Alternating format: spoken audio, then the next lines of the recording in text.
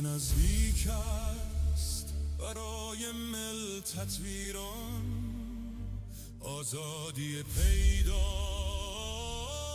بر افق این زمان. ثبوت شد نزدیک پایان این ستم، نبرد آخر می آید فرو می ریزد زار. در انتظار یاری از آن سوی جهان، با فداکاری مردان ایستادیم هنوز تمام.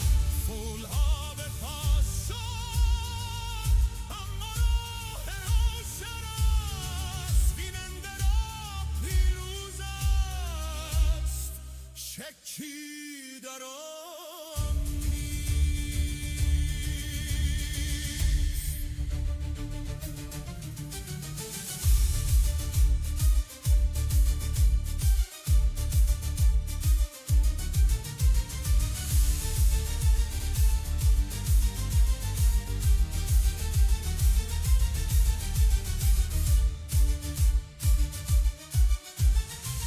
نیروهای تاریکی یکی کی میزند، عدالت میرسد، فریادها میخیزند. مرگ بر دیکتاتور در کوچه ها صداست، نام خلیلی میسوزد این صدای ما. در انتظار بازگشت شاه سرزمین، فریاد جاوید شاه بیچینه در زمین. رضا پهلوی بازمی گردد به خانه، آینده ایران دوباره می شود جوانه.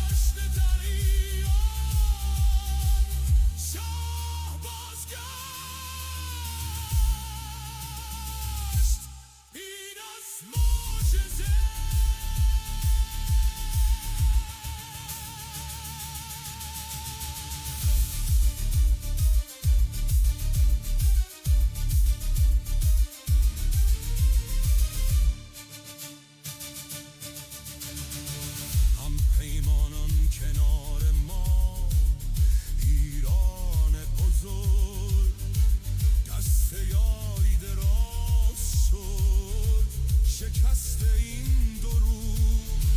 راه رهایی باز شد، زنجیرها شکست، آزادی آغاز شد، زبان آسمان. ترامپ پیش قدم شد، توازن عوض شد، قدرت پوشانی ظلم ناگهان خرد شد.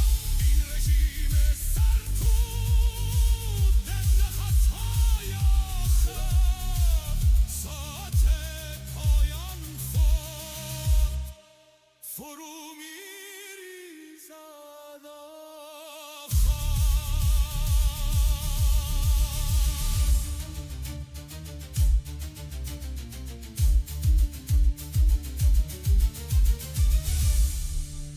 خورشید برمیخیزد، شیر و خورشید میداد، پرچم ما میدرخشد دوباره با وفای. گذار به فردا، فصلی نو در وطن، ایران آزاد و سربلند برای هر زن و مرد.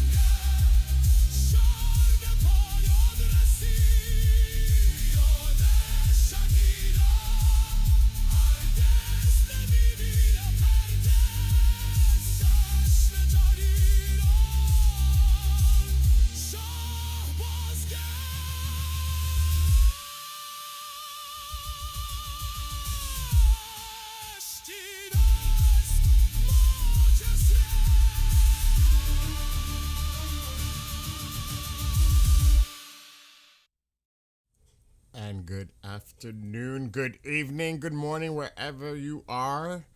I'm going to bring Sep on any minute because he's preparing for tonight. I'm going to see if he's available right now. He thinks the song was nice. I tried my best.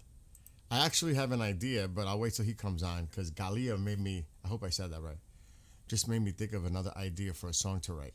Because I write all my own lyrics. Let me just see if Sep is ready. I also have my friend who's military joining at 7 Eastern for a half hour. Live with us, with Sep and I. He has agreed to do it. He's a retired pilot. And I'll let him describe his background. Anyway, I did too earlier, Tammy. I gave it, you know what's funny? A lot of the things I said this morning before Tusi said. That was the funny thing. A lot of the things I was sharing this morning, and of course Goldie did too, but they're all, that's because we're all on the same wavelength. You know? We're all thinking similarly. I don't want to say identically, but yeah. A lot of the things that we were talking about, they were talking about. But interesting, today there was a hearing. I'm waiting for him to message me. He's messaging me now, Sep. When Marco Rubio was at a hearing discussing, really, I think the focus was supposed to be Venezuela, but they asked him also about Iran. And he said what I was saying last night. I think, oh God, no. I'm waiting for him. He's trying to get Discord ready, but still vulnerable. He doesn't want nobody to get tracked. He's ready. Let me bring him on first. Then I'll get into it more. But, Galia, if that's how I pronounce your name right, I'm going to write my next song about Israel and Iran, the people coming together and having peace and the history of it. You gave me a great idea, but I'm going to have to translate it in both languages. So I'm going to need help with that. But you gave me a great idea. I'm going to work on it tonight. And hello to Lynn and Kings Lynn, UK. And what's up, Nabi? And everybody. Mohammed, Uncle Tank, Tammy, Axonometry. Let me get him on. Otherwise, he's going to yell at me. Nah, he would never do that. He'll just try to... I'm not even going to mess with it. It's too early for brains and tongue. I'm calling you, dude. He's saying call him whenever. I'm calling you now.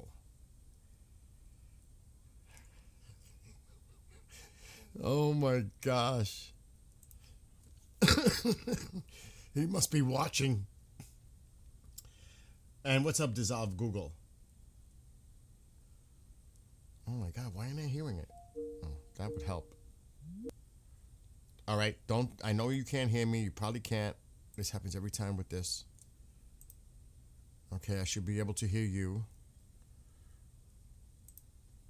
Now you should be able to hear me. Now I can hear you. Yeah. What's up, man? How you doing? How's everything with you?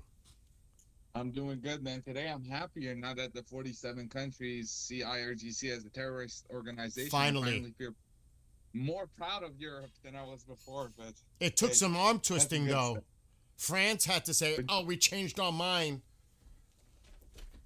Are you kidding me? We talked about their spine, but Yes. man, I don't want to. You know what? They did something. You know what? They did something good. Let's give them their flowers. They did under pressure, sure, under pressure, but they still did it. You know, I tip my hat towards that. At least Listen. it's a step towards the right direction. If anything, they're getting, I don't want to like diss anybody, but I'm going to a discount store and I'm going to give them flowers from a discount store because they ain't getting the premium. I mean, yeah. The least minimum, the minimum movement for me to tip my hat. I'm probably using a pinky, moving my neck 2 centimeters. Oh my God. I was thinking like, are you serious? I ain't about to throw roses. I can tell you that. Oh my We God. have one of the regime guys from India. What? If you Americans want war with Iran, we'll give you war. Who said You're not this? even Where? Iranian. Where was this coming? You're Where? not even Iranian. Mishima Kazuya. This guy's not. He's in the chat. He's so weird. I think he's just bored at home. Last night he was saying, "Oh yeah, I think the strike will happen." Then yeah, I'm pretty sure. And then he switches back. He's like, "Well, uh, America wants trouble. Iran doesn't want trouble." And then now he says this, bro. I'm convinced this I'm is not seeing it. Khamenei's I don't fault. see He's it. Where sitting in is the it? chat typing. Where is it? I don't see it. Mishima Kazuya. I think one of the mods might have Got might it have- already? Let his guys, let his if he says dumb stuff. Well, is Americans racist? Yeah, I guess that is racist. I guess that's a racist message. But you know, We ain't telling no regime propaganda bullshit here no more. yeah, yeah. That's done. Because that's exactly what they want. They want that attention. They want to spread that stuff. So, because that's their job. It literally is their job because I read it on somewhere like a couple of days ago that they have thousands of them out there going all over social media, going all throughout these live podcast, shows, whatever, and they're doing that. Yeah. So, I It's mean, crazy. poor Tusi, and he really needs to get, and I know he's all about freedom of speech and everything else, but my gosh, I mean, I wish I was a mod in there when he's live. I wouldn't tolerate. I would like here we give people, slack, but when it's so blatant, that's done. They're gone. It's over. Nobody's gonna be disrespectful, and my God, the guy has to move, and he keeps giving out the hints. He keeps giving out the hints, like, Yeah. I He's moving. I oh. don't really watch this. He's moving houses. he's Well, I mean, moving. You couldn't say it. he's loud moving- If he's He's moving to Florida, because he mentioned about that's better. a Better than team. the UK. He said about a Florida team. Like he keeps giving out these little subtle hints. That's where he's gonna go. He's gonna go to Florida. If I had to bet money.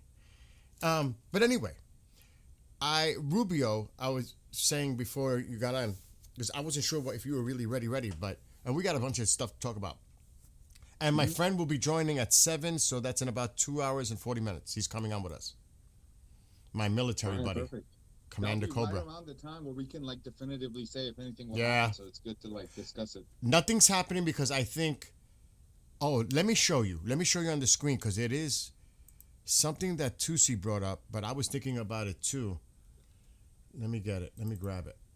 This image. Oh my God, I got too many images. I gotta start deleting stuff. It's getting overloaded on my end. I got a mess. All right, let me see if I have it here. Yeah, this one. This is a post before Midnight Hammer, or I think it might have been before the 12 day. And compared to this one, and it's highlighted. Yeah, this is right at 6:13 when the shit was hitting the fan. Mm-hmm. We remain committed to a diplomatic resolution. So this is the beginning of the 12 day before Midnight Hammer. To the Iranian nuclear issue, my entire administration has been directed to negotiate with Iran. They could be a great country, but they first must completely give up hopes of obtaining a nuclear weapon. Thank you for your attention in this matter. And then this is what he put.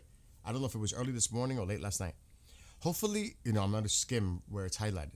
Hopefully, Iran will quickly come to the table and negotiate a fair and equitable deal. And it says no nuclear weapons, blah, blah, blah. And they didn't, as I told Iran once before, make a deal. They didn't, and then there was Operation Midnight Hammer, a major destruction of Iran. The next attack will be far worse. Don't make that happen again. It's almost like you have 24 hours. You have 24 hours. And I already heard that they rejected this outright. IRGC, everybody's talking, they're all talking shit. So it's probably going to happen like we said. I'm thinking Saturday morning Iran time. I am convinced it's Saturday morning still. The market. Everything is pointing to Ali Khamenei had a pilgrimage today to Rome. Sorry. So Did he? Yeah, he did. This is only hours ago. Now, He had a little pilgrimage. how far is Qom from Tehran? I thought that was taking 2-3 hours. I think he takes a private plane, so it might even be less.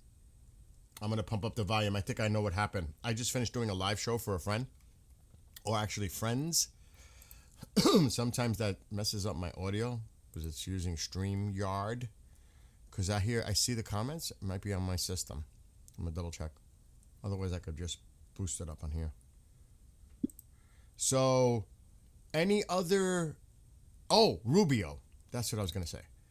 So Rubio said if he thinks that we are in a position of an impending attack to, yep, it is on the computer side, an impending attack, that we would be preemptive in striking. I'm telling you what I said last night. They're going to go after all the assets in the Persian Gulf. They're going after their Navy. They're going after the drones. They're going to go after the missiles.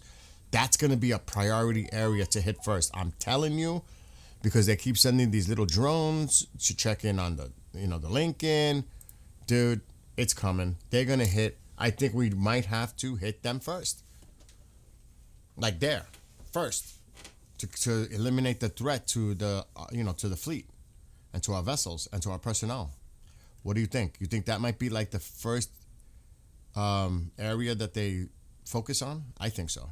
100%. Well, that's not even in question that you want to get rid of, their assets and whatever. But this, what more of a preemptive strike? Like, what more signs do they need? They put up a mural, they're putting up videos. They're saying America will be turned to this, we'll hit Israel, all of that. So I don't understand what's going on. I don't know what's going on behind back doors. But the more they make us feel like Iran is talking in back doors and they're not telling us, well, they are halfway telling us what Iran is saying in back doors. The back door was Oman. And because I read it, it came on my phone. They were trying to. The mediator? Yes, Oman was the mediator, and the Iranians said no deal. So that is done. Done. It's done. That's what I read. Now, I don't know if that's true. We have to, like I always say, grain of salt. But that's what I read that came through. So I think it's now just a matter of literally of time. I do. I think it's Saturday night probably is going to be the night for it. Yeah. Well, Friday night here. Actually, after the markets close at 4, which is then 12:30 a.m. in Iran, I would think shortly thereafter, or even Sunday morning there. But I'm thinking more Saturday morning. So Iran. Officially, this 24 hours you're talking about, you must have had your news from some good places because it's officially coming out that they denied it right now. So I don't know where you got your but damn, man. Damn, holy. Are you serious? They said no, but it's just coming out like 4 or 5 minutes ago. That's just coming out. So it's crazy. Also, the real went up to 1.62 million. So the economy is. Wow. I feel so sorry. I feel so sorry for the people inside there. It's cooked. The economy is. Oh my God. Yeah. That is horrible. I don't even know how you could recover from that. I genuinely don't know. Would they need to have a new currency, Bill? Do you think that's going to be something? I would love to see the old currency come back. The old currency look cool. I would think I think they might bring it back because, why would they have any remnants, anything of the current situation? Yeah, because that no person's face. Heck no. I'm trying not to curse history. Ali Khamenei's face is on. Absolutely not. That would be burned in piles. Yeah. There would definitely have to be the currency of the past. Mm-hmm. And again, we can go into the specifics about the investment that's going to occur in Iran. I mean, my gosh. I mean, Tusi, I'm going to have my pub. There's so many, and that's, of course, he's Iranian, but you can imagine, and you know this because you're probably part of this little thing I'm going to mention. There are a lot of people outside of Iran that are Iranians that would love to reinvest in their country. 100%. 100%. And that just goes to say with Iranians, think about global, international investment. It's going to be, the tourism alone. I remember a movie, it was a James Bond movie. Oh, believe it or not, I don't know why I'm making this kind of crazy connection, but I am. I think it was The Spy Who Loved Me. And during the movie, they have the pyramids in the background, and they're giving a presentation with a huge crowd, about the history of Egypt and the pyramids. And I'm saying, can you imagine the tourism alone in all the ancient sites, just the ancient sites in Iran? Crazy. You're going to have tourism going crazy because I'm one of them. I'm one of them. I want to check them all out. Like that castle you showed me. Where is that castle? Alamut Yeah, where is that? or Persepolis. There's The a one with the bunch. stairs. Yeah, One with the bunch. stairs. Yeah, Persepolis, Alamut. Then you have these houses that have been built into a stone that are like 3,000 BCE, and people still Wow. live there. People still live Wow. in those same houses that were built 3,000 BCE. It's crazy, man. And that's wild to think of all the earthquakes over that time period, because Iran does. Mhm. You know, to think that it lasted all that time. But where was that one with the big steps that you told me about? With the big I think you're talking about Alamut. That's where I'm originally from. Is that near Tehran, That, north of uh, Tehran? It's northern Tehran. Yeah.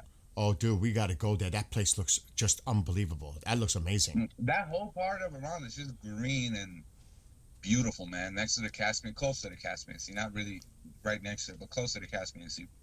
That place is all green. One thing that's really interesting, Iran has had recorded the hottest temperatures on Earth and the coldest.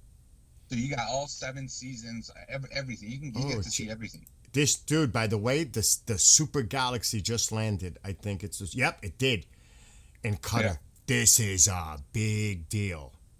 When you see these super galaxies, What do we know about the super galaxy? What is it? it's what not. is it? It's about what's on it. Mhm. The THAADs. This is big. This is bringing in the big equipment, defensive countermeasures. This is, yeah. When you see the super galaxies, they're bringing in some heavy payload stuff. So it just came. It just got there. This thing has been going for quite some time. Now, I don't know how far we could see. It's been traveling. It's been traveling across. So it's pretty interesting to see it finally arrived at Qatar just now. This is a big deal. The drone landed a while ago. I'm surprised we're not seeing anything else, which kind of surprises me in itself. But yeah, this is a big boy. It just came in from Ramstein, from Germany. But it's been traveling. It's been coming from here. So yeah, Rubio said it today at the hearing. He kind of alluded to it. If we think that they're about, let me show you a video. Let me show you this video. This drone carrier that Iran has. There's a video of it, and people said that ain't gonna in the cat. Like the people commenting, that's about to go bye-bye. This is about to get hit. Oh, the RC drones, the toy drones that Yeah. they had, the little. Not the little one, like the here it is. Look.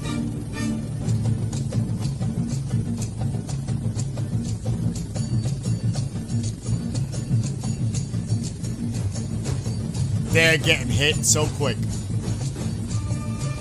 You can kiss those goodbye. They're going bye-bye. They're going bye-bye. Yeah, bye for real. For real. I mean, give me a break. And these do shoot cruise missiles off the sides. I saw videos of that. This is about to get wiped. Well, They could just have kiss to wait and that shit see goodbye. I mean, I don't know what else of a preemptive strike they want to see. I mean, they're getting ready to hit as well. Yeah. I mean, we're not going to allow any, that's why you have the drone up there, because it's the surveillance part. If we have any indication, they're going to get wiped out. They won't even have a chance. We're going to hit them so hard. I'm telling you. Because they're trying to play cute. We know what they're trying to do. With their little drones, trying to observe what the Lincoln's doing. We're not going to, there's a red line. And if we see that red line is even crossed over, we're going in and taking all that shit out in the Persian Gulf. I'm telling you, we're going to wipe it. It's going to be on fire. It's interesting to keep in mind. Pizza radar is there was a spike an hour ago. Let me check if still Let me check too. okay. Let me check it too. I'm going to check it. Dokkan 4. It's quiet. It's quiet. It went down. Yeah, it went down. Well, there's one of them that has 150% spike, but that doesn't mean anything. They Yeah. all need to I see it. I'll put it on the screen. Dude, like I said, tonight is not the night. Mhm. Now, my friend, and we'll ask him when he comes on. He says Thursday nights are open, is a possibility too, and I'll let him explain why. But yeah, it's quiet. It's quiet. But that, that's just one of the things people look at. It's just interesting to put that up on the screen. But again, I don't think it's happening tonight, and it may not happen tomorrow night. I think it's Friday. I'm telling you. I'm thinking it's Friday. Do you think there's any scenario where this might turn into weeks from now on? I've heard that. And I will ask him when he comes on. He said by Groundhog Day. Groundhog Day's quite some time away. Alexa, when is Groundhog Day? Groundhog Day is coming up on Monday, February 2nd. Oh, bullshit. That's coming up in a couple of days. He said he told me by Groundhog Day. So that's this weekend. Yeah. And we're going to have him on. People every night sleepless, looking at the sky, hoping to hear something, man. I can only imagine what they're going through in Iran. I can't even imagine, actually. When do you think you will strike? Love from Manchester, and love back to all of you in the UK. I would think by the weekend. I think the president, you just saw the similar posts before, before the Midnight Hammer and what he posted, what was it, this morning? Or late last night? It's so similar. And right afterwards, not even 24 hour, well, actually for our operation, because that was the beginning of the 12-day, it was like, what? A week, a little over a week when Midnight Hammer occurred. Mm-hmm. So could this possibly go further? I don't know. But let me see if I could find that. Do you have the link about the negotiations being cut? Yeah. All right. Did you put it in chat? A few minutes ago, Iran International reported on it, and then a few minutes prior to that, open source. I'll give you the Iran International one. Okay. Wow. So I was right when I was reading what I read. Interesting. So it was accurate, and it came from Israel. That's where it came from one of the people I follow. They get their news really accurate. And you know what? After what happened after October 7th, and building up to the point with Iran, they told their media to not put out any information that could be a security risk to our people. So they're very careful on what they put out there to protect the people of Israel. So, it's not like here in the United States where they just love to leak information. You know what I mean? Mm-hmm. Over there, they're very disciplined.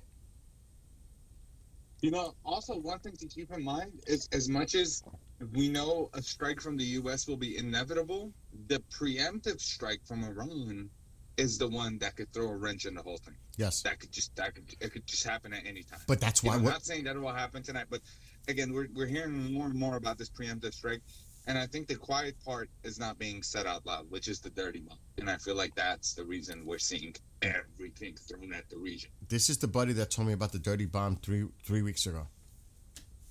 I will ask him. He's going to be on with us for about a half hour. He said I could give you 30 minutes because he's working right now somewhere. And he said give him a shout out at 7, so that's about 2.5 hours from now. So we could ask him that question. I do not think it's going to start tonight. But we have, like Sepp just mentioned, you never know if they might do a preemptive thinking something's about to go down. It's so, this is so tense. I mean, anything. This is like really ready to ignite. I hate figuratively speaking, and maybe literally ignite. They said it's going to be a decisive week. We knew that this was going to be a decisive week, and it's showing to be a decisive week the more and more we've gone into it. I think I'm getting some U.S. terms. That's what they're writing. Some. Well, I don't think even some is a no deal. Senior Iranian official says Tehran has rejected some U.S. terms, refusing to compromise on uranium enrichment. That's done. That's nuclear. The president sees that for civilian use, because the United States said you got to go down to zero. Yeah, also, since I'm hearing a lot of people make a good point, since when is this about nuclear? I mean, I don't understand. This has to be. That doesn't make sense. They blew up everything. I said that. I said that this nuclear? morning, bro. I was saying the same thing. I was a little confused about that. But then again, that was part of the offer that was made. Witkoff, he said that there were like the 5 conditions: no more money to proxies, release all the political prisoners, hand over all the enriched uranium. You have to go down to zero, and you must reduce the missile program. Those were the main ones. So just not agreeing to one. It's not necessarily, it's moving forward too. You know what I mean? It's not just like the condition now. It's moving forward. They're not going to agree to any of that. They're not. They might as well just surrender. Might as well just surrender. You're giving up everything. I think the terms by the U.S. were a little bit more harsher than that. Hand yourselves in, pass over the country to someone who can actually run it. And I feel like that's not being said out loud because the U.S. doesn't know who to support in that. They haven't decided yet. We have Lindsey Graham supporting this. Trump, I wonder why Trump is not like fully coming in and being like, I stand with Reza. I'm pretty sure we're going to see it soon, later. He said he's a nice guy, but he just needs to come out and say it, man. The people need a leader. The people need someone for this transitional period. I don't know what they're doing with this, but I feel like they're trying to hand off the country to him or some sort of other power for this transitional period. And I feel like they said no. Well, I'll tell you one thing. Like even Rubio said, we'll address that situation when we get to it. But we all know they're working with Reza Pahlavi. You know that they're 100%. working. With God But and all of that. they don't want to say we want him in there because then they're going to say, here goes the United States putting in their puppet regime to control Iran. Yeah, that is also, that's true. They'll probably get that same, yeah. You know what I mean? That's what, because that's what they're going to say. A lot of people are going to say, oh, the United States put in who they wanted in charge, like all this stuff. So they're trying to avoid that, but it's inevitable because, people are going to say it anyway. In talks with Iran, the U.S. has set 3 demands. Well, I heard it was 5, but a permanent end to uranium enrichment, limits on ballistic missiles, and complete halt of support proxies. We just said that. They're not agreeing to. Hezbollah and Iraq is like, we are ready. We're ready to fight. We're ready to attack the bases. You showed the photo with them planning, remember? Mm-hmm. Yeah. And do you think that Iran is just going to pull the rug out from underneath them? Hell no. It would cause a revolt by them. They turned on us. That's, you know what I mean? So I don't see this happening. Turkey turned on them too. Want to talk about the 6 spies they arrested today? Did, Have you did, heard of that? did you hear about that? They said that there was a plot by Iran to attack a base in Turkey. There was Did a you see plot. the spies, man? They don't look like spies, man. They look like farmers and. Oh my God. They do not look like spies, man. But I guess that's the whole point. Well, of the spy. dude, They right don't now look like- in the United States, you don't really know who the hell is who walking around amongst you. Oh yeah. I mean, if you really want to think about it, they're blended in. It's like the Cold War with the Russians. They're blended in. So it can be anyone. And they can look like anyone. So, you know what I mean? It could be somebody you least suspect. And it's your friendly neighbor and your neighbor, and it's happened here. They've gone into houses and found like arsenals and like, it happens. You just never know. Just never know. Never know. So, anything else that you noticed that going on in the airwaves on social media or anything? Airwaves, nothing, man, nothing. I mean, it looks busy.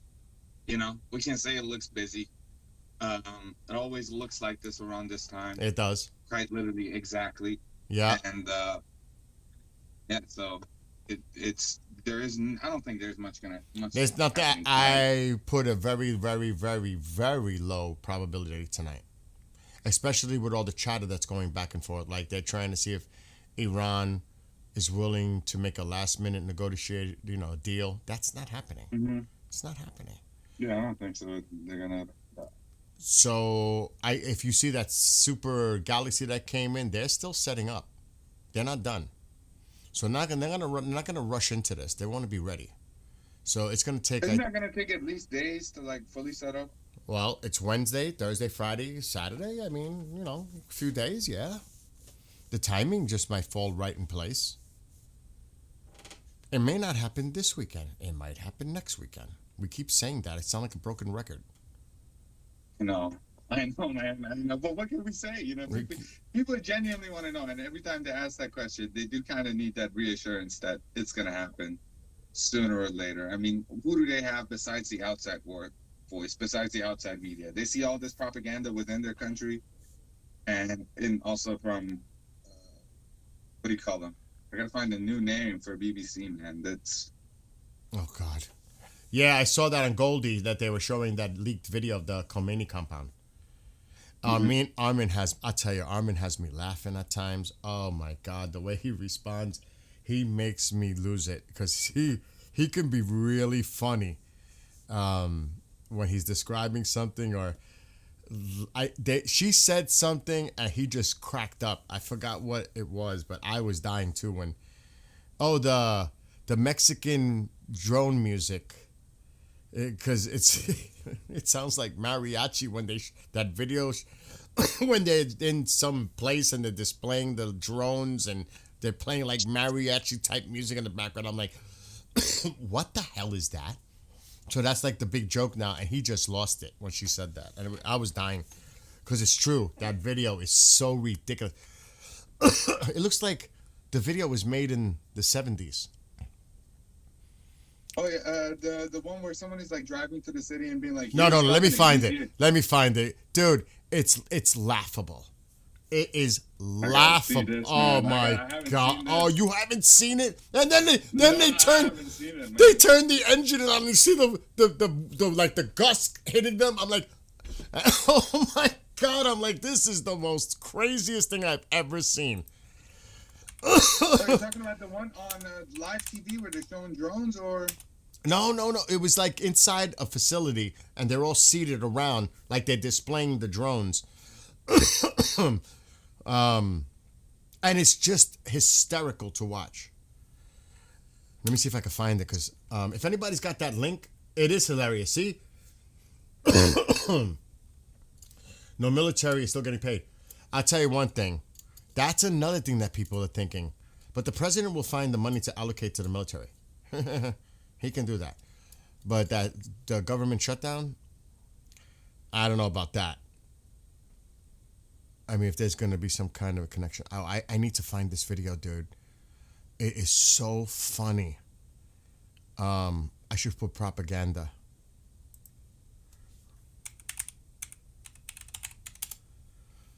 It is so funny. I mean, I was laughing when I was watching, because one of them showed it. I think it was Goldie that was showing that video. If anybody can find that video, please post. Here, is that it? This is it. I found it. I got Let me it. see. There's gonna be a delay. Hey, maybe you can What? share your screen with me on here, so there's no delay, so I can instantly see it. That's a good idea. Let me do that first. Yeah. That's a great idea. My computer can handle it. I built this thing like a monster. All right, share. That's a good idea. Okay, I need to do the monitor. Not that one. I have 4 monitors, so sometimes it's like, figure out which one I'm sharing. You should now see Flight Radar. Yeah, I do see Flight Radar. Yeah. Okay, good. I'm going to download the video because I don't want to have to really like share it. I can download it. So I'm going to do that. How's mom? All good, man. Although as best as she could be, but good. People, I tell you, everybody enjoyed when she was on talking. Yeah, man, she's good. She's been doing this journalism thing since I was she's been an activist. She's been active Well, and trying to help the Iranian Yeah. people. All right, hold on. I got to get this off. This is the software that I use. Shh. And it works every time. To grab stuff. It's not that easy these days. You gotta have the right software. And you go through I don't everything give to up. stop you from getting everything. Dude, I don't give up my trade secrets. I don't give them out. I just don't. All right, here we go. I got it already. All right, hold stem. I'm gonna leave this up. I'm still seeing flight radar. I know. I'm gonna play it in a second. Okay. All right, hold on. I gotta get it now in the folder. Wherever the folder pops up. Oh man, wait till you see this. And the music. Just think the music. And we could find that video too with the compound. But first things first. Let's play this. Dude, it's beyond. It's like something out of Austin Powers movie, like Spy Who Shagged Me or something. I mean, this is like some really crazy. It's laughable. Now, hold on. Oh yeah. You seen this? Yeah, yeah, that's what I was talking about. The one on national TV where they bring a guy with dressed up says, "We're Yeah, coming for you, and he's man." wearing a mask and he's wearing glasses, like concealing. He's right there. He's right here. This guy. We gotta watch this. How long is this video? It's 3 minutes. All right, here we go. Stand by.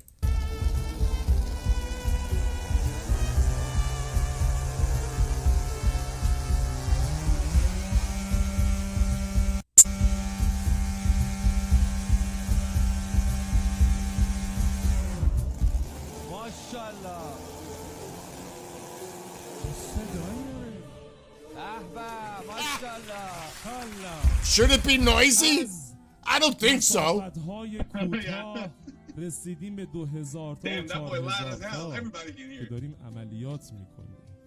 یک پهپادی پشت سر بنده است. امشب شب عملیاته. امشب شب کارهای مهمه. شاهد 129 همون شاهد معروفی که 16 متر وینگسپن داره. همون شاهد معروفی که میتونه 4 تا بمب هوشمند رو هم بکنه. حاج قاسم سلیمانی میگفت من بدون شاهد 129 عملیات نمیکنم. من در مورد همین پرنده دارم صحبت. آقا تصاویر دوربین شاهد 139 ها. به به. این تصاویری که داریم میبینیم تصاویر شاهد 129. این پهپاد شاهد 129 24 ساعت مداومت پروازی داره. یعنی چی؟ ساعتاتون رو نگاه بکنین. یعنی اگر الان تیک آف بکنه فردا دقیقاً همین تایم میتونه لندینگ رو انجام بده. ماشاءالله. آمریکا یک پهپادی داشت به نام پهپاد RQ 170 های تکنولوژی. بالا اصلا بهش میگفتن جانور قندهار. داستاناش شنیدید. اومد توی تبس بچه‌ها گرفتن. مهندسی معکوس کردیم، یه لول آپش کردیم، آپگریدش کردیم. مستر اوباما رئیس جمهور وقت آمریکا توی مصاحبهش گفتش که پهپاد ما رو برگردونید. مگه توپت افتاده؟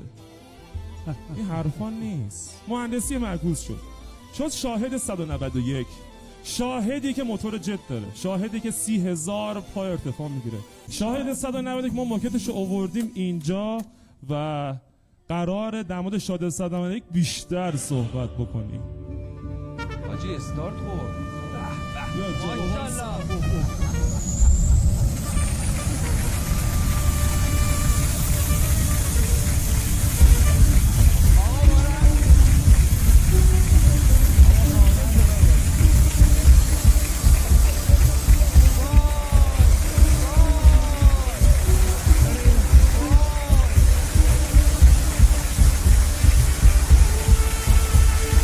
Why are they hugging?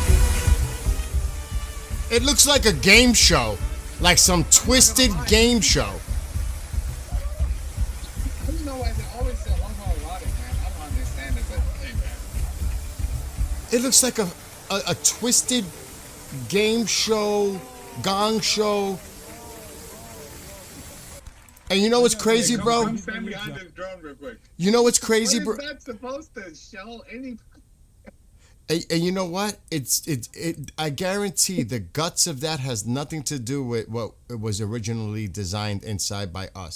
They put their own shit and used the shell design There's no way you standing near that like that. Give me a break. It's laughable. It is laughable. That is like I was like, what the? Like I said, What do you expect from the same people that 47 years ago said Khomeini's face was seen on the moon? These are the same people, man. That's how he got power. Did you know that was one of the key factors? Oh my God. Oh boy. But I mean, dude, isn't that like weird? Like, it's creepy, funny, and like, what the F is going on? It's like so many weird things in that video. It's just like, it looks like a game show. Right before a huge war, they're like, "Hey, let's get these drones on TV. Let's not have them ready. Let's get them on TV." I know they got like a handful of them. These Toys R Us models that they got. Yeah. Oh man, It is so bad. And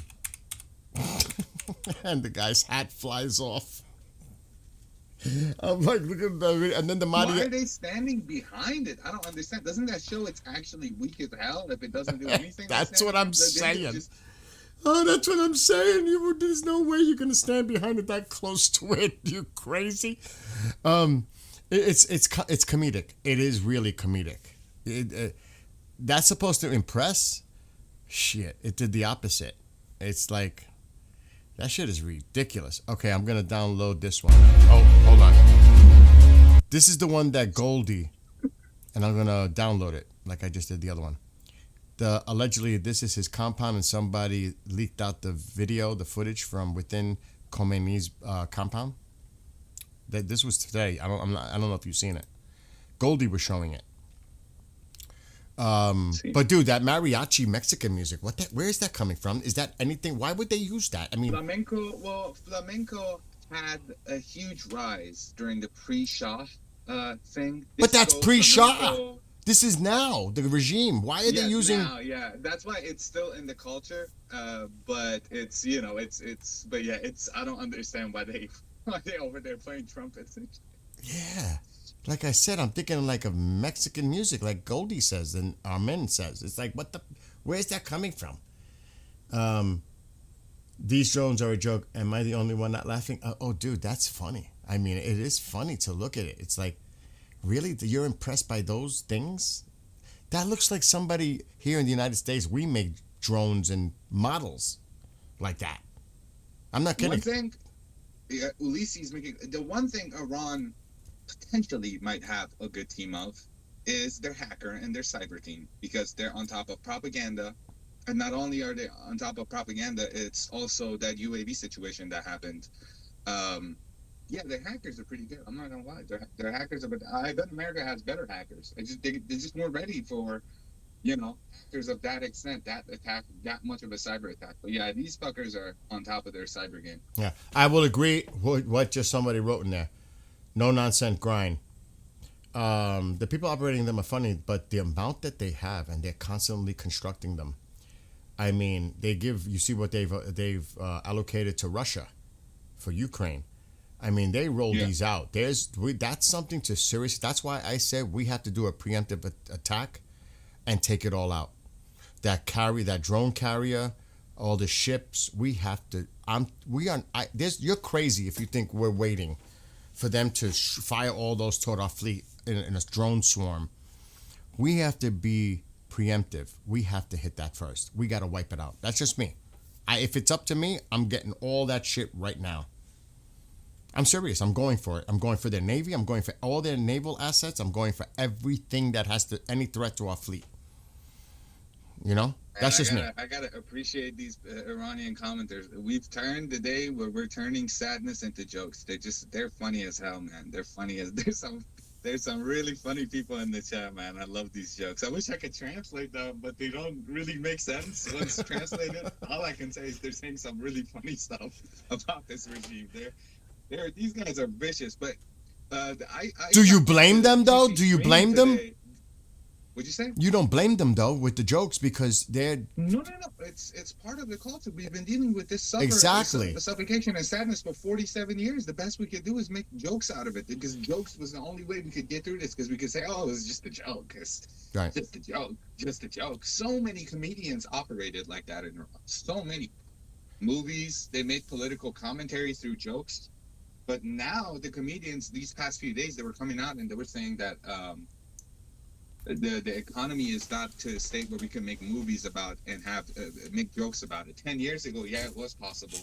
Yep. But now it's just so sad that like we can't make economic jokes anymore in our movies. So you saw like a huge decline of comedy movies in Iran, also because of control, because a lot of them were criticizing the regime through it. Yeah. Somebody asked if there's anything tonight. I highly doubt it unless something triggers. You never know. Like I've been saying, a miscalculation. You know, somebody misreads something, and this is, like I said, this is super fragile. This is extremely tense right now. The slightest thing could set this shit off. Really. It's that I'm sorry, close. Man. This chat is killing me. I gotta mute. I see them coming. They're saying some really dark humor, funny stuff. Ali's at it. I can't translate what Ali is saying. Ali دارم خنده می‌بینم. خیلی جدی داشت. And John says, and the radar and communications will need to be ahead at the same time as drone sites. Yeah, everything has to happen. It has to be. That it's a lot. That's what I'm saying. Do you wait for all those to be in the air, heading toward our fleet or bases, or do you take it out first and then clean up after whatever they respond with? I go with the latter. I'm not waiting for them to make the first shot toward us. I'm gonna wipe that out. That's just me. Yeah, we're with you. We say Saturday. We've been on that. We've been on that for over a week. We've been saying Saturday the 31st. Since last week. Bill, let me say something. I think it's really weird that Khamenei is moving around like this freely without being striked instantly. They know where he is. 100% they know exactly But where he is. that is a stupid thing on their part. Even the IRGCs, I think it was on Tusi, they're moving underground. The commanders. So, you know, it looks like they're getting ready to hunker down. So it kind of indicates that they think something may be coming soon. So, but yeah, to expose yourself moving around, is that the smartest thing? Then again, there's always doubles. Right? I'm sure there's a few doubles running around. I can't imagine a double looking like him. I just can't imagine finding somebody that looks like him. But, yeah, I don't know. I don't know, dude. I think that's stupid, but who knows? Oh, let me show you now, because I don't know if you've seen it. Let me show you the video that Goldie and Armin were talking about, this leaked video of Khomeini's compound. It's about 3 minutes long. Let's hit that and show everybody. Like a little hobbit hole with a big, with a small. No, actually, it was different than what I was picturing in my mind too. When I seen it, I was like, "Oh, interesting." Where'd it go? Hold on. Let me grab it. I mean, this is what happens. Do we have any economy specialists in the chat that might speak about why this gold price is going up crazy? If anybody specializes in economy, please let us know. I'd love to know. Okay, here we go. Splinter from Ninja Turtle. Oh my God!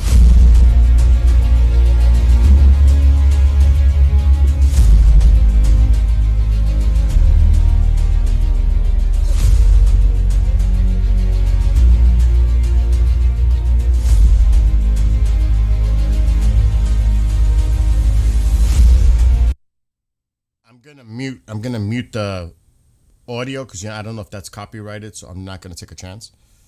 But you can see it, right? Mm-hmm. So allegedly, this is from within his compound. So whoever was able to do this had free access. I mean, really, look at it. He's filming. He's got. دوستان عزیز این کجاست میدونین این پایین شهر بالا شهر من تهران اونقدر نمیشناسم. بیشتر سمت ولیعصر رو نمیدونم اگه اشتباه میکنم، بیشتر شبیه پایین شهر میزنه اینجوری. I'm asking them if they know where this is in Iran. Oh, that's interesting.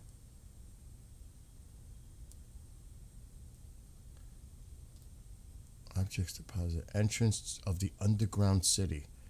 Under construction for 12 years. Yeah, they can live below us for sure.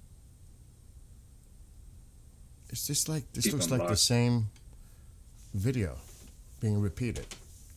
It's the same Beit clip. Rahbari. Oh, it's literally called Beit Rahbari, Markaz al-Shahr. Interesting. Oh, so they know of this location? Well, it's In chat? the location is called Beit Rahbari, which means the house of the leader, or the leader's gate. Like bait, what is that? Location or house? Mhm. Haven. Haven? Of the leader.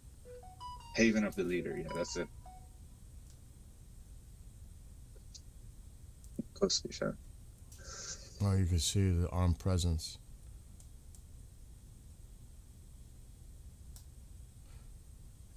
I mean, visitors' cars.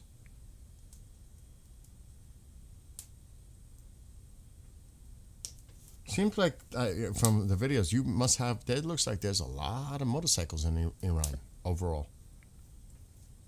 Gas, easier. It looks like a lot of people use motorcycles there. Am I reading into that too much, or it looks like? No, a lot of people just use motorcycles in Iran as a Yeah. whole. That's what I'm They're saying. just cheap. Yeah.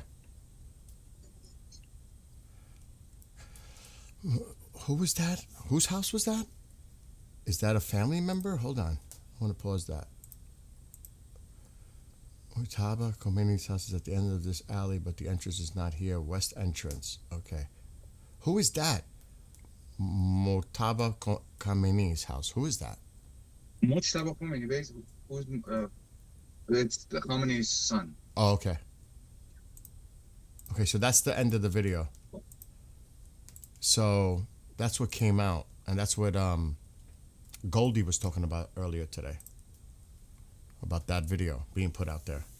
There's still a lot going on in the chat for Persian translation if you want to. Yeah, I'm reading. Yeah, they're just insulting. If they have any questions, I'll definitely answer. They're still going with the dark humor? It's just insults, more so about where he lives and laughing. Oh my gosh. So yeah, other than that, I mean, I'm going to look, and you can look too, if there's any more recent comments coming out. I'm going to check now. What did you think about I have 4 versions of that Persian song. What did you think of it? The one? The one that you did you send me one, or did you Yeah, play I did. the one before the stream? Was that the one while the stream was going on? Mm-hmm, same one. Yeah, I like that one. Okay. I like that one. And the one that you did, what is that about? The one you wrote? That's just about it's more so an analogy. We don't have to play it, but I want you to hear it. It's pretty. Send me. You can play it if you want, but it's more sad. It's more sad. We're in a good mood right now. We're laughing at them. Let's not bring the mood down. I feel like, because it's a little sad. Send me the MP3 for that. I'll definitely send it to you. To the people of Iran, President Trump is a man of his word. I think I played this.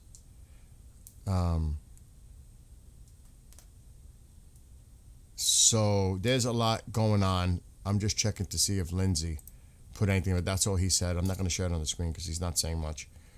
I'm going to see if Pahlavi put anything out. And I'm going to check my phone for what's coming out of Israel. I'm not expecting. Sky did a assessment, because they've been pretty on point with their assessment. I sent it to you. It's the first link in the chat. If you'd like. How long ago was that? Because I read through one. I read one of Sky's this morning.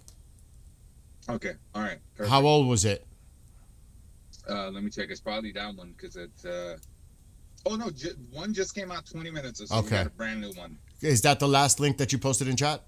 No, I'm sending that to you. All right, good. This one came out while we were live. Okay. Okay, he's just putting out part of the plan. And we've seen the plan. That's all he's saying. The plan prioritizes public order and essential services, dismantles repressive structures, and lays the foundation for a stable, prosperous, democratic future. So, he reposted what his communications team is putting out there.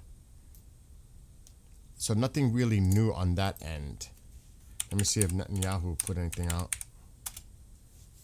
Dude, they're so quiet. It's like you just feel like something's coming. You know what I mean? Mm-hmm. Any moment, any second, something could happen. But we just. It's a waiting. The weekend is looking like the most high, like it's gonna boil over. Yeah, Netanyahu's quiet on X. Let me check the president, Truth Social. I know he talked about that thing with the Armada earlier. The Armada was a misunderstanding. I think another Armada was just the ship he was sending there already. That's what it was. He recorrected that. He did. He recorrected it. He was talking about another big Armada that's heading toward Iran because he was referencing to the one that was currently in Venezuela. So now we have another Armada heading toward Iran, and we'll deal with that. Like he's trying to compare the two. Because I got confused with that. I was confused. Because I didn't know if there was another carrier going or is that what he's talking about? I was confused.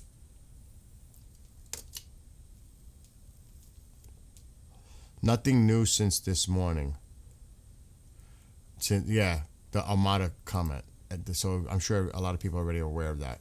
Come to the table, negotiate, let's make a deal. You have one more chance, otherwise game over. Pretty much. That was 9 hours ago. That was at 7:12 this morning. So he hasn't posted anything. Sorry. No, it's all right. He hasn't posted anything since that. Let me see if anything's coming. My friend will be here in 2 hours with Sepp and I at 7 p.m. He's going to be joining us. He's a veteran, retired pilot. And I don't want to say any more than that. Okay, let's see if anything's going on here. We got to remember the time zone differences too, because it's like midnight, something like that in Israel. Mm-hmm. Okay, let's see.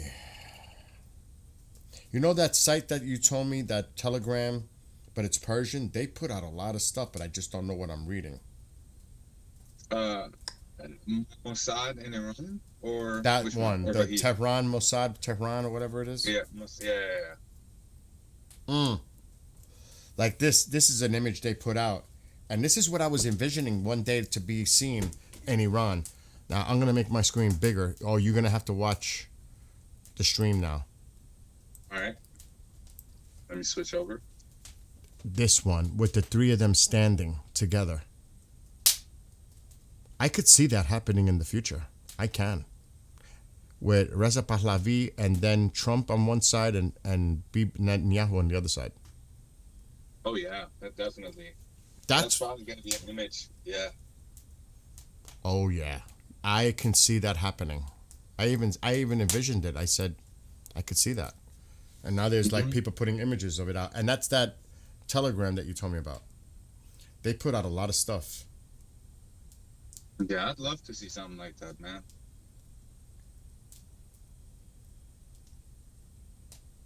Okay, so I'm checking. The other side is very active right now. I'm going to read what they're putting out. I can't imagine what they're talking about now. I'll tell you privately where it comes from on Telegram. All right. Because I'm not going to. So, wow, they put out a lot of stuff. Okay. But they get a lot of their information, and this was at 11:34 this morning. IRGC Navy Commander, Admiral Alireza, I'm not even going to try. The Persian Gulf belongs to Iran and its neighbors. It's time for America to get the hell out of our region or face the consequences. So that was the Navy commander, the admiral of the IRGC, saying that. Iran's foreign ministry spokesman. Pearl of the Persian Gulf, Hormuz Island, overlooking the strategic Strait of Hormuz. So far, Iran has never seriously considered closing the Strait of Hormuz, but Iranian officials seems to be hinting at the possibility. I saw the X one that you just sent me. Breaking. How long ago is this? 12:55. The Iranian foreign minister stated, "Our brave armed forces are on high alert, ready to respond immediately and forcefully to any aggression targeting our land, air, or sea. The valuable lessons learned from the 12-day war has enabled us to respond with greater strength, speed, and depth. At the same time, Iran has always welcomed a fair, equitable, and mutually beneficial nuclear agreement." There is none. You gotta just give it up. Yeah. On equal. Bill, I sent you a link, the last one that I sent. Don't say anything out loud. Just look at it and then see if you can confirm it. Okay. Because that's kind of major. I don't know if this guy is doom posting or not. Okay. An agreement, nuclear agreement on equal footing and free of coercion, threats, or intimidation that guarantees Iran's right to peaceful nuclear technology while ensuring that it does not possess nuclear weapons. I ain't trusting them at all whatsoever. I mean, neither. There is no place for such weapons in our security calculations. Yeah, right. And we have never sought to acquire them. Then why did you say you can build one in 24 hours if you had to? Right? Didn't they say that recently? Yeah, they did. Okay. Breaking. The European Union, this is what you mentioned, has agreed to designate the IRGC as a terrorist organization. So that's what they put out. Now I'm going to see what he put, the Israeli reporter. They're talking about Hamas.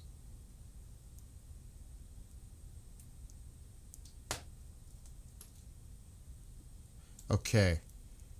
This was at 2:23, the Israeli reporter. Ali Shamkhani, Khamenei's senior advisor, said, "The idea of a limited strike is an illusion. Any military action by the U.S. from anywhere or any level will be considered an act of war. The response will be full and unprecedented, targeting the heart of Tel Aviv, the attacker, and all his supporters." So that's coming out. Now, supposedly, the president was going to make an announcement. I don't know if he has yet. Officially saying the blockade will be put in place, the naval blockade, by Friday. But I don't know if there's any information of that coming out. Italy, this was at 10:25 this morning. Italy has officially issued an emergency notice for its remaining citizens in Iran to leave immediately. Iran's response to President Trump's threat of an attack should no deal be reached. Here it is, quote, "Last time the U.S. blundered into wars in Afghanistan and Iraq and wasted over $7 trillion and lost more than 7,000 American lives. Iran is ready for dialogue based on mutual respect and shared interests, but if pushed, it will defend itself and respond like never before." So that was respond to what he put this morning about the Armada stuff. And then they put, Trump will give Iran a 24-hour ultimatum to give up nuclear and ballistic program. That's not happening. Dude, it's not happening. German Chancellor said this. This was posted at 10:09 this morning. The Iranian regime has its days numbered. Yeah, I did see that. That good to see him come forward and say something about it. About time they'd get a spine. Yeah. More British transport planes are arriving at Al Udeid Air Base in Qatar. So that's what's coming out from an Israeli reporter. I already read. Oh, wait a minute. Hold on.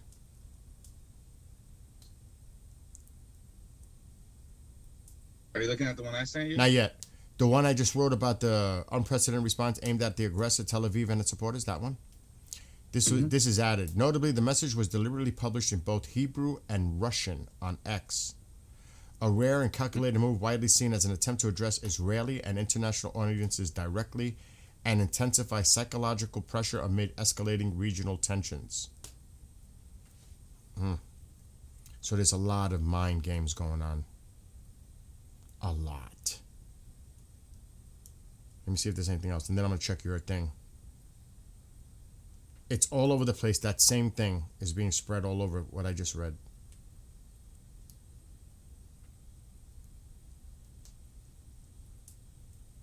And that's it coming out of Israel area that I'm connected to. All right, now let's see what the heck you put.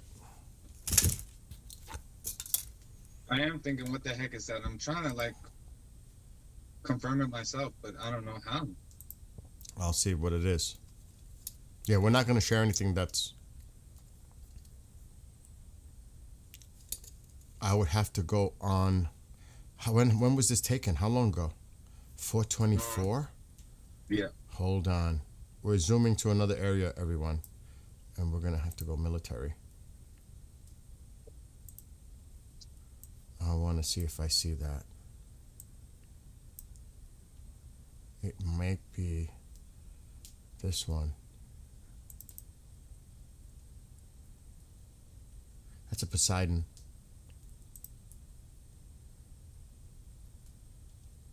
So he's a Oh, the dangerous, river. that guy. I got it. The river joint. Hold on. There's two of them. All right, hold on. I want to show you.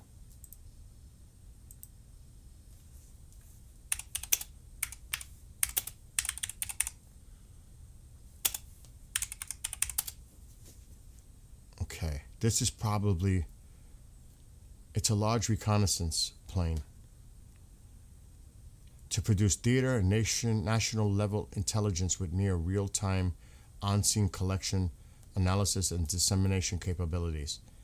That's what that is. I don't know why they're linking it to something else, but I'm not seeing that connection that you put in. You know what I'm saying? Block this guy so we don't. No, just... Yeah. I mean, they just might be misreading into it. You know what I mean? Maybe. Who knows? I see this stuff and I get kind of weary, you know. Like, some people post this stuff. I usually just block them so they don't even come to my newsfeed. But You know what it is too? A lot of people are doing like clickbait, like they're just trying to get attention. Exactly. Yeah. So you got to be careful with that. But I would still keep an eye on what he does, because you never know. You know what I mean? He's making a major assumption, like an interpretation of what that could be. I'm not. Our Iranian friends, they're asking a little bit of update, if anything. دوستان عزیز امشب هیچ فکر نکنم هیچ اتفاقی بیفته از سمت آمریکا یا اسرائیل. امکانش هست ایران شروع کنه ولی نمیدونیم. I'm seeing a little bit of There's a lot of traffic. I'm trying not to read into that, man. Every No. time I look at that border, I get weary, but they're coming. There's more coming. Dude, you see it every night. It looks like this at this time. Yeah. It's every night. You'll see the gaps. And you got to remember, there's less international aircraft, civilian, flying in the area now. It's Turkey, Qatar, UAE. It's the usual suspects that are going up and down the corridor, especially over Iran. It's certain countries, but a lot of them are not doing it anymore. They're not. They're not going to put their people at risk, the civilians at risk. Like this. This is UAE, I think. Yeah, I think it's... Oh, Turkey. It's Turkey. PGT is Turkey. Turkey. See? It's the usual suspects. Mm-hmm. Turkey. And these coming in, Turkey. Turkey. Turkey. Look at this. Turkey. UAE.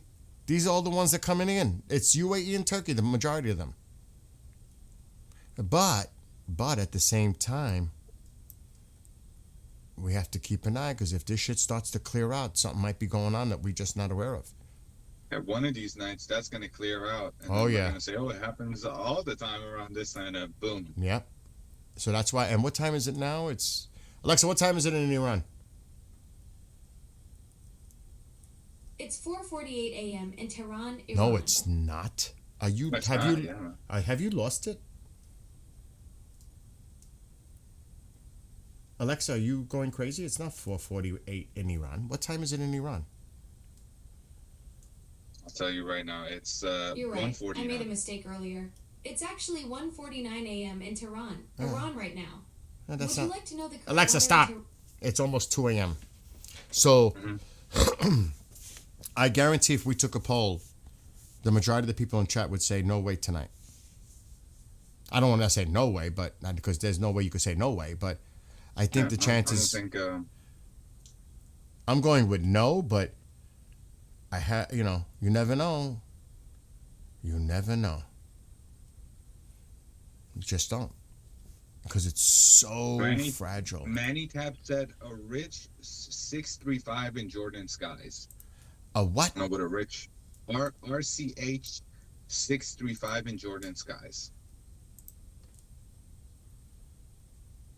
Oh, yeah, that's a C-17.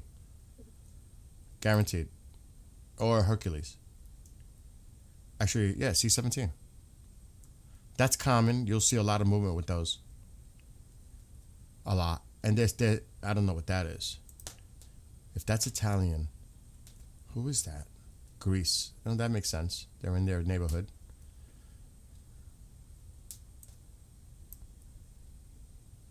You see, there's not. Look at the Russian. Where's that going? Casablanca.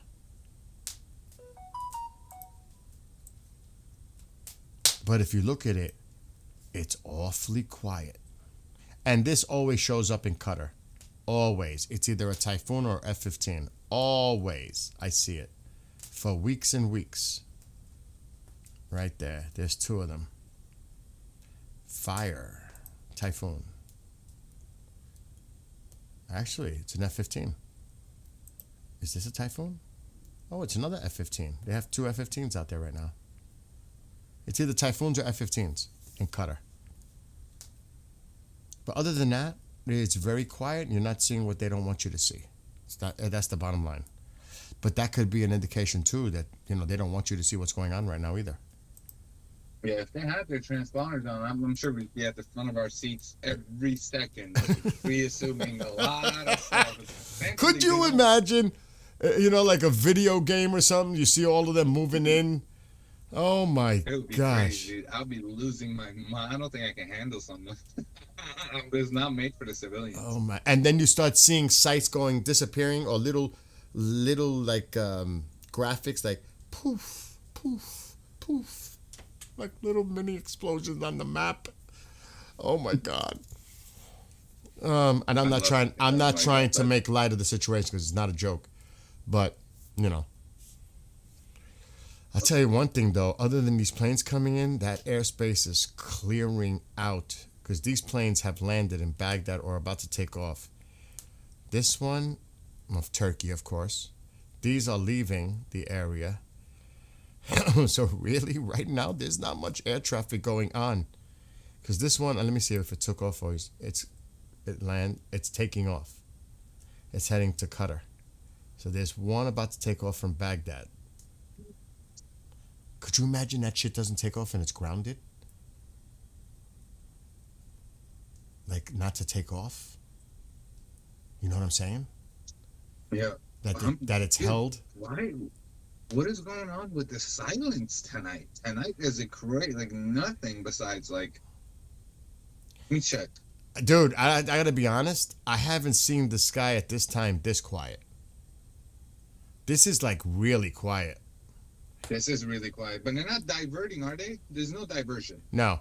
I'm looking at the planes coming from Turkey because the traffic's not really coming up from the south. It's always coming from the north at night. Usually, mostly.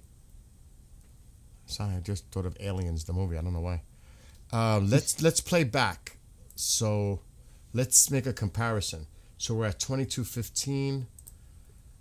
Let's go to the 27th and let's go to 22. Let's see. Oh, there's much more air traffic at that time last night. And you could see them coming in. But there's not that much of a difference, you know what I mean? Mm-hmm. But you could see them coming in. But look, it's not that many at this time, see? It's similar. It's actually very similar because we're at the 12:15 mark. And we're not there yet. This is the 12:15 mark where we're at in a second.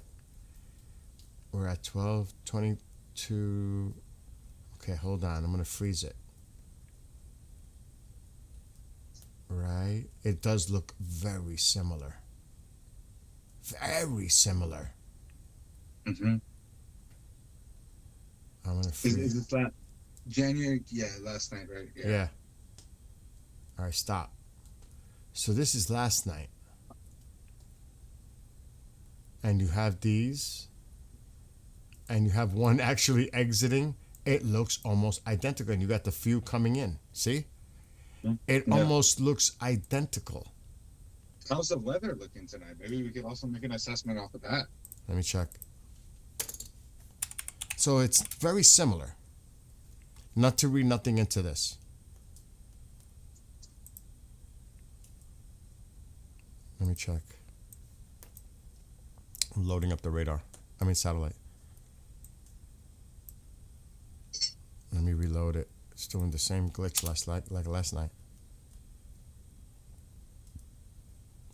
It's cloudy.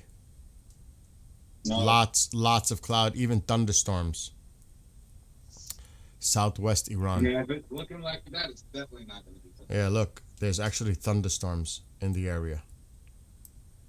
It ain't happening. شبو میتونین فکر کنم خوب فراموش مگه اینکه ایران کاری کنه ولی همجوری هم که میبینی آسمونا خیلی شلوغن یعنی رعد و برق و بارون و همه این هرچی هستش که نباید باشه که قبل اینکه جنگ شروع بشه هستش الان بعدم اون مرز ایران و عراق هیچ وقت یعنی بعضی وقتا میشه ذره خوندهش میشه ذره حدس زد وقتی اینجوری خلوت میشه ولی ما نشون دادیم دیشب هم اینجوری خلوت بودش یعنی همیشه این موقع ها اون سمت خلوت میشه یعنی چیز خاصی نیستش ولی یکی این روزا خلوت میشه بعد ما میگیم چیز نیست و اینا میزن حالا تا اون موقع باید Not for nothing though, Sep, these people need rain in the worst way. Yeah. Especially up north by Tehran. They need this rain. They need heavy rain. Even heavy not only rain. for the water but to wash the blood away, man. Oh God. Some say the city still smell like blood. Oh my To this God. day. That's horrific. But they definitely can use that precipitation, especially in the reservoir, you know, in that lake. What is it? Or it starts with a U. What's the name of that lake? Which one? The one north of Tehran that supplies the water. It starts with a U. Caspian Sea. No, I know, but there's a lake here. It starts with a U. I can't think of the name of it. The lake. It's a lake. Man, A lake. They know it in chat. Guarantee it. They know it. the lake. Anybody know what this lake is? Navi called? would I don't know. what lake is called in Farsi. Ain is Hold on. from Istanbul. It's so bad. It's like so bad. It's not that one. I'm actually, maybe it's not near Tehran. It's near to the northwest, I think. Northeast, I mean. Hmm. There's a Chitgar Lake, but that's not the one I'm thinking of.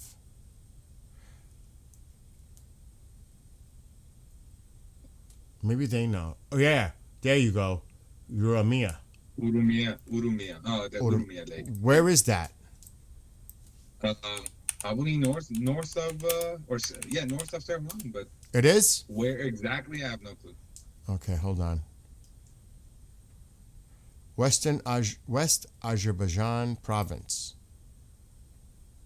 That's what it's saying. So that will be that like if Iran is a cat, then it's the right cat ear.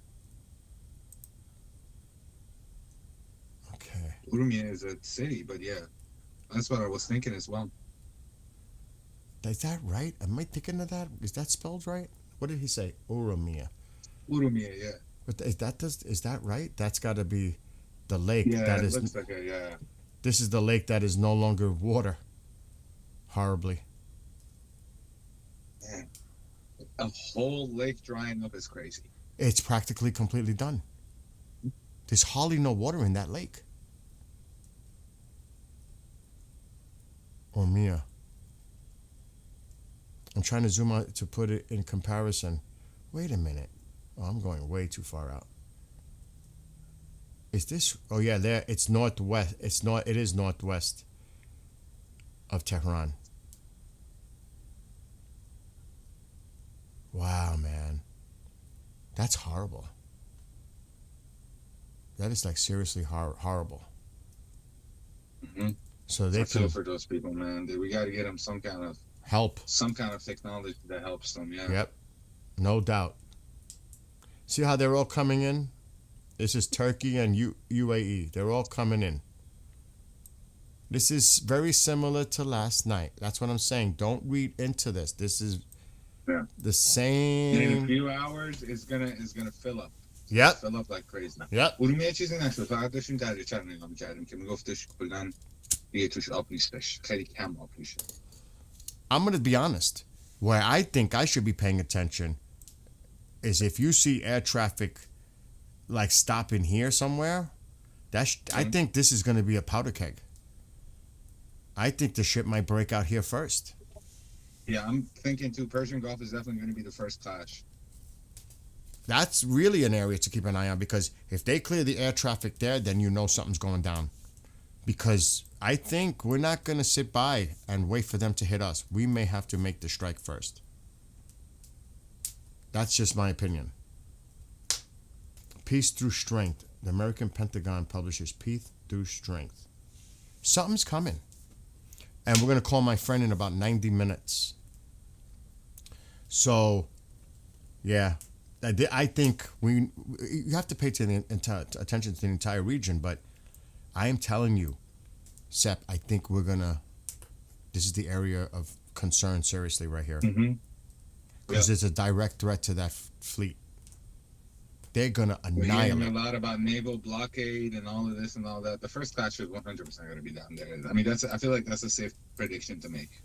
We could be wrong, but I have a feeling it's going to be down there. You're going to see a lot of activity down there. Let me see if I see maritime traffic.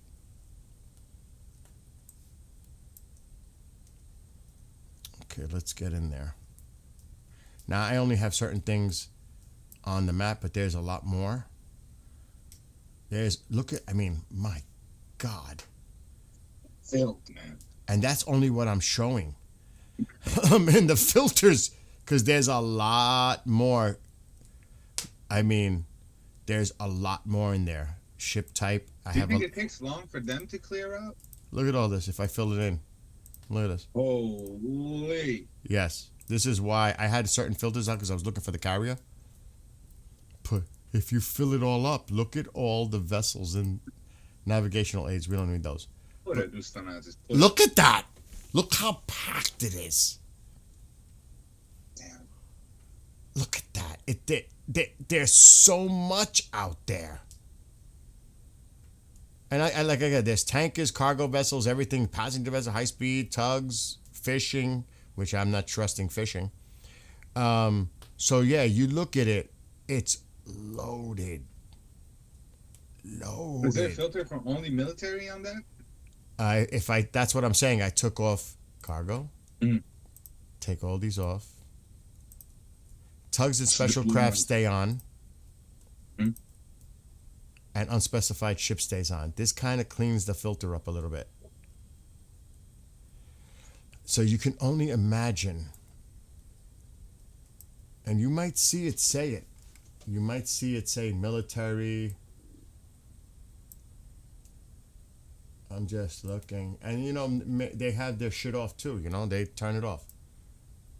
One of our Iranian viewers is saying QSM 1295. It's a flight. He's telling us to look at it. Might be of interest. I don't know what that is.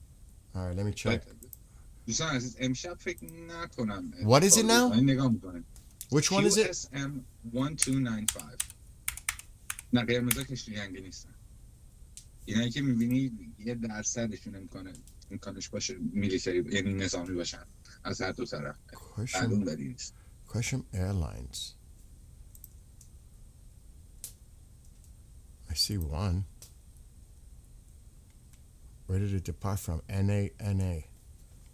Show on map. Oh, that's why. Mhm.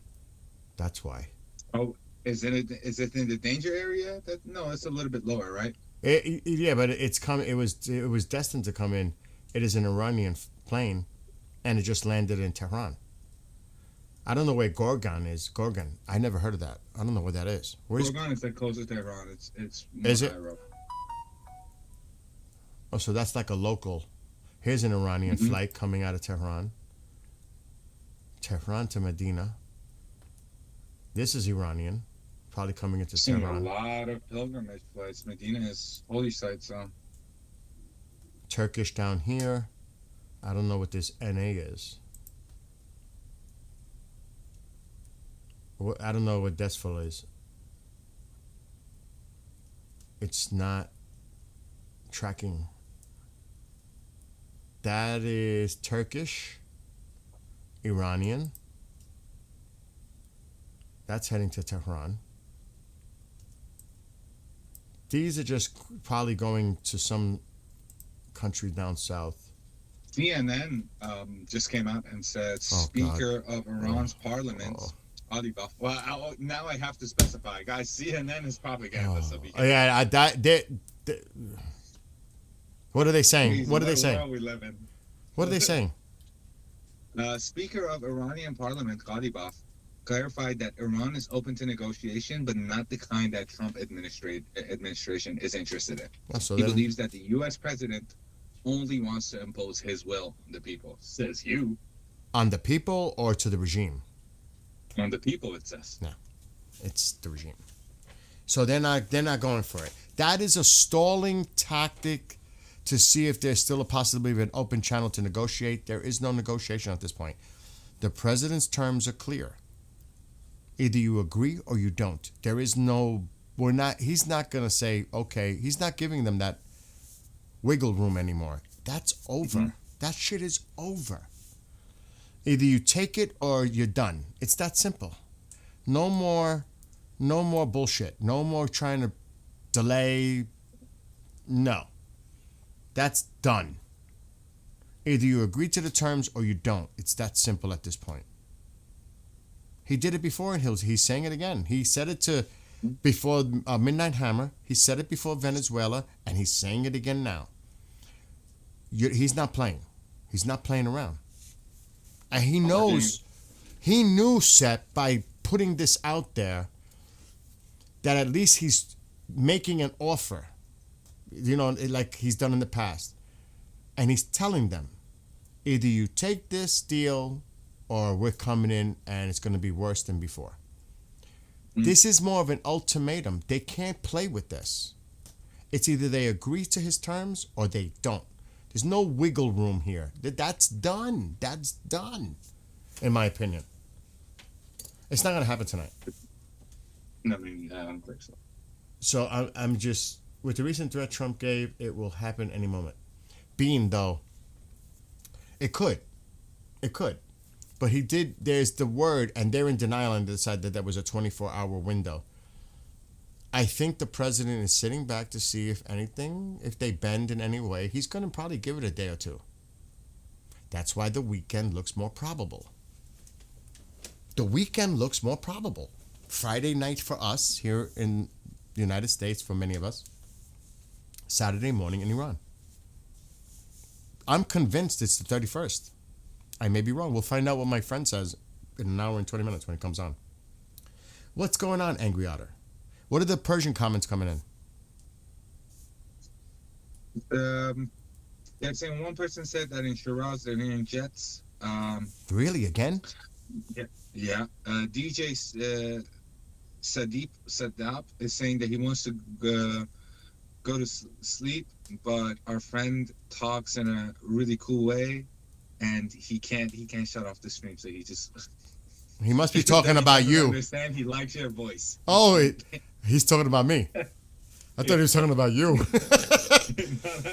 he's talking about you. But you know what? I should play one of the other versions of the Persian song, no? Want to hear it? Another version? Yeah, definitely. We can definitely listen to the song, yeah. I mean, we're waiting. We're sitting by. Tell them I'm about to play another version in Persian دوستان عزیز یه آهنگ بیل درست کرده با هوش مصنوعی که الان براتون پخش میکنه به فارسیه و اینو برای شما درست کرده دوستان ایرانیمون. گوش کنین و اگه خوشتون میادش قلب بفرستین، یه چیزی بفرستین که بفهمم خوشتون اومده. خیلی ممنون دوستان عزیز. الان پخش میشه. Okay.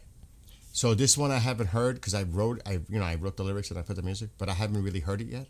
So I don't know how good it is. I like the first one I sent you today, but I don't know what this one. Let's find out.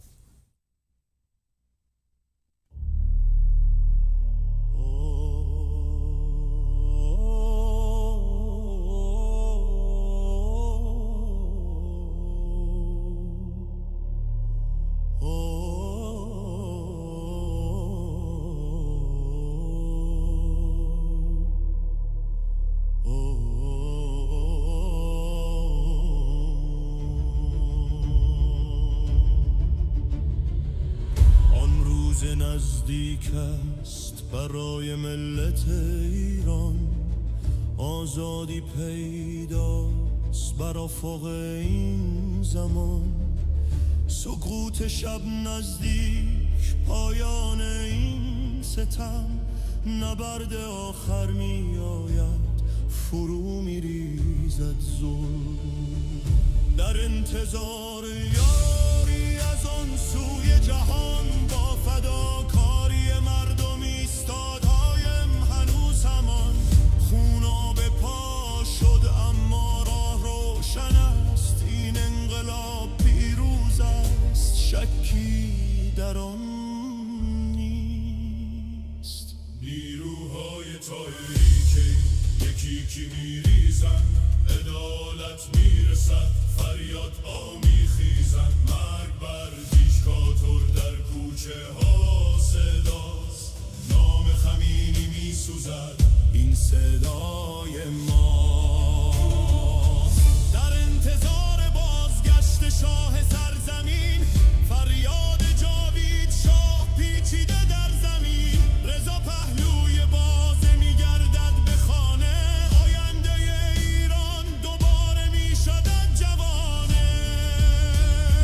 جاوید پادشاه برخیزه ای شیر و خورشید، مرگ بر ستمگر شر به پایان رسید. یاد شهیدان هرگز نمیمیرد، هرگز. جشن در ایران شاه بازگشت، این است معجزه. هم پیمانان کنار ما، ایران بزرگ، دست یاری دراز شد. شکست این دروغ راه رهایی باز شد، زنجیرها شکست، آزادی آغاز شد، زمان آخر است. ترامپ پیش قدم شد، توازن عوض شد، قدرت پوشالی ظلم ناگهان خارج شد. این رژیم سرکوب در نفسهای آخر، ساعت پایان خورد، فرو میریزد آخر. خورشید برمیخیزد، شیر و خورشید بیدار، پرچم ما میدرخشد دوباره با وقار. گذار به فردا فصلی نو در وطن، ایران آزاد و سربلند برای هر زن و مرد. ایرانی آزاد با غرور و ایمان، فریاد جاوید شاه پیچیده در جهان. زنده باد شاه، ایران دوباره آزاد. جاوید پادشاه برخیزه ای شیر و خورشید، بر ستمگر شر به پایان رسید. یاد شهیدان هرگز نمیمیرد، هرگز. جشن در ایران شاه بازگشت، این است معجزه.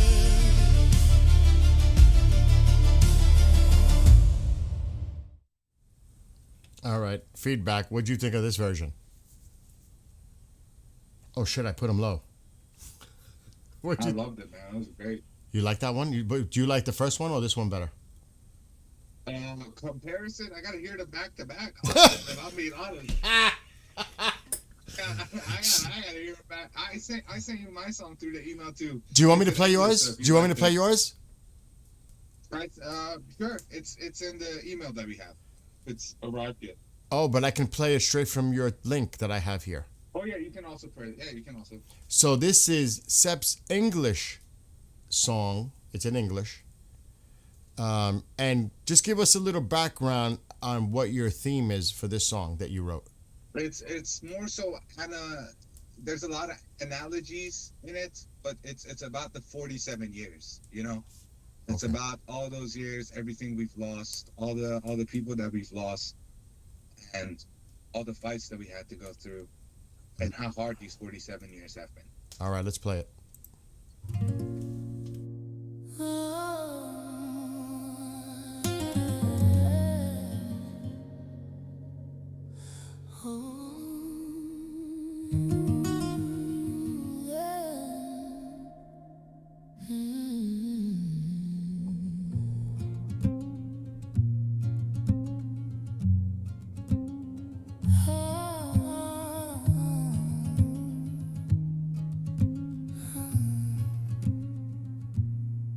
I was a child when the door shut tight, when noon felt heavy, dressed like night.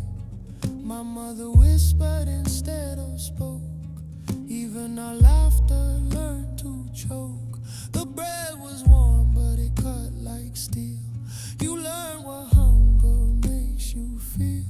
They said don't hope it costs too much, so we hid our dreams where hands don't touch. I watched the crown sink into dust, not from age but broken trust. A land can breathe, a land can drown.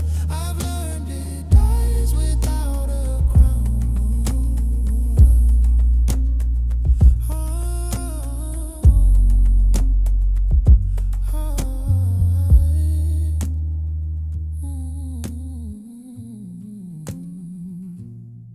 I walked those streets when the ground was shaking. Each shout a prayer, each step a stake. Eyes met once, then looked away.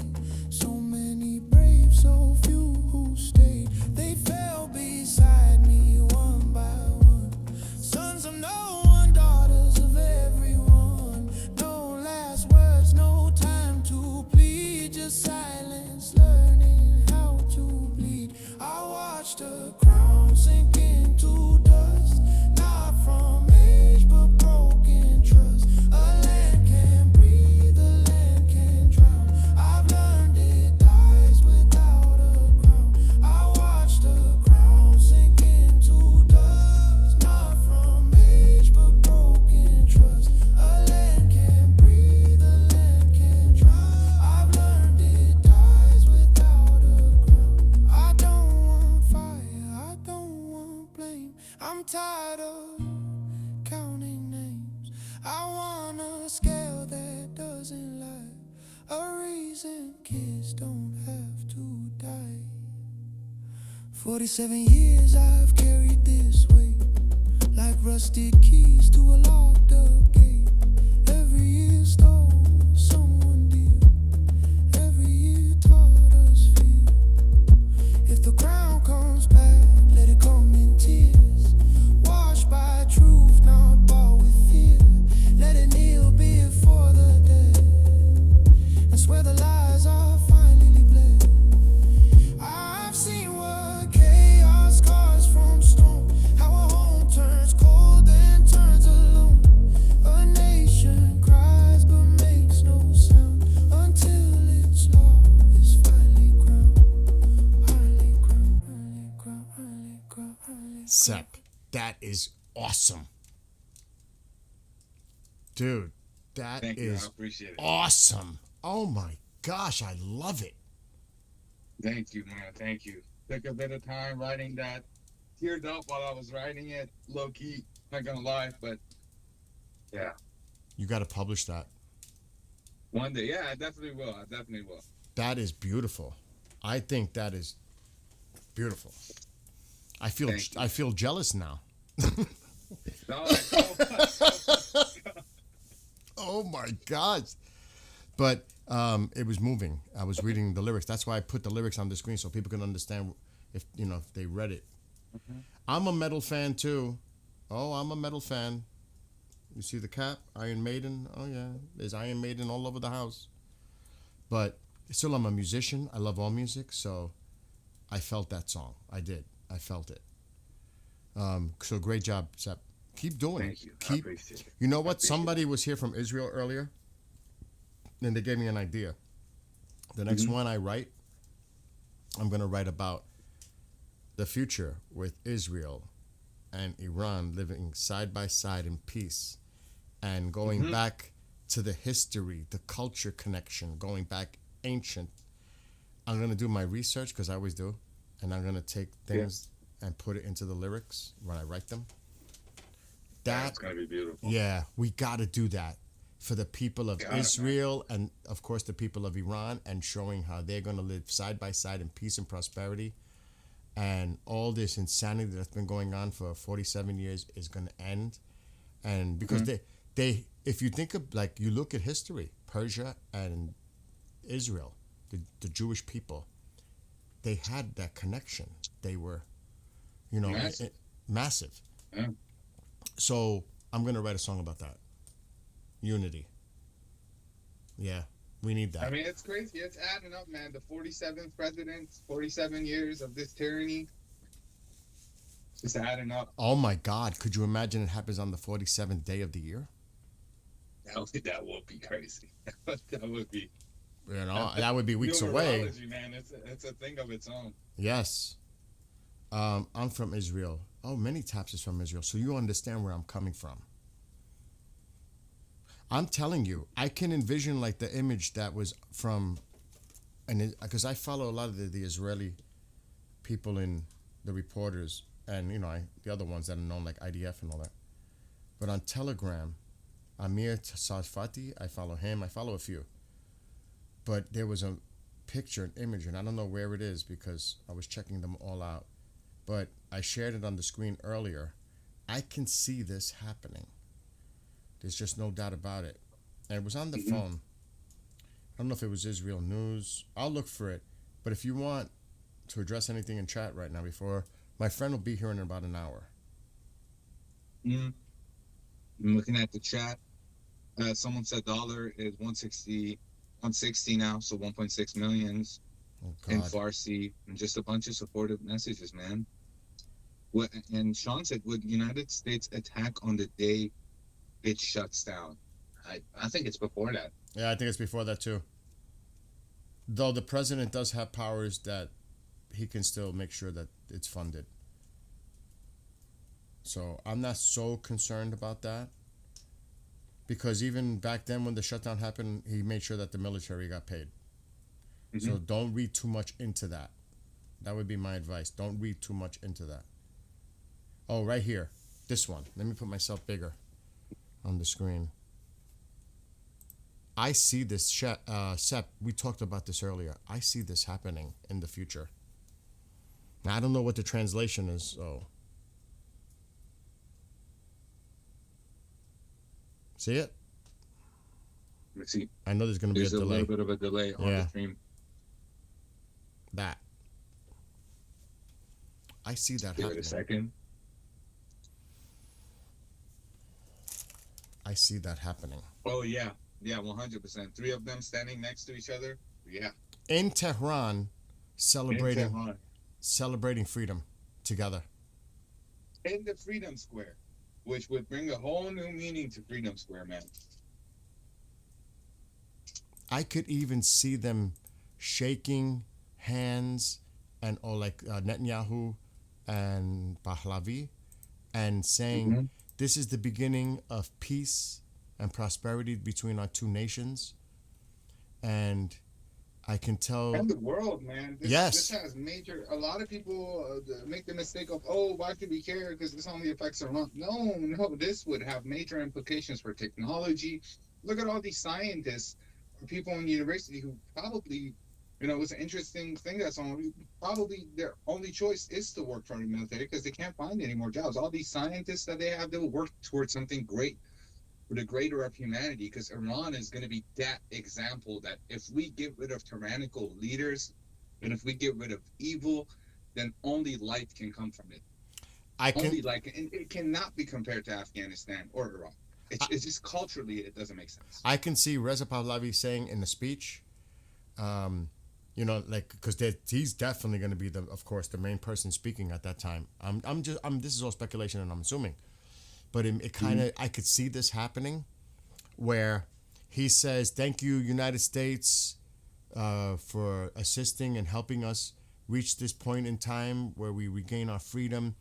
You know, our relationships are going to be rebuilt and reestablished, blah blah." And I could see him saying, "And to the people of Israel, this is the beginning of new peace with us, and I can tell you now that I will and am recognizing the state of Israel." I could see him making that point like in a speech right off the bat, because he's already said it. Yep. That's going to send all kinds of shockwaves throughout the whole region. I'm telling you. A lot of people who only want to see death and fear and all of that would be really mad, I'll tell you that. But it's good. It's good that they're mad. I want to see them burn. I want to see them.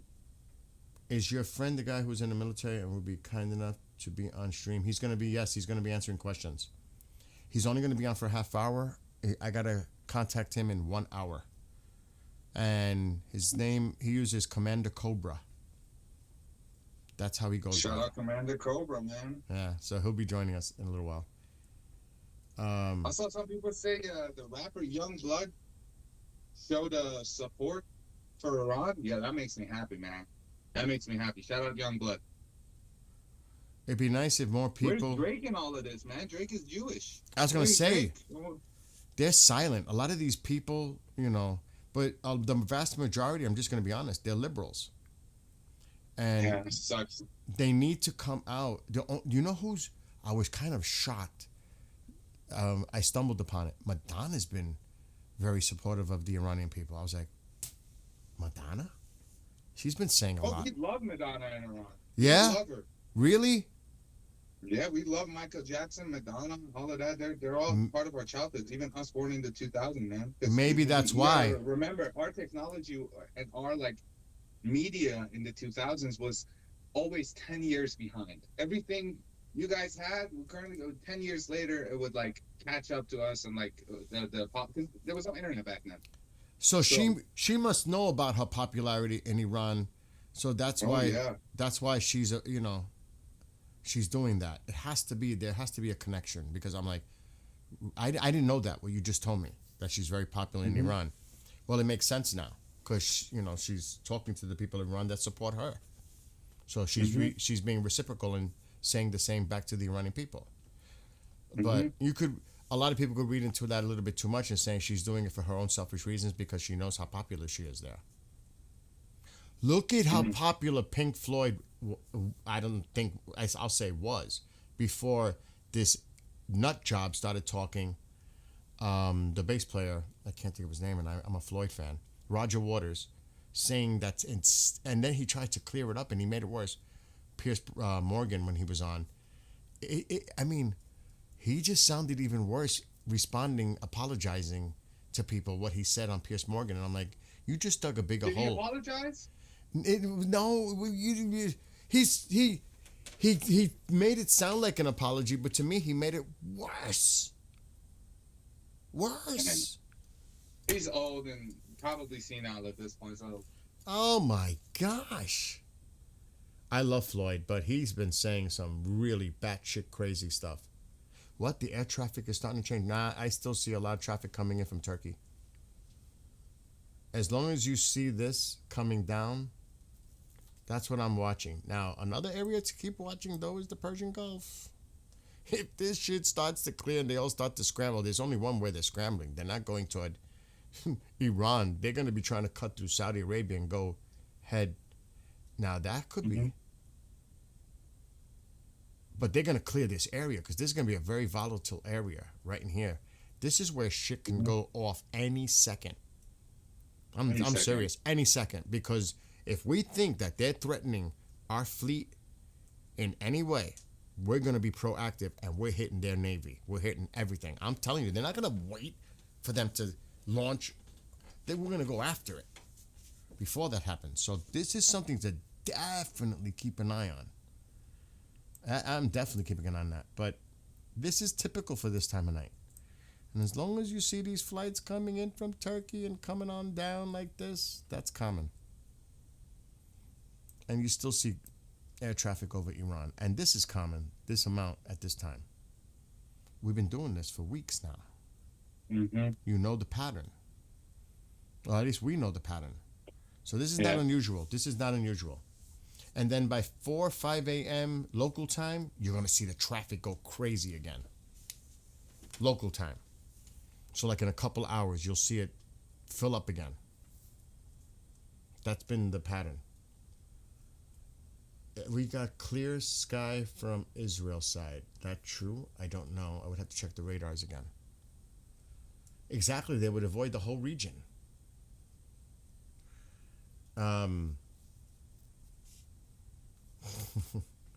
We have a supporter in one of the other ones, but there's not nobody really doing anything on that side. So yeah, now it's just like really, it's just a matter of a waiting game to see if anything develops here. And let me see if anything is going on. Have you been checking anything? And stuff out of Israel is Yeah. quiet.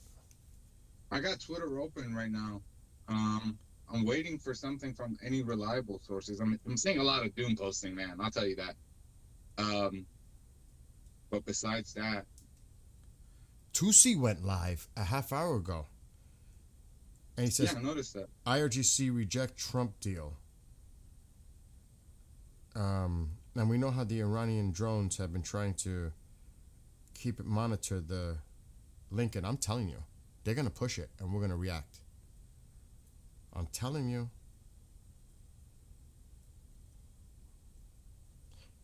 And the only losers, somebody made a comment, the only losers are the people that are suffering in Iran. Those people are just going through hell. Hell. Mm-hmm. I mean, if you support what's going on in Iran, this is the biggest massacre that I've ever seen in my lifetime. I think you have to go back to World War II to see a massacre of this size and scale. And the cruelty and the barbaric, and they're terrorists. These are the Iranian people. You're calling them terrorists, rioters. I mean, give me a freaking break. What's going on in Iran is unconscionable. It's just unconscionable. It's evil. There's no other way to put it. No, there's all, like you said, there's a lot of rage baiting, propaganda. There's all kinds of stuff going on that I'm seeing. And I'm scouring. This pilgrimage visit from Khomeini, it could, you know how Netanyahu visits the wall before anything? This is similar. Mm-hmm. So we could see something going on tomorrow, not tonight. Definitely tomorrow. I'm not in the next 48 hours. I agree. And there's nothing going, but I am curious. Of course, we're going to hang around because I'm waiting for my buddy to show up in an hour. But I'm curious to see his take and if he's hearing anything that he could discuss through channels about what's going on, what he thinks is coming. Because he would know. He was part of the Persian Gulf, Afghanistan, all that. He was involved directly as a pilot. Mm-hmm. Well, so he's well connected. Yeah. I don't want to, you know what I mean? I don't want to get too in depth. Yeah. Because he's still doing things. Let's just say that. Mm-hmm. But yeah, I'm not seeing anything.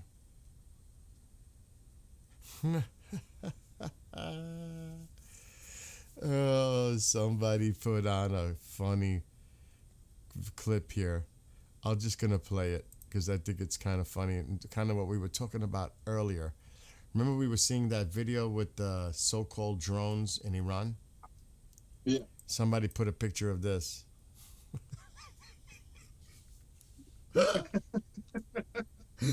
Oh my God. Toys R Us, man. Shout out to Toys Yeah. R Us for helping around. Timu, all that. Come on. I could get this on Amazon. Oh my gosh. So, you know, we because you know that.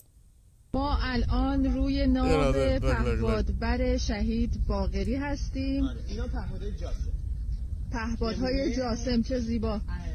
اینا پهپاد از چقدر هواپیمای خوشگلن. جنگنده آره ساخت خودمون طراحی خودمون از جنگنده. Remember you said that those could be like mock little mini drone models that were displayed when they had that very odd, weird Mexican party? Yeah.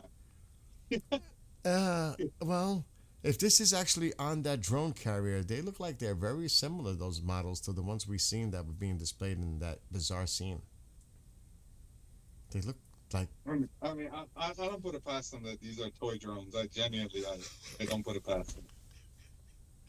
That shit, I'm going to tell you right now, that thing is going to get totally sunk and destroyed within minutes. One tap. Not even. Yeah, they're showing it off. They're like, you know, like we know what our carrier is, and you look at that shit is done in literally minutes. Done. I mean, come on, stop it. So yeah, it's laughable. It is, man. I don't know how they have. I don't know what they think they're up against. I think they're taking their own people, as well, even their own supporters. I think they're taking them like, come on, anybody can see what that is. Like anybody can.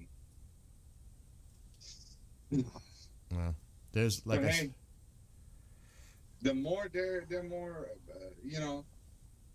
What do you say? I don't even know if they're like too delusional. Like I don't know if this is delusion or it's propaganda. It's really hard to say. oh my God, dude, there is, like you were saying, there is some really messed up graphic videos. Dude, last night did a number on me with that infant I saw. Holy my! Oh my! I gotta stop talking about it. Oh my God, I'm seeing one. Oh my! I can't. It's making my stomach turn. It was from January 23rd, allegedly. It's horrific. It is. I can't show it. I'll get in trouble. It's that bad. You've seen them. You know what I'm talking about. Mm-hmm. Let's see. I've seen casualties from both sides, but the other side, it's a human dying regardless at the end of the day. This was at. Unlike them. This was from This is today's. Marco Rubio? Yep, from today's hearing. Comments on Iran. Their system is divided between the supreme leader and the IRGC that responds directly to him. And then you've got these, quasi-elected individuals, the ones that wear the suits on television who are part of their political branches, but ultimately have to run everything they do by the supreme leader.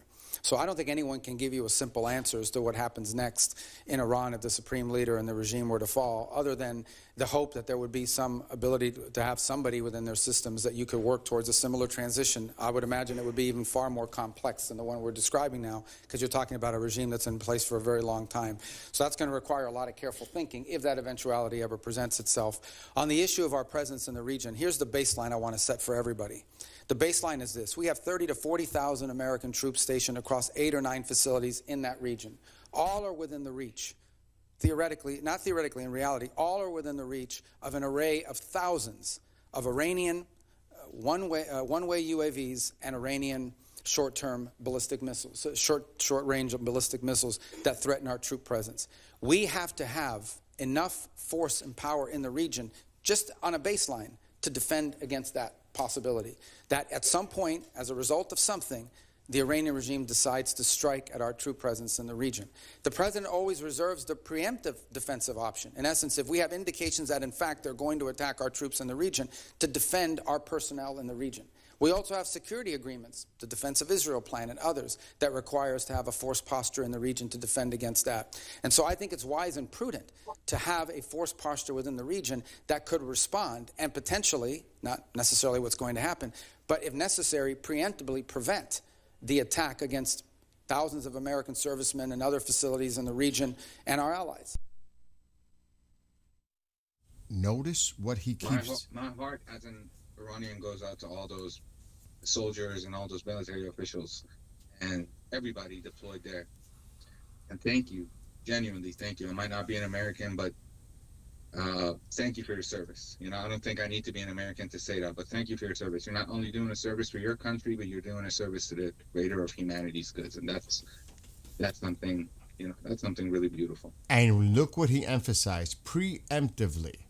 If we think our troops are threatened, or like he said, the connection with Israel, or our other allies like Jordan, because Saudi Arabia is saying you can't fly over us, you can't. Qatar saying the same thing. You know what the obvious aim of the Iranian regime is going to be: Israel, us. That's that. I mean, that's guaranteed. But we may act preemptively. If we think that they're about to do something to us, we're going to act first. And he's actually right. I am all with Rubio, 100% spot on, 100%. He's got it there. This is one guy he's got a grip on what's going on there, in my opinion. So it's good to hear him talk about this. You think he's gonna run? I was hoping he would be running for president, but there's talk that he's going to be the VP. I would vote for him in a heartbeat. I would vote for him instead of in a heartbeat. If I was an American. I would pick him over JD Vance. Personally, me. I want him to run as president. Any guy that speaks multiple languages, man, shout out to him, man. And he's experienced. He's sharp. You know, he knows. Mm-hmm. He knows. He's been involved in this for a long time. He's experienced. Mm-hmm. And he's very level-headed. You don't often see him get caught, like having an emotional over-response or something. He's always controlled. You know, he always keeps that control. I like that steadiness of him. I think that's something we need, like, moving forward. I would definitely go for him. That's just me, though. Mm-hmm. Anyway, so that's what Rubio said. And I'm starting to see other people agree with what I just said. And everybody has to reach their own conclusions, obviously, and opinions. But I'm with Rubio. Mom, I'll be there in a second. I'm going to step away. Seb, hold the fort down because Mom is yelling my name for some reason. Definitely.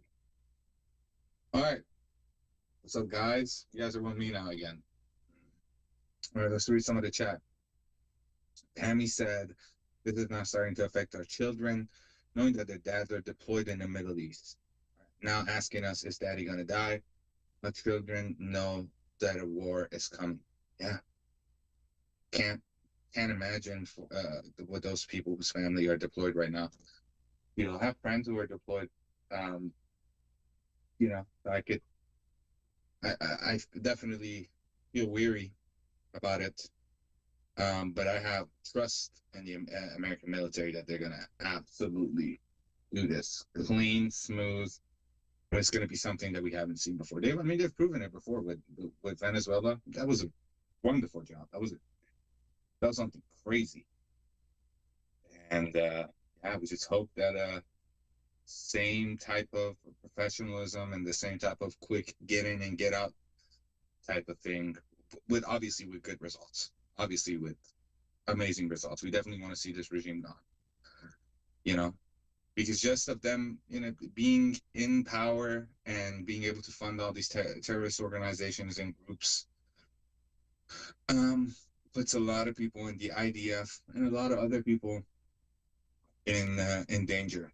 You know, is it ironic, or should I say ironic, that an Islamic Republic or regime destroyed 500 years of Shiism and 14,000 years of Islam in Iran? Wow, you can't make this up. It's ironic. Everything they do is hypocritical and ironic and nonsensical and backwards and barbaric, and running out of words here, but You know, you could throw a whole dictionary at the stuff they do and why it's wrong. آسمان هر روز داره خلوت‌تر میشه. درسته سردست. سپی جان یه آهنگ هم برای مشتری در همون می‌نویسی. می‌نویسی. چشمالی ادوانی کشی. چشمالی می‌سازم قول بهت میدم. Israel's sky is getting clear. Let me check that out myself.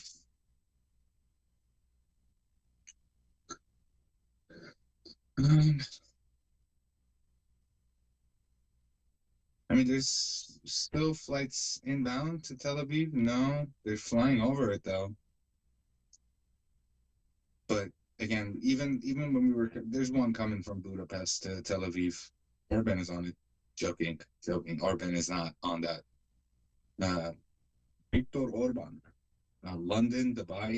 I'm not seeing a lot of flights inbound to Israel. Is there anything taking off right now? Let's see. Let's check there. There's one going from Tel Aviv to Chicago soon. It's getting ready. And there's another one from Tel Aviv to Miami. Welcome to Miami. دوستان کسی خبر داره امام زمانشون ساله؟ میاد قول میدم میاد امام زمان میاد. امام زمان روزی میادش که دیگه هیچ یهودی میدونی امام زمان بعد اینکه ما همه زحمت کشیدیم و بدبختیشو کشیدیم و این همه آدم بودن بعد میادش، نه موقعی که بیاد کمکشون کنه، بعدش میادش. خیلی پیکیه میدونی، پیتزاش مثلا با قارچ اینا نمیخوره، دوست نداره. All right. What else are we seeing? The typical thing we would always say with the traffic. It's Yeah. You know what I mean? But like Nothing going on, but now it's starting to pick up. And now it's starting to. But this is why we need to watch the Persian Gulf too. Because exactly what Rubio said. Because if we think that they're threatening our bases and our fleet, we're going in and you are going to see that airspace scramble like you've never seen airspace scramble before. Because they're going to have to be diverted like immediately. They're going to have to turn into Saudi Arabia, turn around. They're not going to go into Iran. They're not going to go in the Persian Gulf area where they're trafficking right now. They're going to have to divert like really fast and serious and get the hell out of there. Because it's coming. So I would really be, and I'm just saying this from Flight Radar perspective. If that were to happen, it's going to be really interesting to see how we just see this change so fast, or how fast it would be. You know what I mean? Because I think that this is something we got to take out right away. Because even if you attack them to the north, going into Iran, Iran's going to say, okay, launch everything we've got at their fleet. You know, it's going to happen simultaneously. Obviously.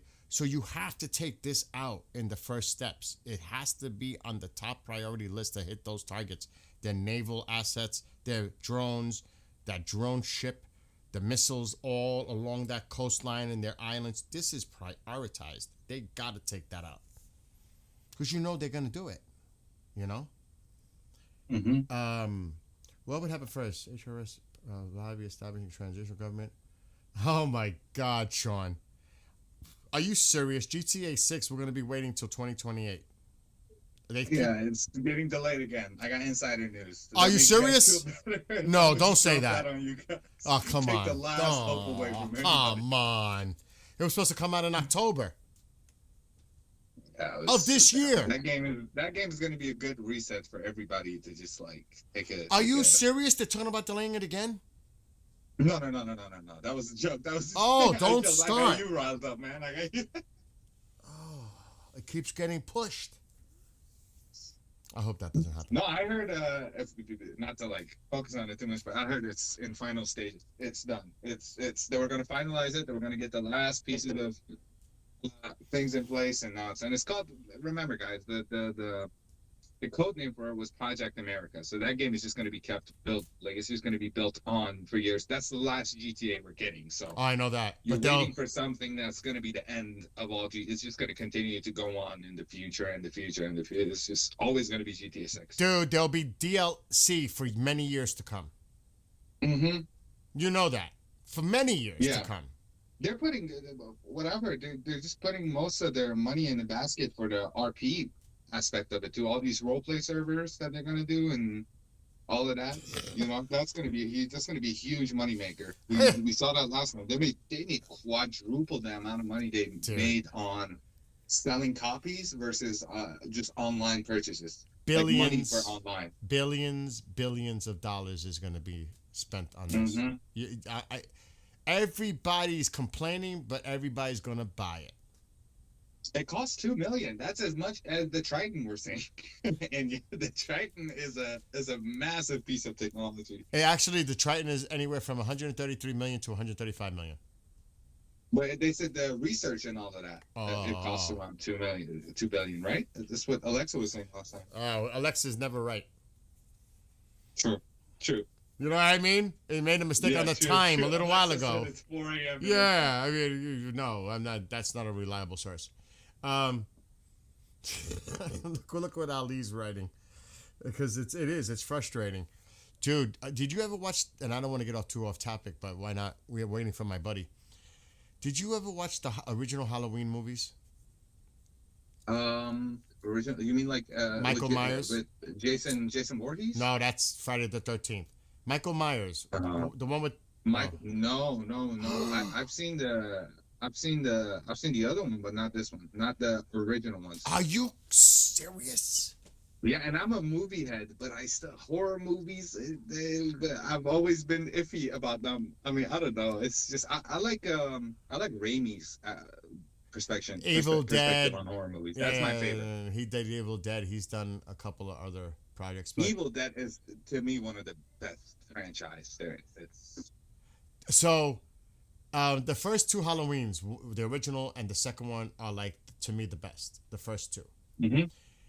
But now they're coming out with a game in September, and the same guy who directed and made the movie, John Carpenter's behind it.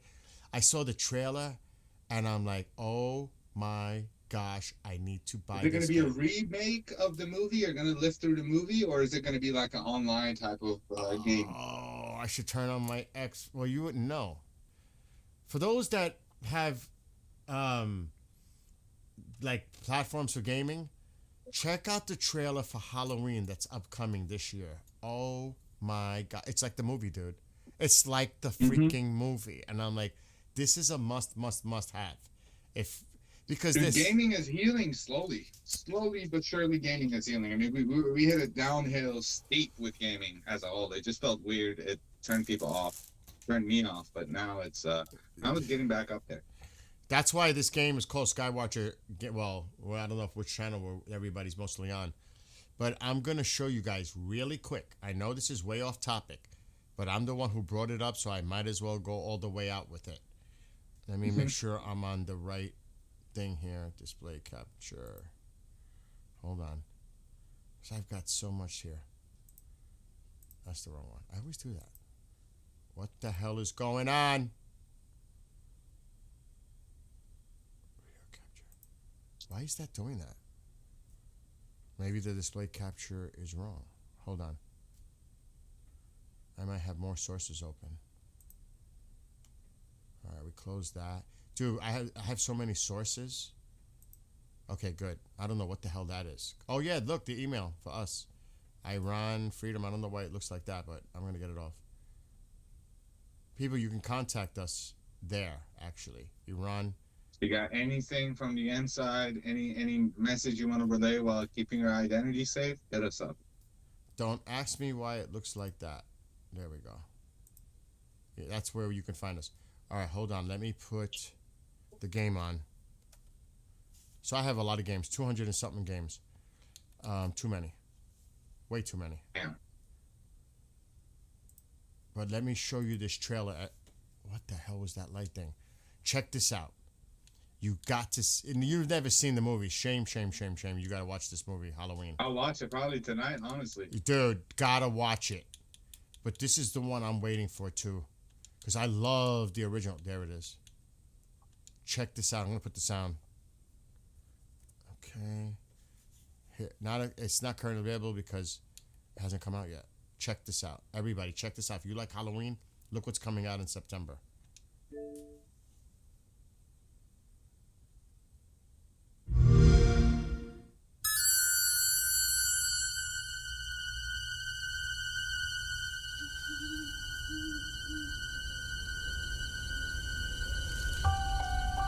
A quiet town, just like hundreds of other small towns all across America. A town just like yours. But it was here on October 31st, 1963. No motive, no warning, no provocation, just senseless death. I met him 15 years ago. I thought there was hope, that he could be reached. But what I met was not a child. No emotion. Perhaps not even human. 15 years later, he returned home.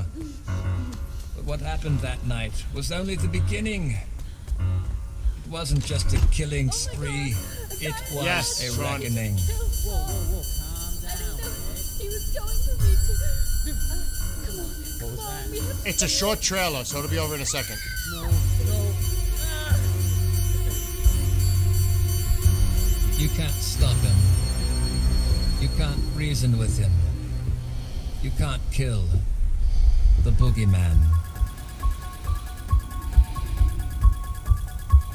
Oh, I can't wait. I cannot wait.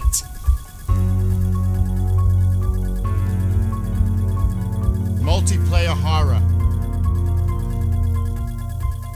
Dude, that's gonna be That's out. gonna be crazy, man. That's gonna- Outrageous. I can't wait for that because we were talking about GTA.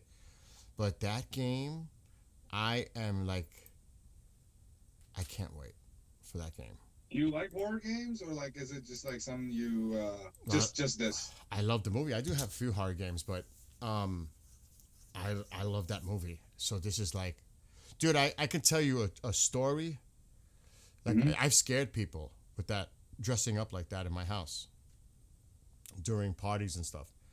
Oh yeah, you don't want to be here with it when I'm pranking around and messing around. But that's one of my favorite movies as a kid, seeing that movie. And I know a lot of other people probably. That release date is September for that game. It's gonna be a good month, man. We're gonna be this year is the year of gaming, and the year of freedom, both. So I know we went off the rails a little bit with that. I did, but I just wanted to share that because my friend is going to be joining us in about a half hour. Yeah, the music, right? And he wrote that. Carpenter wrote that music. That's like all him. So I can't wait to see what that game looks like when it comes out. Anyway, getting back to the topic of discussion, I'm going to see if there's any other news coming out. And my friend, Commander Cobra. Give me a second. I'll be right back. Go I'll be ahead. right with you. Do your thing. I'm going to see if there's anything new coming out. Got to keep an eye. I'm looking at Israel right now, but it's late there. That doesn't matter, though. Okay. He put out a couple. No, nothing related. Okay. So he posted this an hour ago. A reporter from Israel. Report in the Wall Street Journal, Iran has already rejected the terms of the Trump administration. According to a senior official in the administration, Tehran will not compromise on its right to continue to enrich uranium for civilian purposes and to maintain its missile arsenal, which is essential for its defense. It's done. It's done. They rejected it. And we're not going to try to go back and see if they're willing to negotiate on it. The game is over. The game is over.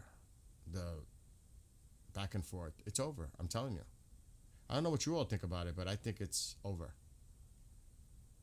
We're definitely the end stages, the beginning of the end. Yeah. I don't think there's any turning back now. That's just my opinion. So that's the latest. It's on the supposedly. Sometimes I get scared though, Bill. Sometimes I get scared. Trump says some stuff. I message him like, what is he saying? What is he talking about? What does this mean? What does this mean? Deal. The amount of messages I've already sent, like, what, Bill, what is this? Why is he saying this? But he said it in the past. He said in the past, and then what happens after? Action. Yeah, true. We got to look at it, yeah. You know, he's saying it to give them one last chance. This is your one last chance. Take it or be done. That's pretty much. I checked marine traffic earlier, about 20 minutes ago, Marines. Man, I tell you one thing. We have to protect our people. I mean, even Rubio said it. If we have to strike first to protect our people, so be it. It has to happen. We cannot allow the vulnerability. Yeah, of course, I'm not paying for the Wall Street Journal, so that's not happening. But yeah, supposedly that was posted on, let me look on X if there's anything about the Wall Street Journal. I don't think I have, I'm not following them, so I would have to check their stuff. But supposedly that's what they reported. I'm going to just try to confirm it.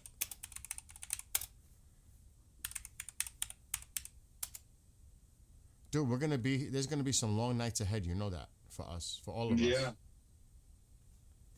It's been long nights every night, you know, but at least I'll take a long night with results rather than a long night where I don't know what's happening in my country. But those days are kind of over. People have internet now. So. Yeah, as you can see, I have not followed the Wall Street Journal. But in this instance, we're going to see if there's anything to corroborate what was just said. Yeah, well, you were talking about gold. Its biggest one-day advantage in almost 6 years, and now settling about 5,300 a troy ounce for the first time. Great news for Trax NYC. You know, Trax has been silent too, but he's Persian as well, so I'm confused. A lot of people who are actually Iranian, there's a lot of stuff going on. A lot of beauty influencers who are Iranian, they're just silent, or they're even supporting the regime, which is crazy. Crazy. But yeah. I'm not seeing anything so far about what was just brought up, but he mentioned that an hour ago, so it might be posted. Going back.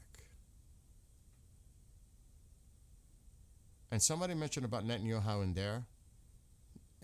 And it says here, can Israel move past Netanyahu? The Jewish state could help bring down Iran's regime, but it faces internal strife at home. So they have to deal with that too. Yeah. That's what the Wall Street Journal is saying.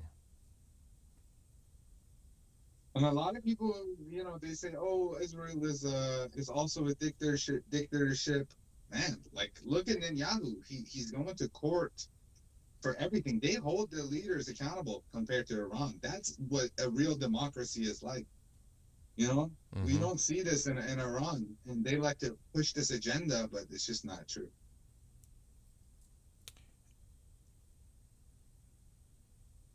So there's no mention of what I just read, but 5 hours ago, this is what the Wall Street Journal put out, but it's been since updated, I'm assuming.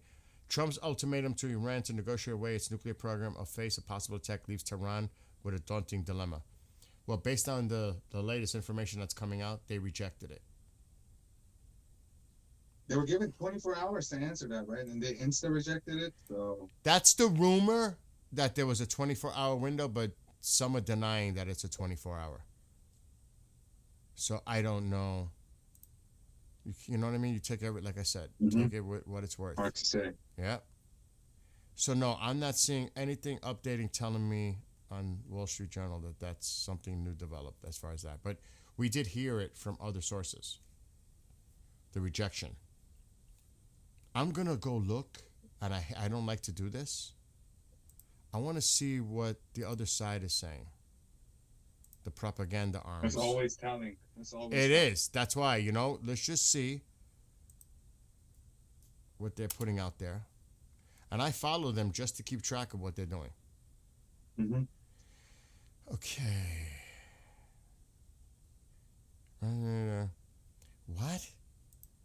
1 hour ago. What the hell is this? Oh, this is What? 7 hours ago. I didn't see this. It's an 8-minute video called The Supreme Leader Released a Video. Oh, I saw that this morning. 8 minutes long? You saw it? God is enough? Yeah, it's a God is not. Yeah, God is enough. Yeah. And which he urges audiences not to be afraid and say there is no need to panic. Well, just by saying that tells me you're fucking panicking. Yeah. You know what I mean? Why would you even say it? Hey guys, don't look that way, please. It's fine. Trust me. Your source, Yeah. me, myself, not the rest of the world. James weaker than ever. Even Rubio, it says, stated this. When was this? 8 minutes ago. Oh. Oh, Okay. it's not. It's a story. This story is a summary of posts on X. No, it's not. It's a compilation. Did we look at that Intel Sky summary, the latest No, one? I didn't see that. Is there another one after that one or no? Oh yeah, there's a new one. Yeah, there's Oh, one the- that was posted while we were live. But is there another new one after that one? Oh no. No. Okay, so that is the last that's one. We'll look at that next. Okay. I just want to see. See, I totally forgot what. Oh yeah, the propaganda arm. Let me see. Hold on. I'm just so curious because they're putting a lot of shit out there. And a while back, somebody in the other chat said, "You guys are losers." You know where they stand. Yeah. Oh God. The wrong side of history. That's where they stand. Okay, so they're not putting anything new. One of them. Old. Let me try this one. Let's see if they're putting anything out.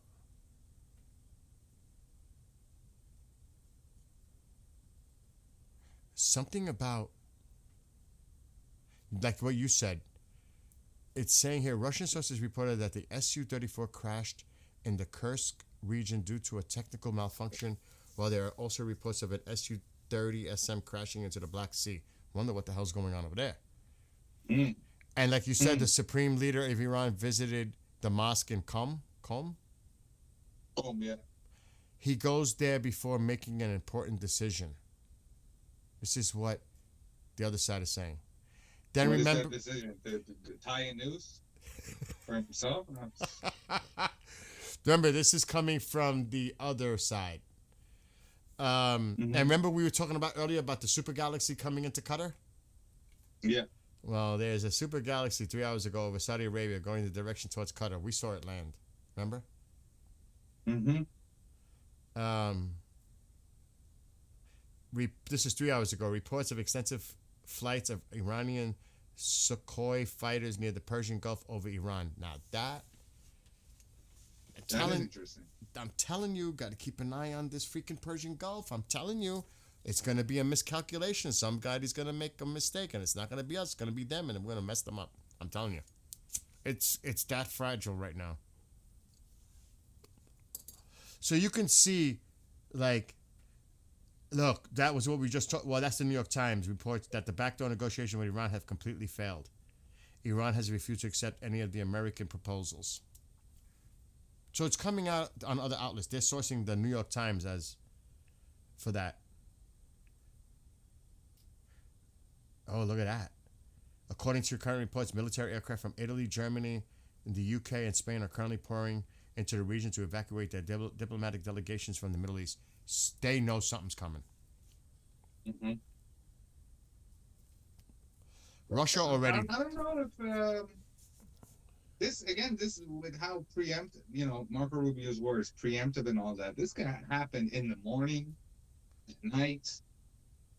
This can happen at any moment. Yeah, well, what's this? This I saw something about this earlier.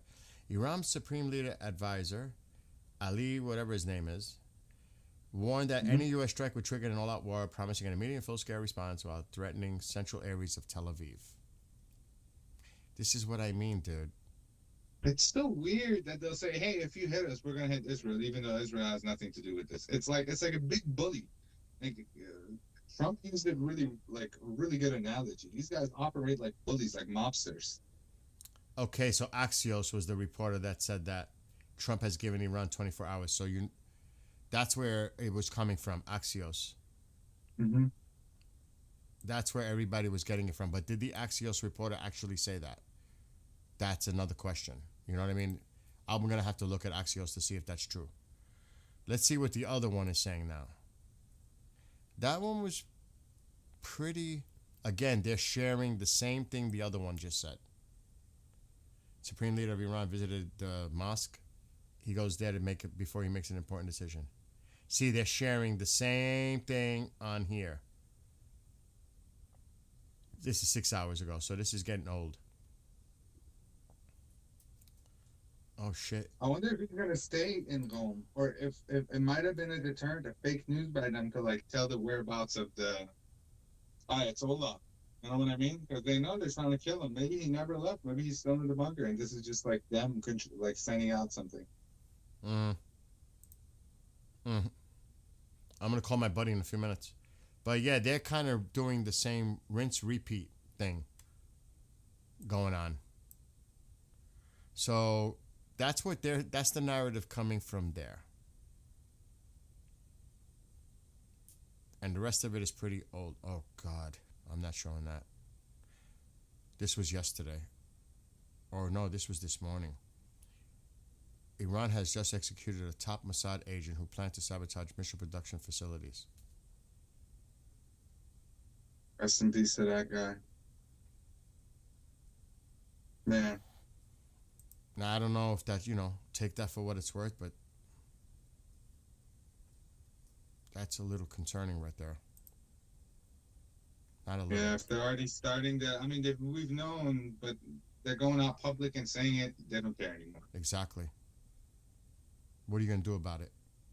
And the conversation quickly changed from if you execute anybody to, hey, now you can't use nuclear. So I feel like it's already done. And I'm still bugged out on this CNN thing. Because this is what somebody said. I'm just reading what their comment is. CNN went to Iran with regime approval, interviewed regime-selected people who support Khamenei, and presented a pro-regime narrative. The regime in Iran never lets any Western journalists in unless they do as they're told.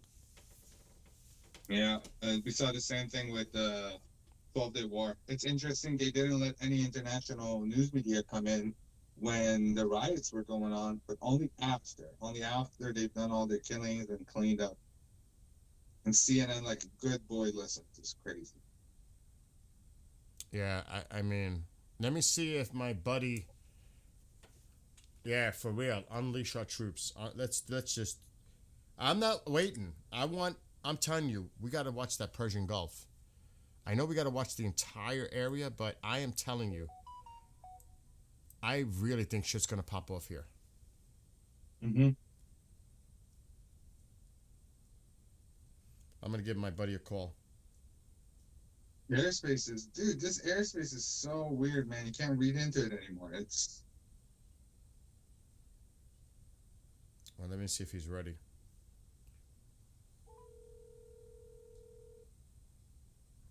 He'll say, hello, sir. If he picks up.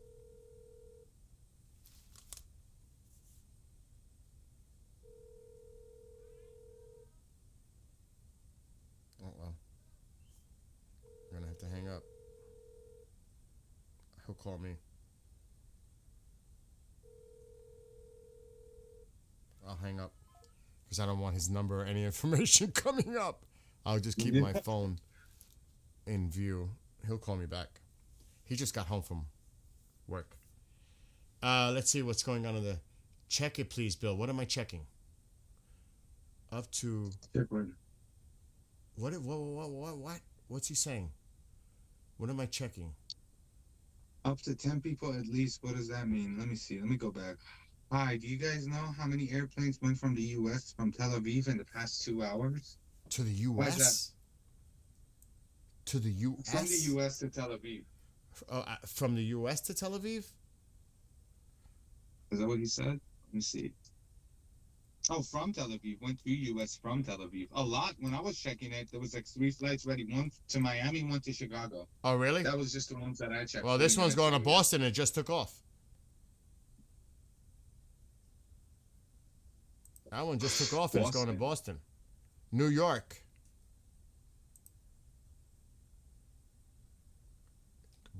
That's Newark. That's Jersey. It says New York, but that's New Jersey. I fly out of there all the time.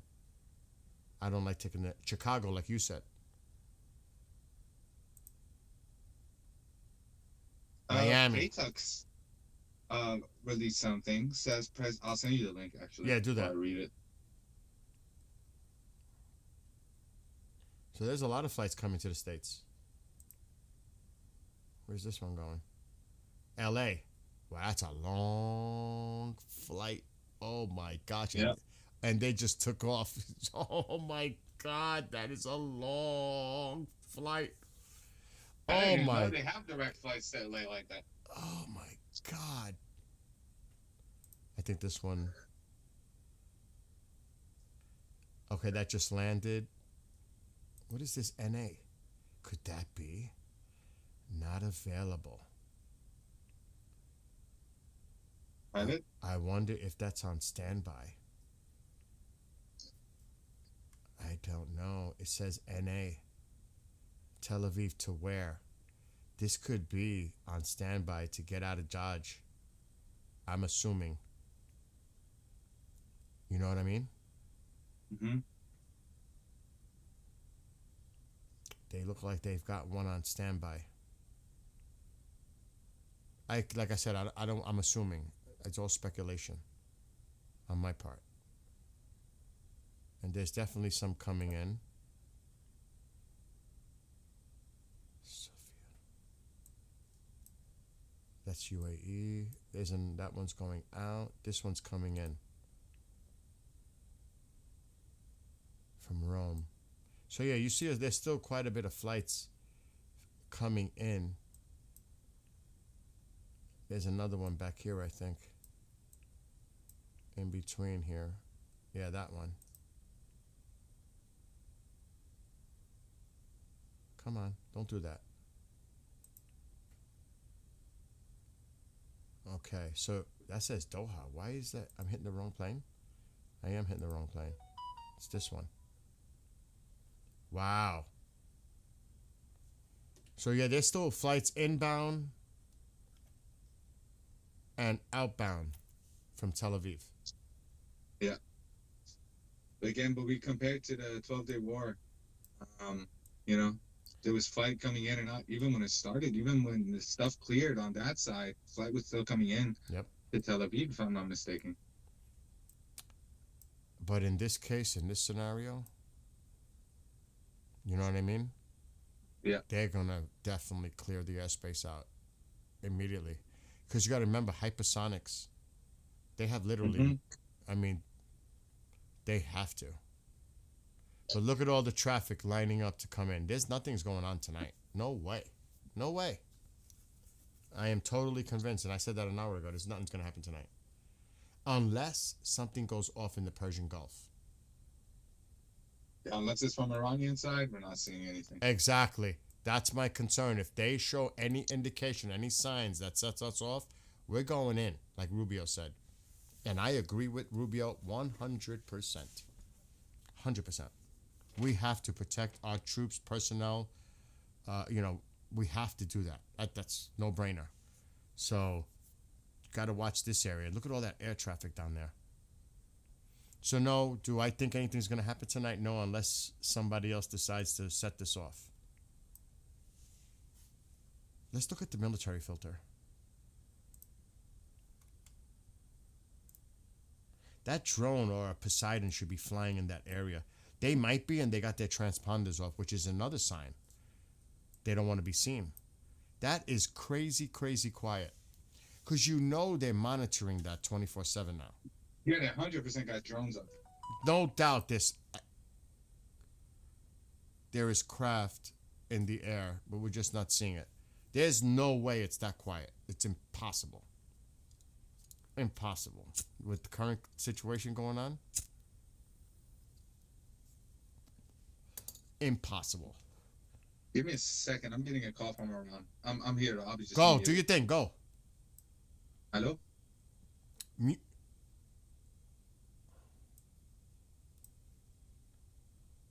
Okay, I think he muted.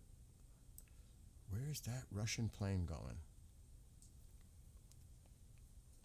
Like, hello. Where's that Russian plane going?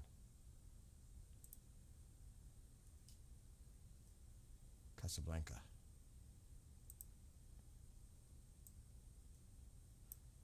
Let's go up here in Germany and UK. It is so quiet on there too. Look at that. You don't understand. That is so quiet. Italy? Netherlands? Wow. Look how quiet it is. That's too quiet. Uh-oh. I gotta mute.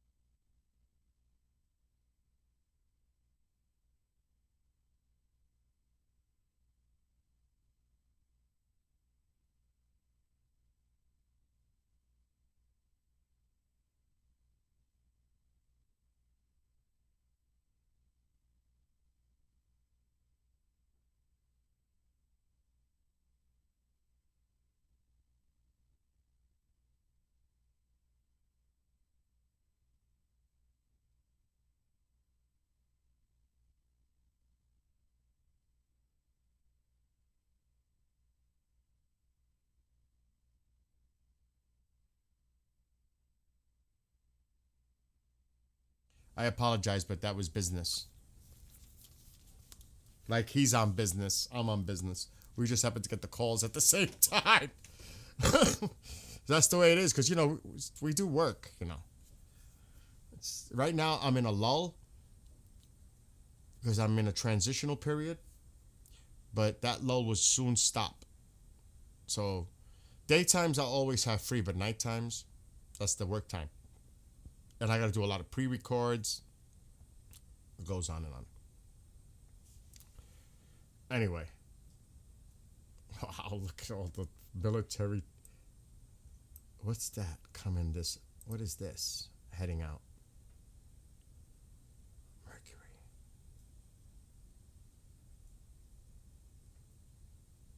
I mean, there's a lot of activity. But you can't, I don't want to read too much into it, you know? Cobra, speak of Cobra.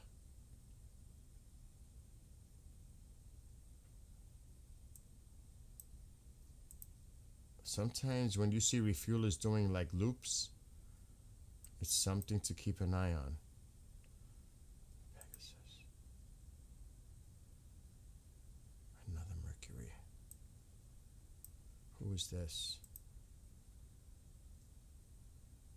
Another Strata tanker. Look at all that though. My gosh.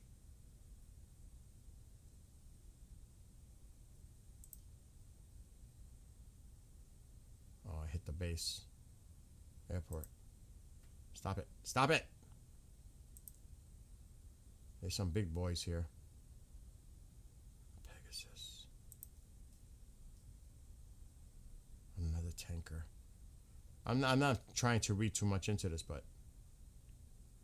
And like I said, when they turn that shit off, they turn it off. Let me check Asia.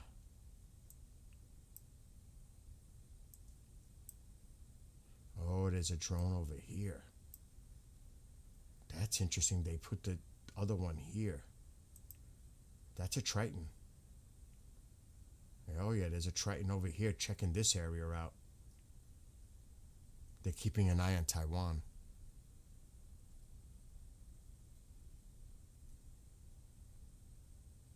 You could see what they're watching, Taiwan. All right, I want to ask all of you a question. I'm curious to see what your response is on this question. If we move into Iran and we have all our assets heavily deployed in the area, do you see possibly China moving on Taiwan? Because they know we're so engaged in this area. Do you see them maybe making a move on Taiwan? Is that what the concern is? Because remember, they moved the Lincoln from the South China Sea to come here. Now there's another one there to the north. It was there. I don't know if it's still there.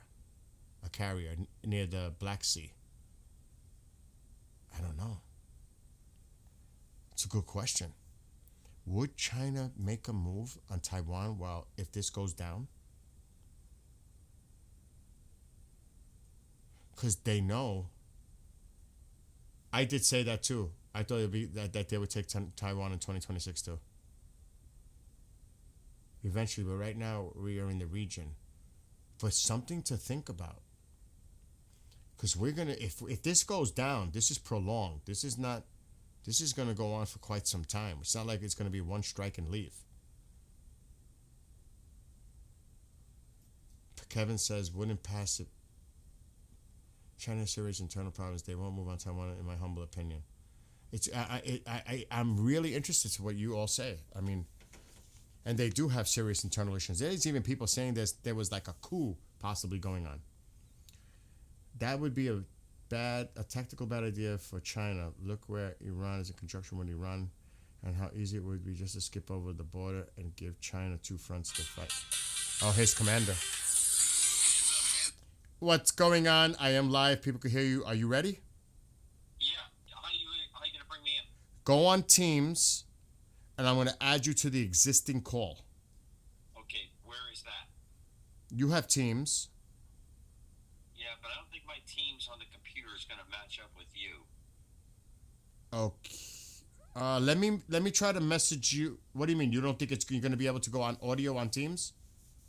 No, my Teams on the computer here does not generally play well with other teams. That's just been the thing here.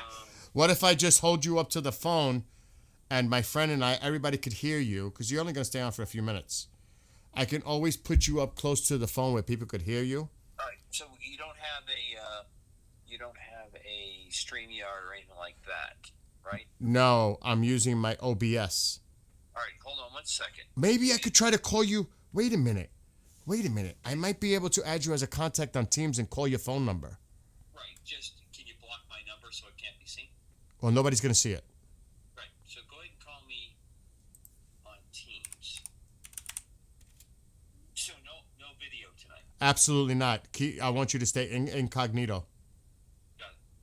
And a lot of people are looking forward to hearing what you have to say, by the way. There's 200 people that I could see that are watching, and who knows how many more. Copy. All right. Try joining me through Teams to the phone number. I will try that right now. Bye. Bye. Okay. This is going to be tricky. Where is Sepp? He said 7 o'clock. It's 7 o'clock. Right on time. Okay, I'm going to have to see if I can figure out how to do this. I know I have him on Teams. Where is he? Commander? There he is. I think I have to do it from inside with the... I never done this on Teams. To be honest. Start a group chat. Enter name, phone number.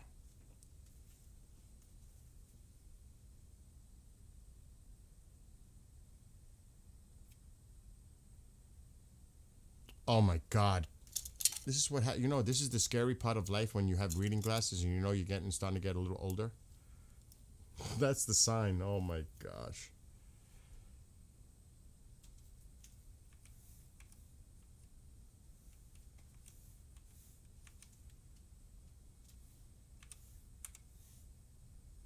Where did Sev? He must be on that call still.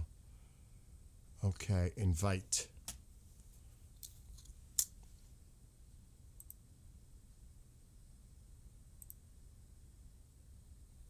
Unable to get invite link. Please try again later. Oh, how lovely.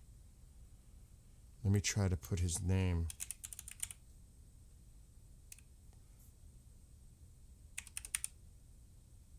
I spelled it wrong.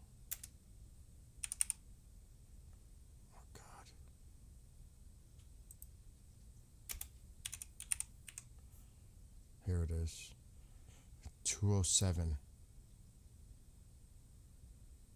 Unable to get invite link. What is going on?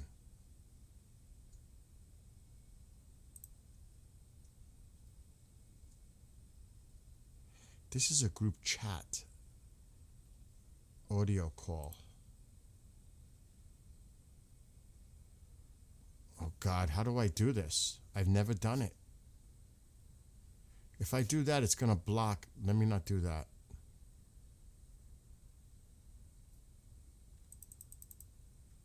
How the hell do I get out of that?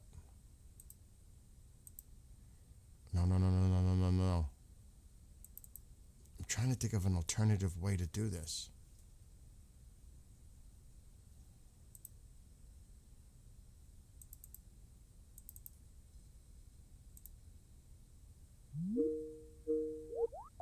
Who am I calling? Hang up. Oh, I hope Sepp is still here.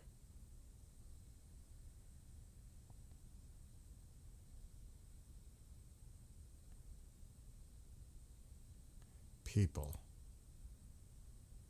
Enter name, participants. Let me try it this way. This might work.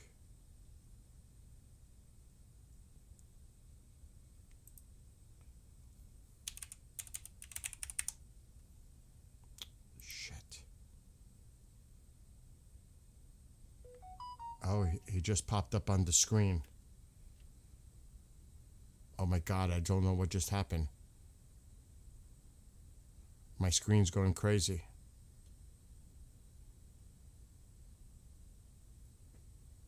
It tried to add it.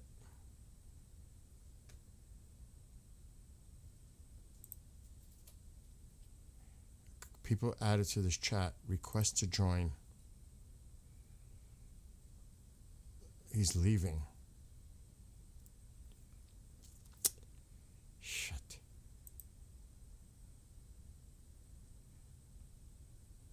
He's leaving. Sep is muted. I think we might have to do it the way I said with the phone. But he won't be able to hear Sep. Let me think of another way. I don't know if there's another way. You have 6 questions? All right, hold on. I'm trying to think how I could do it.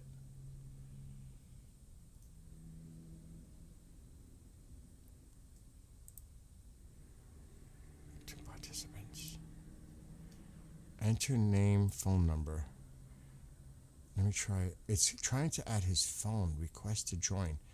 Maybe I better try to do it the other way.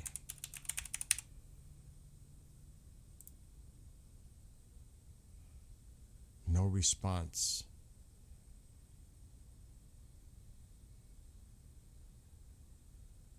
I know what I'm going to tell him. Try to call me on Teams.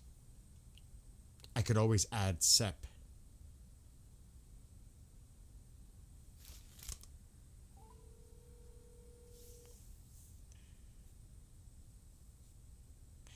It's not letting me call you. It's saying some weird stuff on Teams. Yeah, I'm trying to enter in a code right now, and it says, hold on one second. Hold on, I might have a code for you. Hold on one second. Hold on. All right, I'll mute after you're getting ready to tell me this code. Where's this code going? This code is my code. Hold on one second. Okay. It says I can make a call to you, and I think if I make the call to you, then you can... Add you. Yeah, bring you. Hold on one sec. Okay.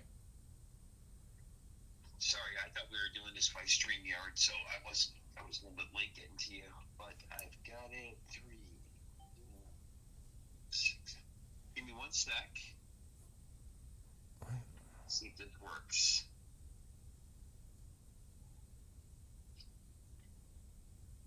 Oh no. Bill, I'm back, by the way. Go, the code's in. It says it's setting me up for a passkey. Hold on a second. Okay. Seb, if you're there, I can't hear you. I'm talking to Commander. I see you. I saw your message too. That's scary. Okay. I don't know if I'm not going to mention it unless you do. So. Yeah, we'll talk about it after. Okay.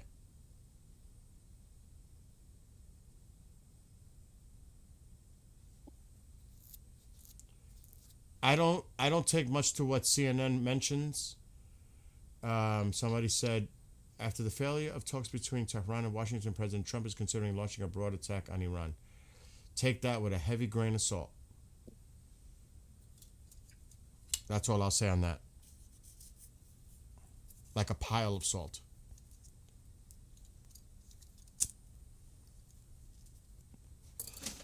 I mean, Axios, the reporter said that the president gave them 24 hours to respond on this. From different sources, they said that Iran has rejected the deal, everybody, in chat. We're trying to get my good friend, and I mean amazing friend, you have no idea, Commander Cobra, on with us. I'm trying to make a call to you. I don't know why it's not... I'm calling you on Skype, on... Teams? Okay, I see it. Hold on.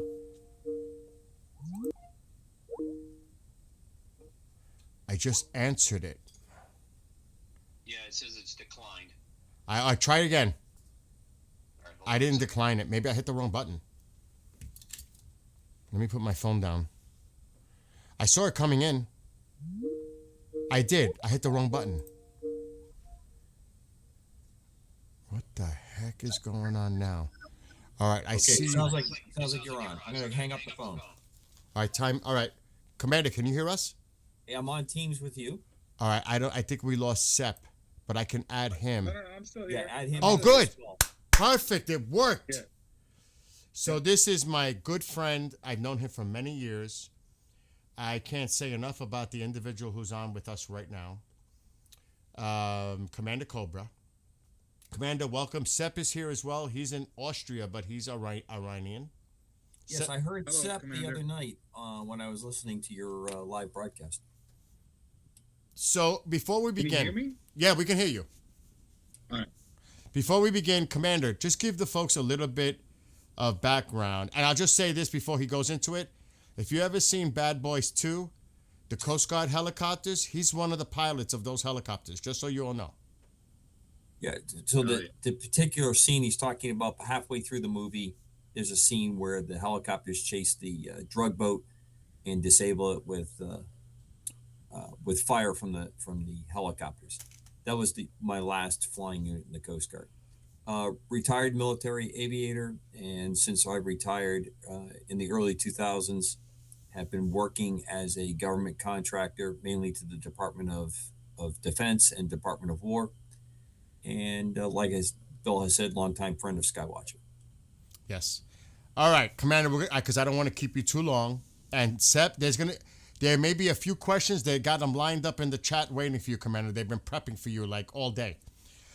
Okay. Well, I'm looking at the chat. that's pretty nice. Yeah, they're all excited actually. Yay! And there's all kinds of comments that you're on.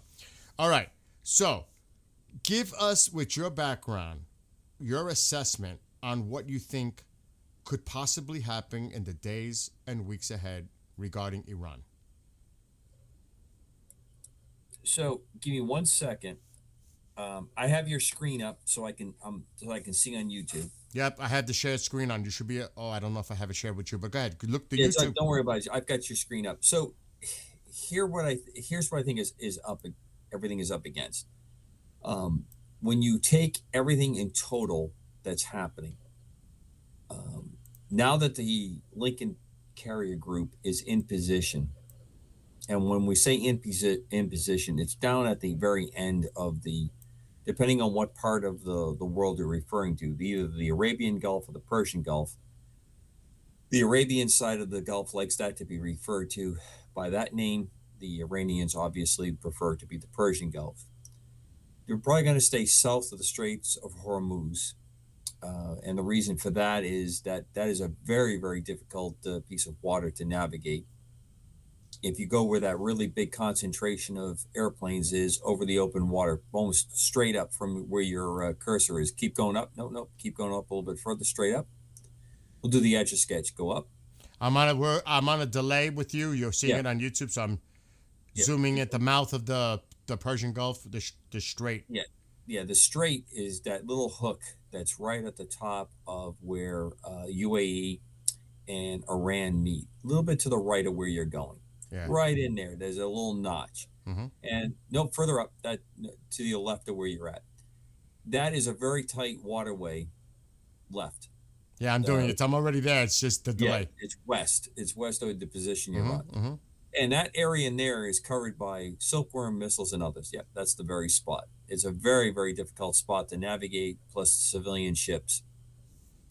So the carrier group will most likely stay well south, which on this screen would be to the right and lower right, open waterways. What that allows, though, is for a full range of contact to Iran if it's going to happen.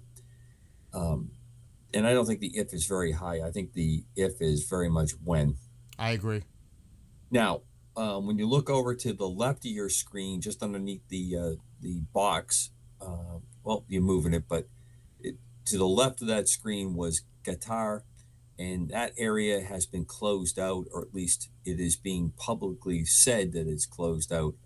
So the only countries that I know of that haven't said anything would probably be Saudi Arabia, Bahrain, that would support any of the activities, but they're not going to probably do it too openly. Although I would say that looking at this in that part of the world and being in that part of the world for a great part of my life, mainly living and working in Iraq for a number of years, the end result is going to be not too much public, but everyone on the West side or the Arab side would like to see resolution with Persia and see resolution with Iran, meaning a return to a more democratic society that it has not had in 40 plus years. So what's going to happen? What could happen? I don't think you'll see as extensive a series of strikes that occurred during Operation Midnight Hammer. But I do believe, as we have discussed offline and off air, that there's two major issues. Obviously, the theocracy and the mullahs are a big issue that it has to be dealt with. I don't think they want to go for what we would call, with a not a very nice term, decapitation of them. But the problem is going to be the IRG, or the Iranian Revolutionary Guard. That is a huge issue because they translate across the entire spectrum. They have parts in the military, they have parts in the government. I tangled with them during the Desert Storm, during the Gulf War back in the early 90s. They are a very separate group that mixes their religious beliefs with their military and governmental prowess, and they are involved in a lot of activities that do not follow the more standard, what you would expect in a military campaign. They are probably the single most important element that has to be controlled, struck, or otherwise in this equation because of how they could lash out. That's a big piece of the puzzle. I do think that there's probably an extensive network, what we would say from a World War II kind of perspective, partisan type activity that has been going on since Midnight Hammer. Midnight Hammer was successful because there were people on the ground, much like what you've seen with Venezuela. And Venezuela cannot be taken out of this this equation, this discussion, because Venezuela demonstrated a very, very in-depth and properly planned and extremely well executed operation. And I think that it raises a number of concerns. In general, I expect that there's going to be precise hits as much as possible on areas that's going to cause the Iranian Revolutionary Guard, IRG, since I have such trouble saying that, the IRG to be taken out of power, taken out of communication, isolated, if not outwardly their capabilities knocked out. Mm-hmm. If you take out the areas that we know that they have stored up munitions, aircraft, they don't do too much with aircraft, but their ability to move and their lines of communication within the country, I think that will be the final part. Obviously, reports have led up to this, that the theocracy has moved out large numbers of, or large parts of wealth to other places to get their exit out of the country. Mm-hmm. So I think that they know that it's coming, what that transition turns out to be. A quick look for everybody who's watching the screen, and it's really important to see that.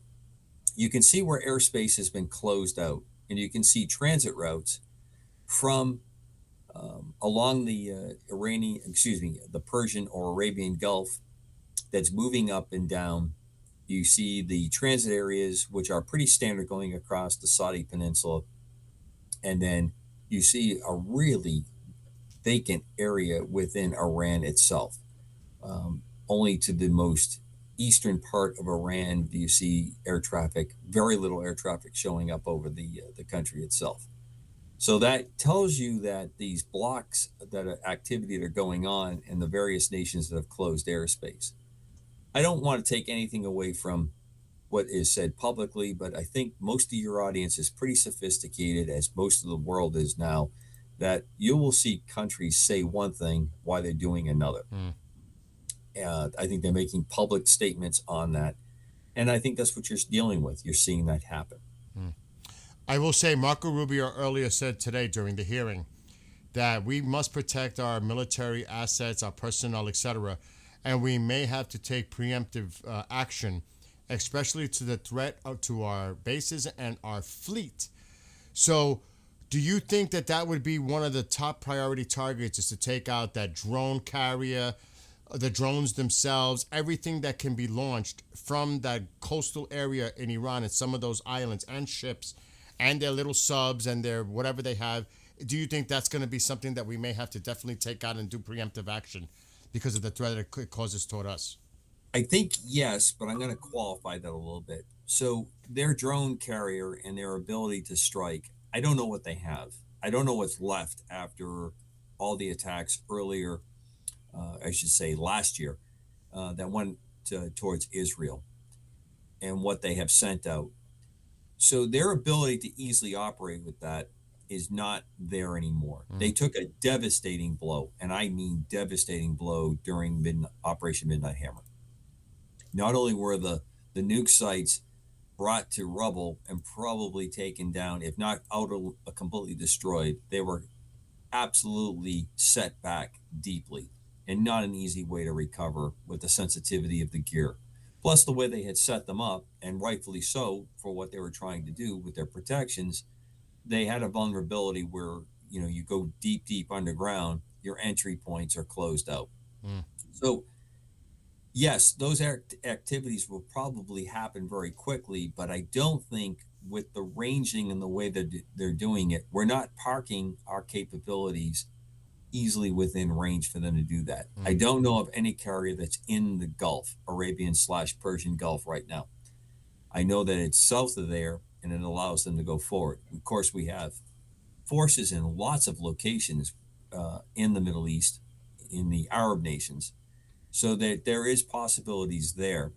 But again, I don't think we have a really juicy target for them to attack. And I think we have demonstrated as of late, there's some capabilities that are going to help us greatly set that capability that they have defensively, that they may use in an offensive manner.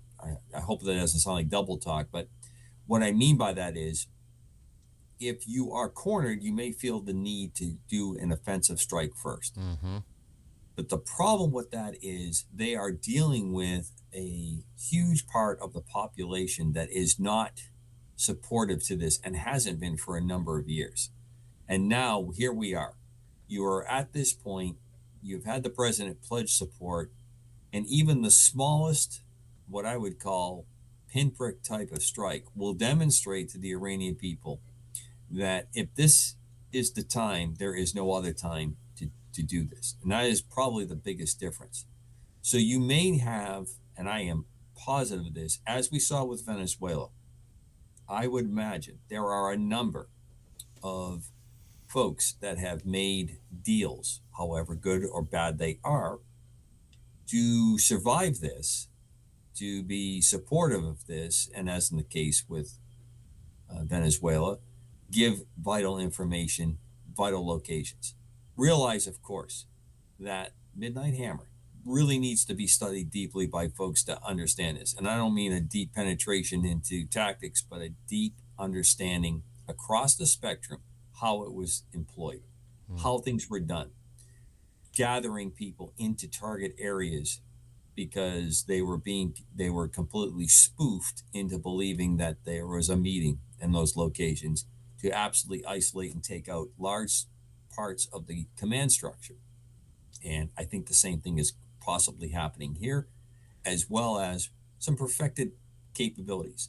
Midnight Hammer took out most of the air defense missile structure based on everything that has been put in the open press. And I remind everybody in the audience, there's nothing I am saying here that is coming from any classified source. I don't have access to classified sources on this subject at all, but this is just an analysis of the open source material that is out there. And if you look at it with any measure of depth, you will understand that Iran is really quite vulnerable to any kind of an attack. And if the goal is to get the Iranian people free and be able to turn around You do not want those oil fields and infrastructure destroyed. What you want to be able to do is control access to it. And that's the last thing that I have to say on this particular part. And I think I wrote this to you, Skywatcher, earlier in the week, that there is none of this is not connected. People are seeing things often in separate, isolated events. The attacks on the narco-terrorist drug boats that were moving were not simply the ones that were coming to the United States, but the ones that were ultimately going to Europe through Africa. That caused a series of breakdowns with what I would call illegal or illegitimate regimes. It also allowed Europe to actually put a very heavy push on controlling narcotics that were entering the country. The narcotics entering the country and the money that's generated goes to all kinds of activities that are not healthy for any nation or any populace. But that was not just some simple one strike, one direction part going on. It also allowed and set up the precedents for the presence to be there. The same thing happened when we were leading up to Midnight Hammer. Now you have the same kind of activity with a very depleted, very diminished capability on the part of the present Iranian government to defend itself. And they know that. And they are in a susceptible part. It does lead us to the worries of, would they go and press the extra distance to do something like a dirty bomb type effect? And that is part that has to be on the table. And I'm sure that's something that is being put into the planning, because although they don't have the complete nuke capability to have a nuke detonation, a dirty bomb dropped into a major area. And there's one last part that has to be understood here. We are now probably within about 30 days of Ramadan, which is one of the most significant, if not the most significant periods of the holiday, of the religious, I shouldn't use the word holiday, religious practices of Islam. So that is an important factor that's going on that has to be defended. And that tension has existed within the world of Islam for, I guess, at least a century, if not more, on that. Who controls Mecca? Who controls that part, that seat of Islam? And as you know, I have many, many friends that are of the Islamic faith. And this tension is really no different than what you find in what I call the Christian faith between Catholics and Protestants. And that's the same thing that's going on. The difference is there's a lot of chips on the table here. So I'll leave you open for some questions. And I'm trying to see what's inside the... Yeah, we'll get to chat because I want Seb to get an opportunity. But I just want to ask one more thing. What about the concerns of the Chinese support and Russian support, and both to what they're sending into Iran? Okay, well, there's two things that happen when you talk about the Chinese support and the Russian support. First, the Russians and the Chinese got a really bad whitewashing with Venezuela. They sold a lot of systems. They sold a lot of capabilities. They're going to probably come back and say, well, you didn't read the brochure or the instructions very well, but it didn't work. And it didn't work because their systems are not quite that good. And if not perfectly deployed, if not perfectly drilled, if not perfectly trained, they're going to suffer. And Venezuela showed that, and there's a lot of people wondering about the investment they made. So you have that situation to deal with. The next part is, and this is a dangerous part, it's a dangerous gambit. The Chinese are in very, very, when I say Chinese, I'm talking about PRC, not the island of Taiwan. So for most people to understand, I'm talking about the PRC. And if anybody's ever followed me or heard me talk in the past, I am no fan of what the PRC has done and what they continue to do to their nation.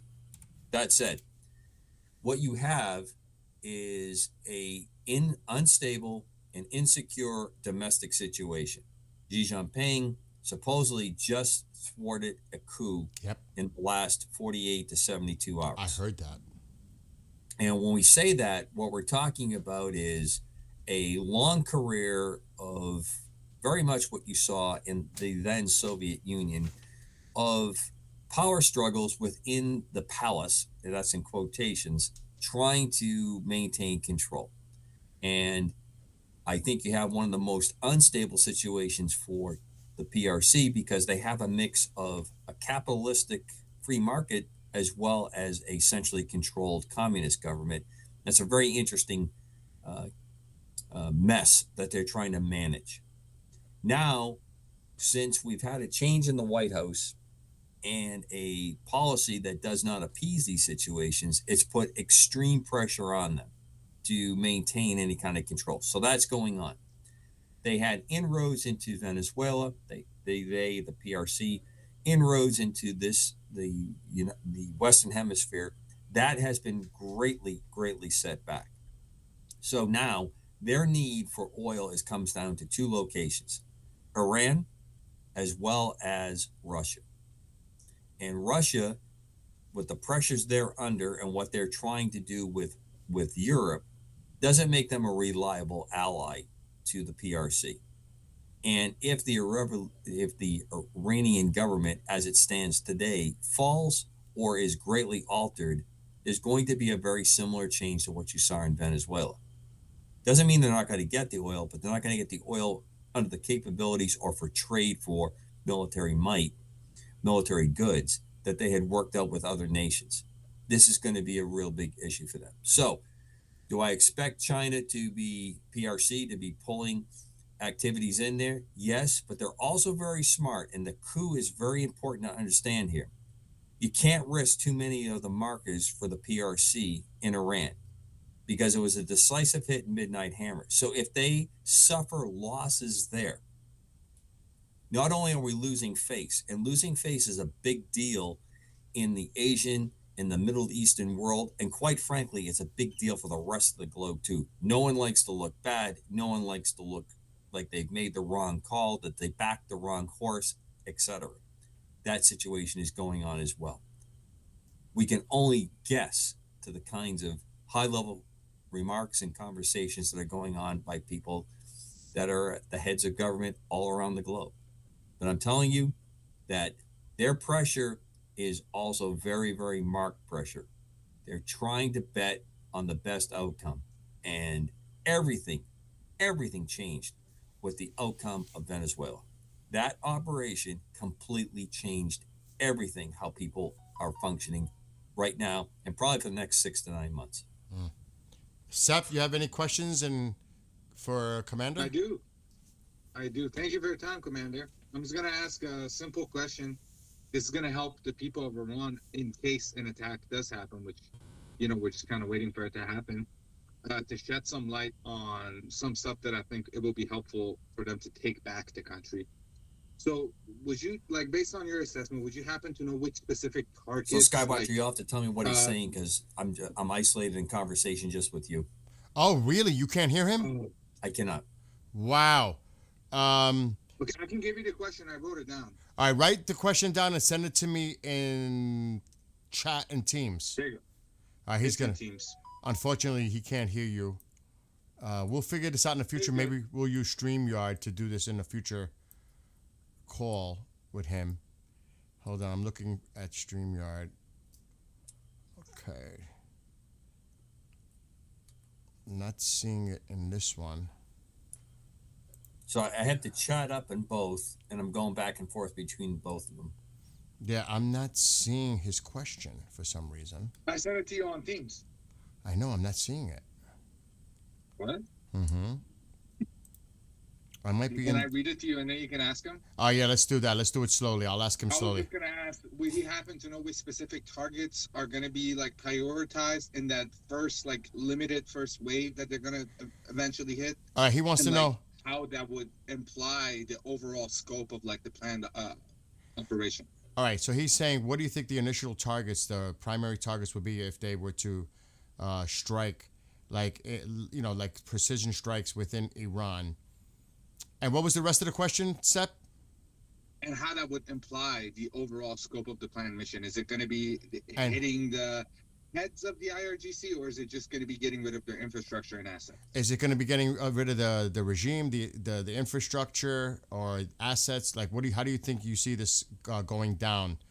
My guess would be, if you have IRG targets that are known and understood, assembly points, major amassing points where they're at, those would probably be very high on the first initial strike The second part would probably be lines of communication that the government is using.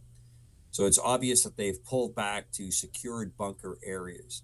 So you may not completely take out that bunkered area, but you may take out easy access to and from the bunker. So imagine someone living in an underground facility with a road that's leading up to it. You're going to probably isolate that roadway for that to happen. So you may take out hard targets, which are vehicles, communication points, command and control nodes. That's the kind of the buzzword that's going on. That sets it up so that they are not able to communicate, that they're not able to move, and they're not able to engage in a military manner, i.e. fire offensive, defensive weapon systems. If you isolate them out, again, this is just my estimate, there are people on the ground, and probably have been on the ground since Midnight Hammer, that are helping organize, are in a position to organize what we would call, from a World War II word, the partisan response, the citizens that have been demonstrating and paying a heavy price in the demonstrations and the activities moving on. So if you're able to isolate the movement of the main offensive capability of the regime, those areas, again, lines of communication, communication nodes, command nodes, as well as probably leadership in that area. And we've had a very, very good run of taking out leadership. Although they are changing their modus operandi for that, meaning they're not quite as flamboyant as they once were. Also, the present administration under President Trump has demonstrated a resolve to use all sources and capabilities to do those kinds of strikes that have been highly effective. That would be my estimate. The next part is, if you can maintain that support, if you can maintain that kind of activity, it will paralyze any response. It's not like a hit and walk away. It is a direct strike to those types of targets that I'm talking about as quick as possible. One of the reasons is you do not, in general, like to take out leaders or leadership is you like them to make the statement that we surrender, we're abdicating, we're leaving. That gives a transfer of control. If there's not a transfer of control, then you have a much more engaged and lengthy kind of activity to continue strikes and then to get people of control or of some semblance of command authority within the government or the military to assert that kind of order and control at the end of it. You're trying to minimize the amount of collateral damage, which means people that are pretty innocent in this mess that we're handling. Just to confirm, Sepp, you can't hear him, correct? I can't hear him. Yeah, Okay. I'm listening. All right. Thank you for answering. That was. He said, "Thank you for answering, Commander." We have a quick question because I don't want to keep you because I know you were working all day. There's Tammy, who's a military wife, and her husband is in the area. She wants to know, how can a military wife stay brave and courageous through this upcoming war? Well, first of all, my ultimate salute to military spouses out there and the families that support that. I would say the first thing that you should really hold on to is the fact that we have a leadership group now that is extremely tied to minimizing the dangers of our troops, as I have not seen in 40 years, and I have been doing this for a bit. So I would say that is probably the number one thing to hang on to. Number two, the way that we are operating is truly focused on delivering the punch and not having to take a punch. And that has been a big change that I've seen over probably since my time in Iraq and to now. That we're not going to use our forces as a acceptable blocking or an acceptable screen to activities. That has changed dramatically with this administration. And the last part I would say, as a man of some faith, that you really need to continue to keep your connection there and keep your connection with your family and your community around you to strengthen you on that. It is probably the toughest job to be a spouse of someone who serves in the United States military, especially in these times. And I've never been in that role. I've always been the person that's been kind of at the pointy end of the stick, but I deeply appreciate it, and I deeply understand your concern. And I wish I could give you better words than that, but I hope that at least assuages somewhat. Yeah, she's putting a lot of she's very appreciative of that, I'm sure.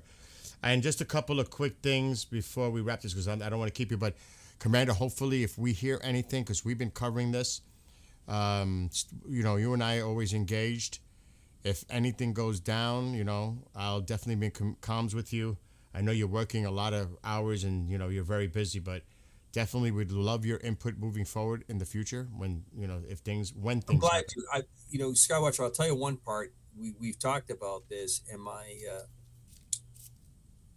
I think by Groundhog Day, by 2 February, yep, which is a fairly significant date, not the holiday itself, not the observance of the Groundhog Day, although I absolutely adore the movie Groundhog Day with Bill Murray, probably one of the best and funnest movies out there.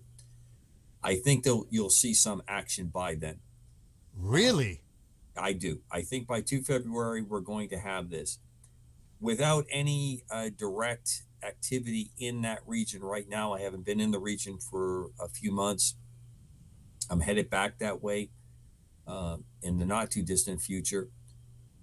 I think we will see something that happens. And I don't know what that's going to be. I don't know if it's going to be a demonstration, but I want to share this with the audience. Years back, and there's a lot of talk about, manned versus unmanned aircraft, the quote unquote drone activity.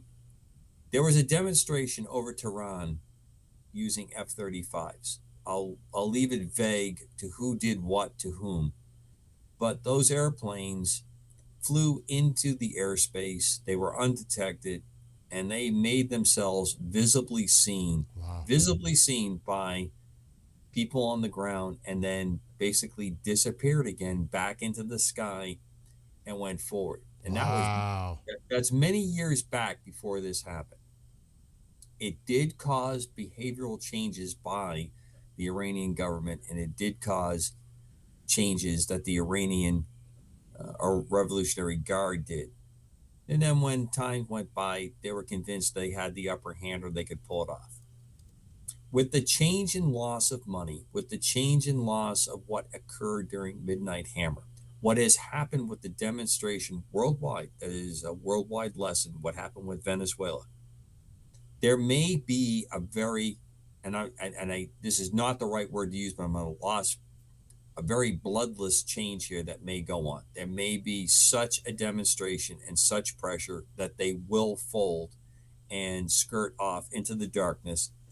And I pray to God that Iran returns to some semblance of the former greatness and republic that it was. Amen to that. Quick run. This is going to be quick, Commander, because like I said, I want to. Somebody's dying to ask you a bunch of questions, and I want to make this fast because I know you got to go.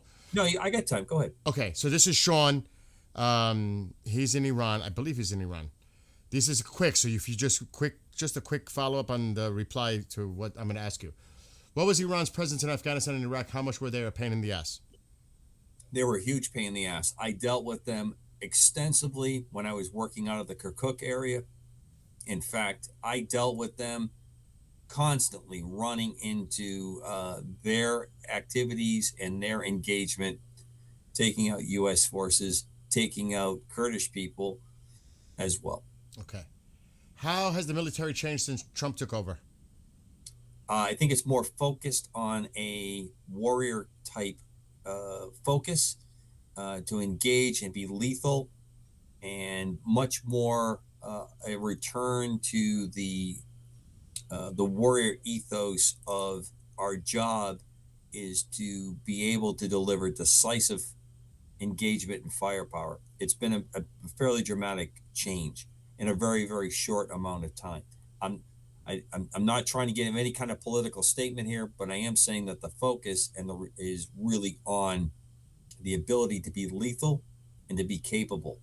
And the big thing that people need to understand is we look at the fighter jet, we look at the ship, we look at the sub, but the people that are behind that, the people that are in logistics, the people that are in the supply side, the people that are in the admin that make that possible is a large part of the tail. We focus on the tooth. And I think when people understand that your job, as far removed from what you think might be the quote unquote front, is critical, that is the element that truly makes the difference.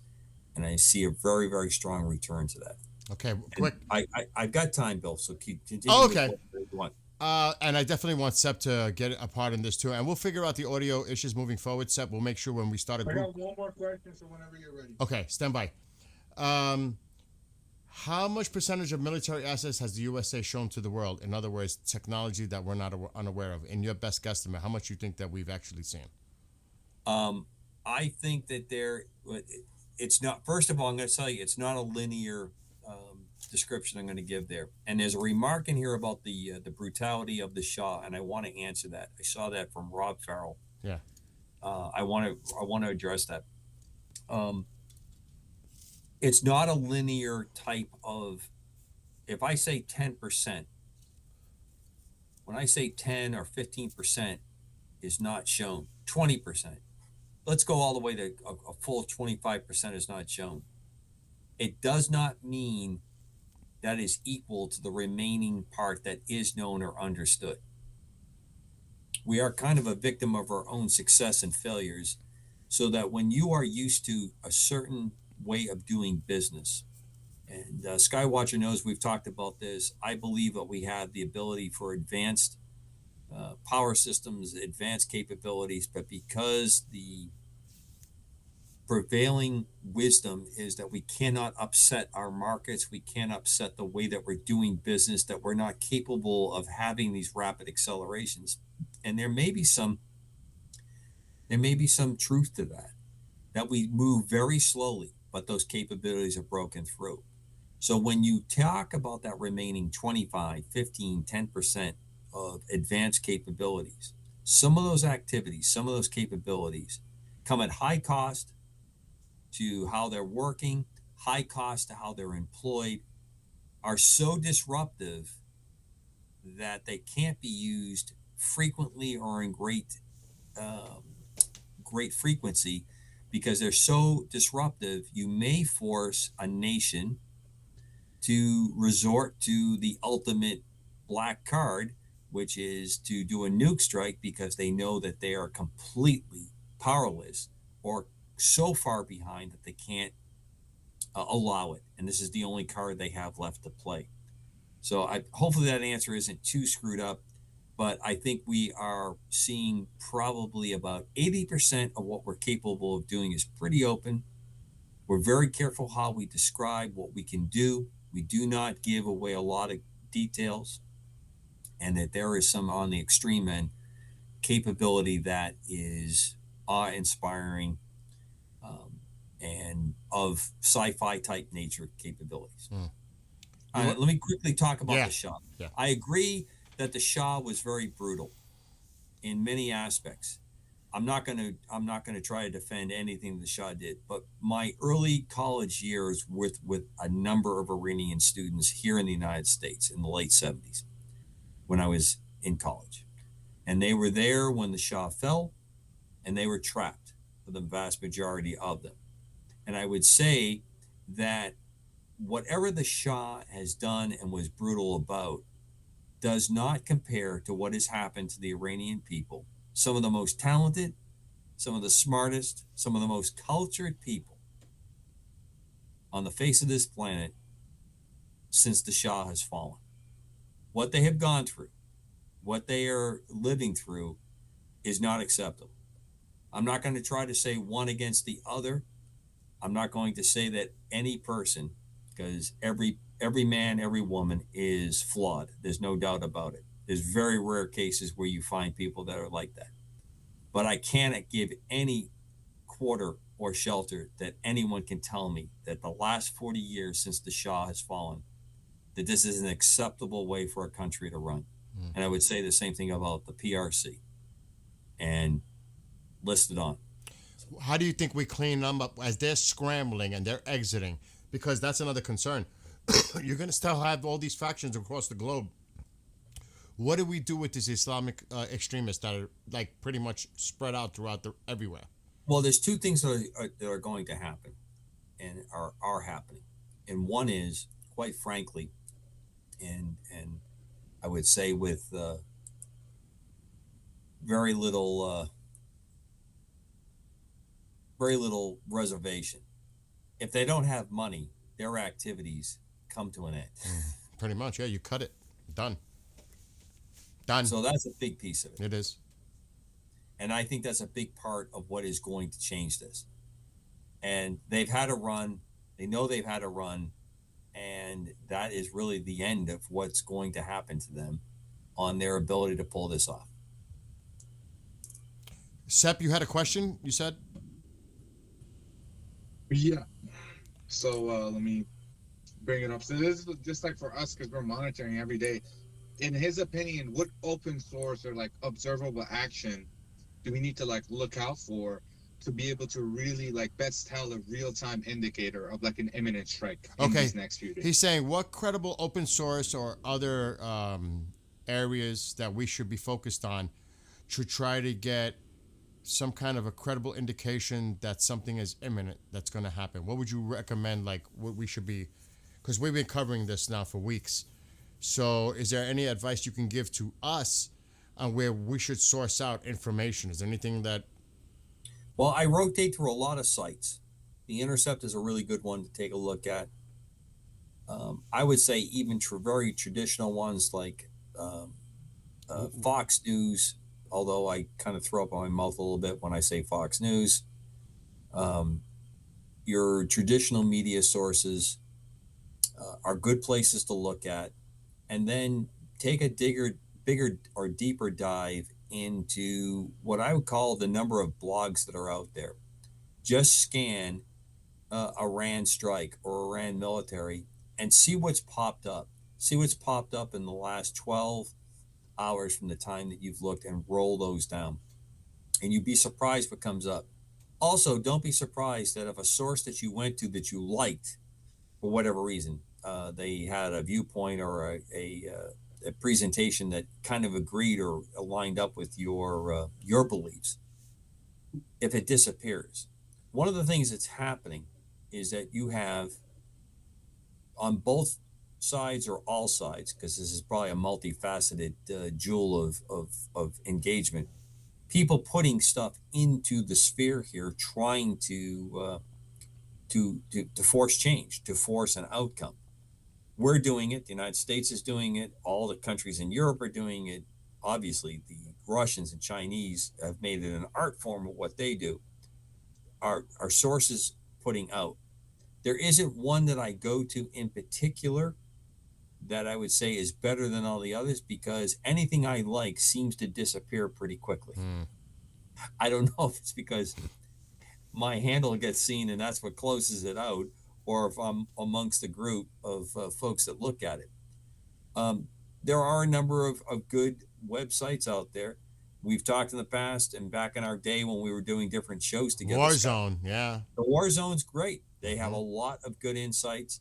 But if you watch them as of late, they have not had a lot of dramatic or deep updates on this. What they have put together is very good in-depth pieces, and they're a good place to trigger or at least find leads to other places to look. If I come up with something that looks exceptionally good, send it. I will. But I'll tell you right now, what you have on your screen right now with Flight Radar is a really good source of seeing what is going on. Because when activity gets ugly, that main pathway that you're seeing right along the UAE Peninsula or that part of the peninsula, leading north of Qatar, going up into near Iraq, and then over Europe. That's a great circle route that you're seeing that's going up the Persian Gulf to the left side of the screen. A lot of that activity is going to shut down. Yep. We saw it last week happen in real time. When we thought something was going to go down, we actually witnessed it. We seen it. And I think it's pretty close. And I will, again, I know people are probably tired of me saying this. Look at the entire documented evidence of what went on, the documented information of what happened in Venezuela. In Venezuela, that activity that went on, they were getting ready to strike right around Christmas. But because of Nigeria and because of the slaughter of Christians in Nigeria, they did a strike there. And that threw off, because of finite capabilities, what they could do in Venezuela. Also, they had an inside source in Venezuela that helped them keep track of what we call the pattern of life, what Maduro was doing. Yep. There was high confidence they were able to do what they were going to do in a way that was fairly unsophisticated. I don't mean to take anything away from it, but I'm talking about, there wasn't any stealth hawks, there wasn't any ghost hawks. That was standard equipment that went in because they completely laid down the capability of what Venezuela had a very good capability in depth. They may not have been drilling it, they may not have been working it as hard as they probably should have, but they had a very good capability beyond just being on paper. So the same kind of thing might happen here. And if you looked at it long enough, you might have seen the feint that occurred right around the time they're getting ready at Christmas to go do that. Yep. So Two more things quick. First, how much do you buy into the whole pizza watch thing in the Pentagon? There's a lot to be said about that, but I'm going to tell you something. Once something like that is seen, once something like that is made known, that the pizza buying, if I was Secretary of War Hegseth, I would start buying pizzas on Tuesday. I'd buy pizzas on Thursday. Just to throw it off. Just to throw it off. Because if that's what people are using as a measure, I'm going to use that against the public. I'm not so much the public. I'm going to use it against the press. That's what I meant to say. Because I want to be trying to control, because why am I trying to control? I'm not trying to keep anything from anybody. I'm trying to protect my troops. That's right. So once you do those kinds of things, once you show your hand that that's how you know what it is, I have two choices. I don't do it anymore, or I use it to my advantage. True. Get out the credit card and buy lots and lots of pizzas and make that completely useless. Yep. And now that we have an improved physical fitness program, you're going to work those pizzas off with push-ups and sit-ups and runs, I guess. And what about this talk that it has to happen on the weekend because of the markets have to be closed? That's probably a strong possibility. I mean, I don't think that I think that's a factor. I'm not going to, all of this is based around trying to have the most positive impact possible to the markets. So yeah, I don't think that is, but I don't think that's an overreaching. I think President Trump has demonstrated that he's going to do what is the best thing to do, and then deal with the outcomes that come forward. If it's a difference between doing it on a Friday and Saturday, I don't think the market is the high part. I think it's more of what is the best weather, what is the best capability, what is the best up status of systems that are on there, what is the latest thing that the allies have spoken.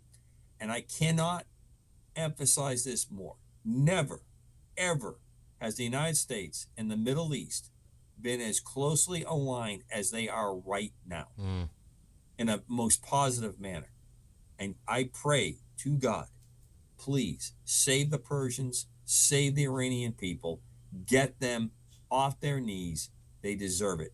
They've earned it, and they've paid the price. I totally agree. Amen to that. There's another quick question. What would you think the U.S. would perform? Would you think they would perform a day or night strike? Which scenario best fits? Well, night, especially from the hours of 2 a.m. to about 5 a.m., are the most magic hours for a lot of reasons. One of the things that the audience might be able to track, and it's going to be difficult, is the level of activity that upstages or precedes this involvement, where you're making so many penetrations, you're making so many close shots at it that you're getting everybody interested. They're firing up weapons. They're very reluctant to turn on a radar, because when you turn on a radar, it's recorded. And when that radar is recorded, nowadays we're able to get the exact position. And that means a munition can be sent down very, very quickly, or we know where it's at. Even if it's a mobile system, it gives you a location. Then you can figure out how far it could have possibly moved from the last time you've seen it. There's a lot of science that goes on with this. So the day versus night really provides a primordial advantage to that whoever is doing the praying at night. We have our most succinct fears as sentient beings in the darkness. Darkness really screws with us. Also the fatigue factor, all those things leading up to it. But it wouldn't surprise me in the least if we were running that and we did a daylight capability, because we felt that we had the most secure plan to go forward with and we had the capability to knock it out. That kind of statement would have some real strong benefits. So I think it's always in all the ops I've been involved in, nighttime was when we wanted to go because of it, the kind of advantage it gives you, especially when you're planning. But I've also seen the ability to flip the card, to flip the table, and do things that are unconventional and completely throw people off. So if you get them thinking for 2 or 3 nights, this is the night, and they've been up and they're fatigued, and it's now 6 a.m. in the morning and the sun is up, and all of a sudden, that's when everything starts to occur, you're not going to respond very well. Sepp, anything to close before we let him go for the night? Sure, I have one more question. He has one more question. Let me get it up. So how are let me formulate. Hold on, Commander. How does the IRGC use the by. proxy forces and its other allies once this war goes down? Are we going to see a coalition of the neighboring countries, or do you think they're alone in this? All right, so once the fall of regime with the proxies, do you think they're going to come together?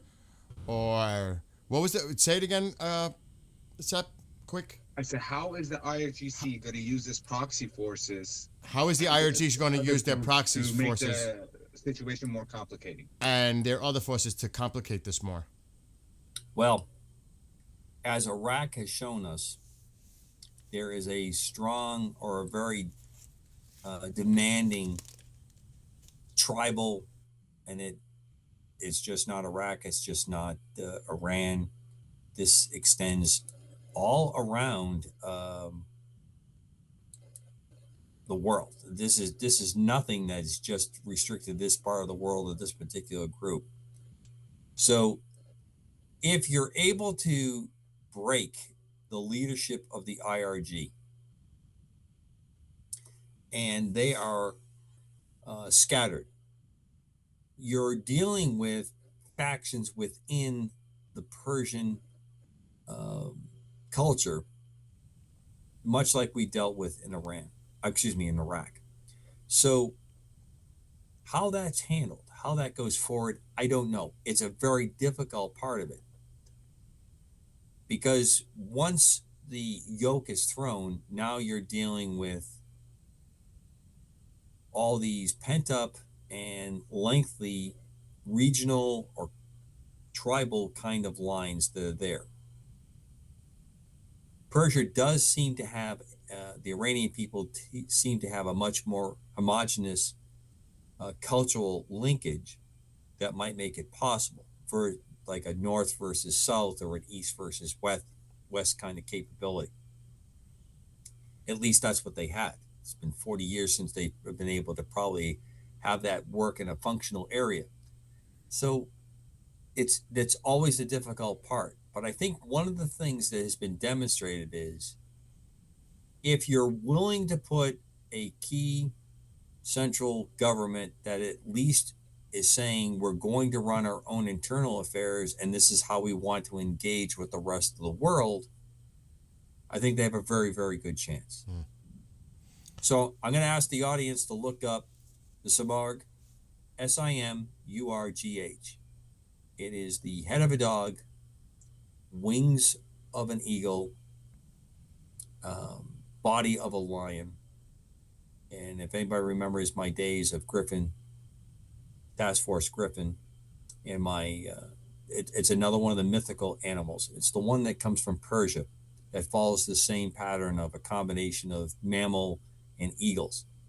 And the Simurgh has a really significant part of Persian culture. And I hope the Simurgh is with the people of Iran. I pray, and I do mean this sincerely, I pray that these people are relieved of the yoke that they're under, because they have paid a lot for this situation. I agree. Someone's just bringing up a quick thing. Is the moon an issue at night? Yes. A full moon allows the visual eye to see much more, and it's too much generally for most of your night vision devices. So you prefer something that is less than complete darkness. But I'm going to say, and I think this is, again, no classified stuff. I'm not passing anything on that. You know, the standard buy statement that goes out.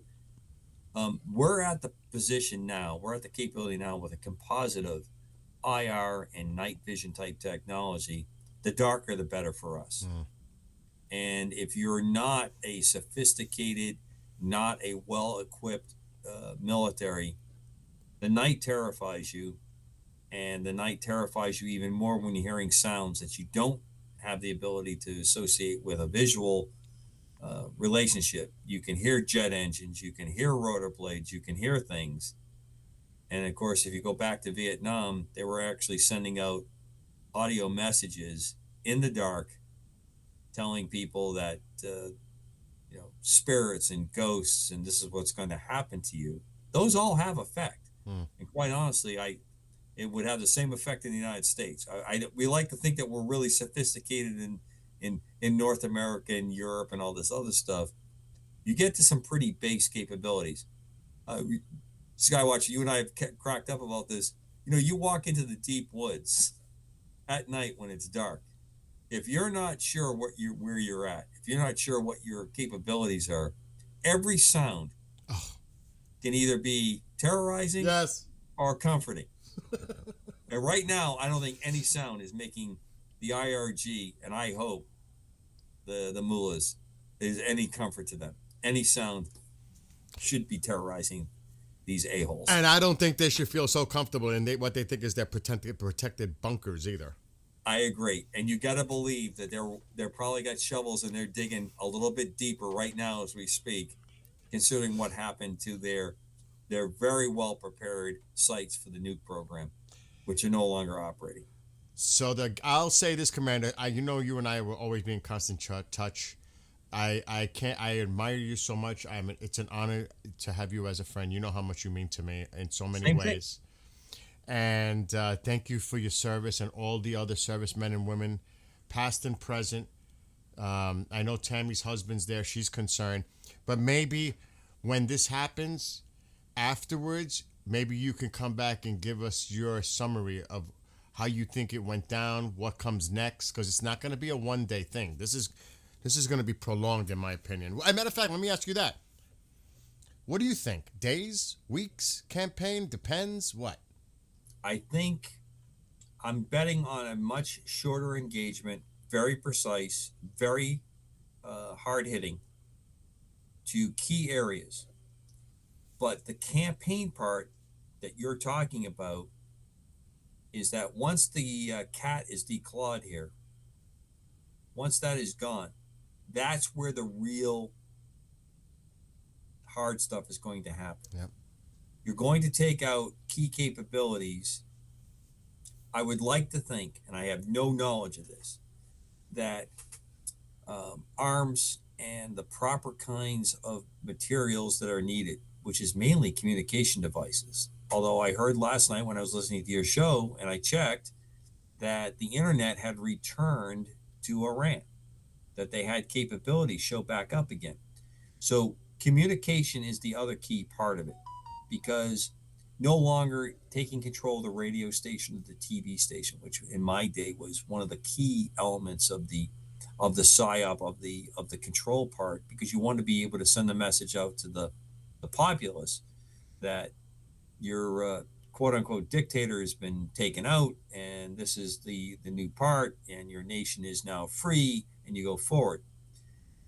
Didn't work out real well in Iraq, because I was there for a number of years working through that mess.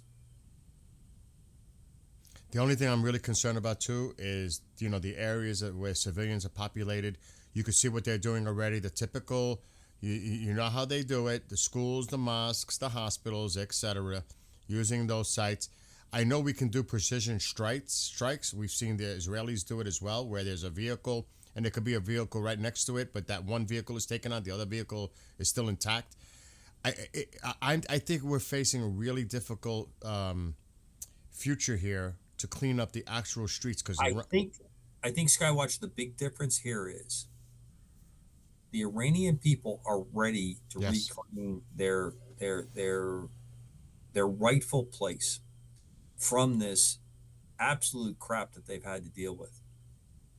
It doesn't mean it's going to be perfect. Doesn't mean it's going to be clean. It's going to be a mess. They're unarmed, unless we support them with some arms, Commander. Right. And that's the hard part, and that's when I think is part of the buildup that's gone on here, what is prepared, because the boots on the ground part has become the very difficult equation in this, and we squandered a lot in Afghanistan and Iraq. So a repeat of that is going, and we have an election coming up, so we're not going to have that kind of thing happening. Mm-hmm. But I think the preparation and what is happening as we speak right now tonight, what's gone on for 6 to 9 months in country, which is also a big pressure on the present regime, is happening. And even if that is a failure, the removal of this regime and what results afterwards is still a better situation and a better chance than what the Iranian people have dealt with. Now, easy for me to say as I sit here in the United States saying that, but I think most would say that. And again, I qualify that with a very young opinion of a number of Iranian students that I was in college with, who were devastated when they watched their families and their culture disappear before their eyes. Yeah.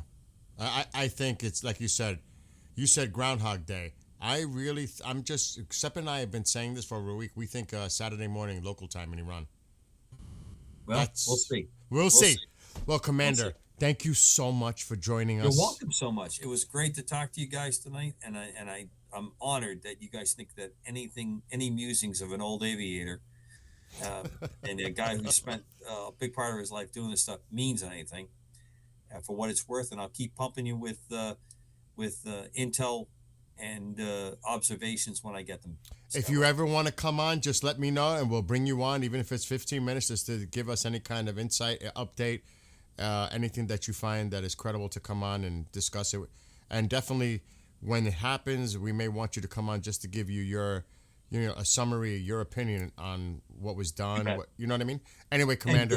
And congratulations with your Skywatcher Gaming. I'm glad to see the subscribers are catching on to something that's good, and they're participating and they're engaging, and you got some really classy and smart people in your chat room that I'm looking at. There's some really good stuff there. Yes. Send your other half my love and the family, and I will. We'll be in touch. Hit me up. You bet. Later, Good night, Commander. So what did you think? What a great assessment. Right? And he just kept it straight. He shot it, you know what I mean? He just laid it out there. From his, from his perspective and analysis coming from him, who I highly respect. And yeah, like I told you, we have these private conversations between the two of us. I can't say enough of that man. I can't say enough of what that man has done for myself and my family.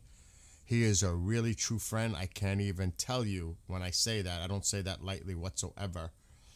But he'll he'll keep us informed if he's, if anything's going on. Of course, it's not going to be classified, like you said. It's just going to be maybe something that he's hearing behind the scenes, and maybe some, like you asked about, what do you think are some sources that we can look at? Maybe he'll tip us to, hey, go look this way, guys. Go look there. Like he'll give us some kind of a direction, maybe in the future. I'm sure he will. But I also want to just put this up there. Obviously, it's like 4:45 a.m. in Iran. Anything is possible, like the commander said. You just don't know, because this really is a tinderbox. I mean, this thing is, the tension is incredible. What's going on here right now? But I do want to put this on the screen. If anybody wants to contact Sep or I, email us, iranfreedomazadi@yahoo.com. We will make sure to keep your identities private and confidential. We will not share that. Anything you have to provide, whether it's information, something you want said to the people in public here.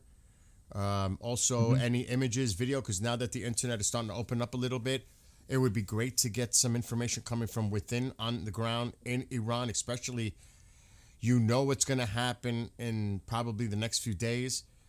I mean, if you can send us any video or images so that we can do it in real time while we're streaming, because Sep and I are going to be doing this for the foreseeable future, not just about what's upcoming most likely, but even post, because the plan is at some point that Sep will return to Iran and help the people of Iran, help rebuild Iran, relocate to Iran, and go back to his country. Amongst many of you that are watching right now, that are Iranians that are externally located, not in the country, but planning to go back home and help Iran and help rebuild, restore Iran.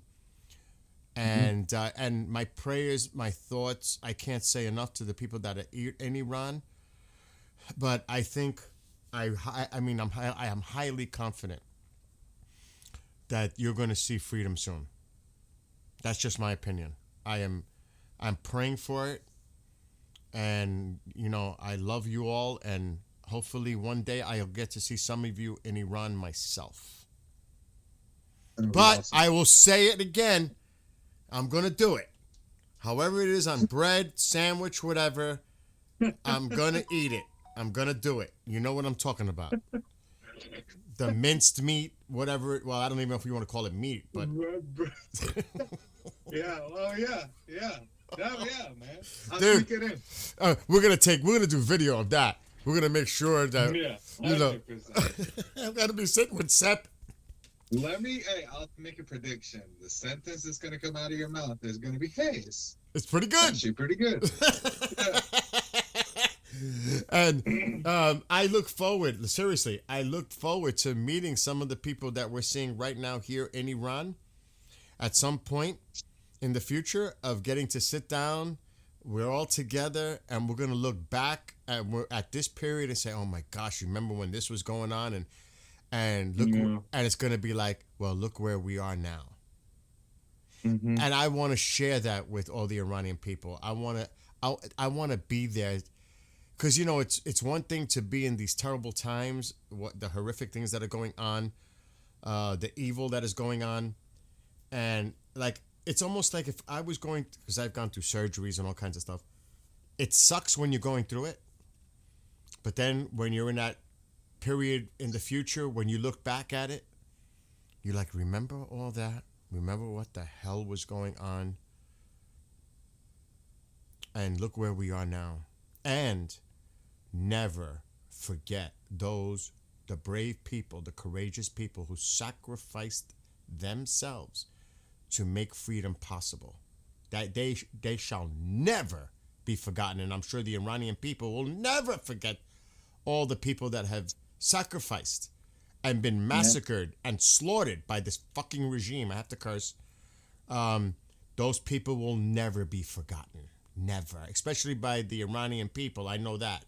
So that is a must. And you know what, dude? We need to do something at that point too. Like, do something for that in memory for all those people. You know, 100%. 100%. Their families, all the people that lost their breadwinner. It's those people need help. I'm gonna do whatever I can. And yes, you know, part of a network, I'm gonna include my areas of reach too to put this out there. You know what I mean? That'll be awesome. On the work That'll side. be needed. And I know Commander, I know he's all in. You know, this man, I gotta tell you, he is one person. I can't even speak. You don't even know how that man is with me and my family. I can't even tell you. That is one person that he's like a brother. I mean, he is the kind of person that you want standing right next to you. You can tell the way he speaks. You can tell how he is as a person just by listening to him. And there are many people like him, like myself, like you, a lot of people in the chat. We will be there. We'll do whatever we can to help the people of Iran. I'm telling you, I can't wait for that possibility of traveling and being there when the moment of freedom occurs. I can't say it enough. So can't wait to experience it, man. For real. And I'm happy for you. I'm going to be happy for Mom. I'm going to be happy for all the Iranian people that are not in the country and going back home. Because it's like home. I don't care what home is and what kind of conditions home is. Home is home. You know what I mean? Yeah. That's your home. Yeah, 100%. So it's the same thing. And I'm like getting the chills. Home is home. And you kissed the ground 9 years old. Yep. And it's been a long time. What, 14 years? 15 years? Yeah, man. It's been 15 years, yeah. And it's going to be, you're going to have and this all goes to many of you that are watching right now. So many emotions are going to be going through you. You know that. Yeah, I know, man. I can't. But they're going to be good emotions, mostly, I think. We haven't had time to mourn. Seriously, we haven't had time to mourn.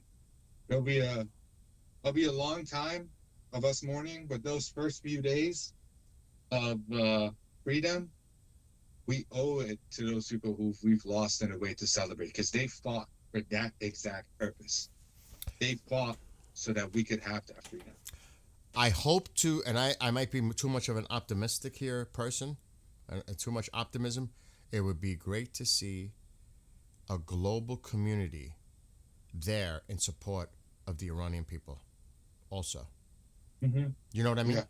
That would be great 100%. like so much diversity coming together in support of freedom for Iran, supporting the people, supporting the future. You know what I mean?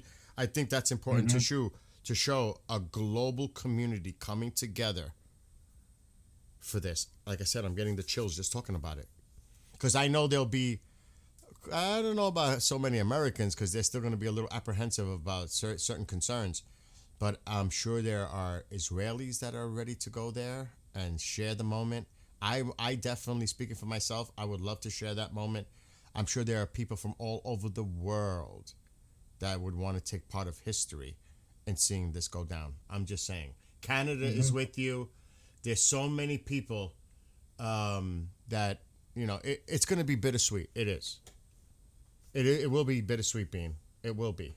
Because of all the suffering and pain and anguish and just it's PTSD for so many people in such bad ways.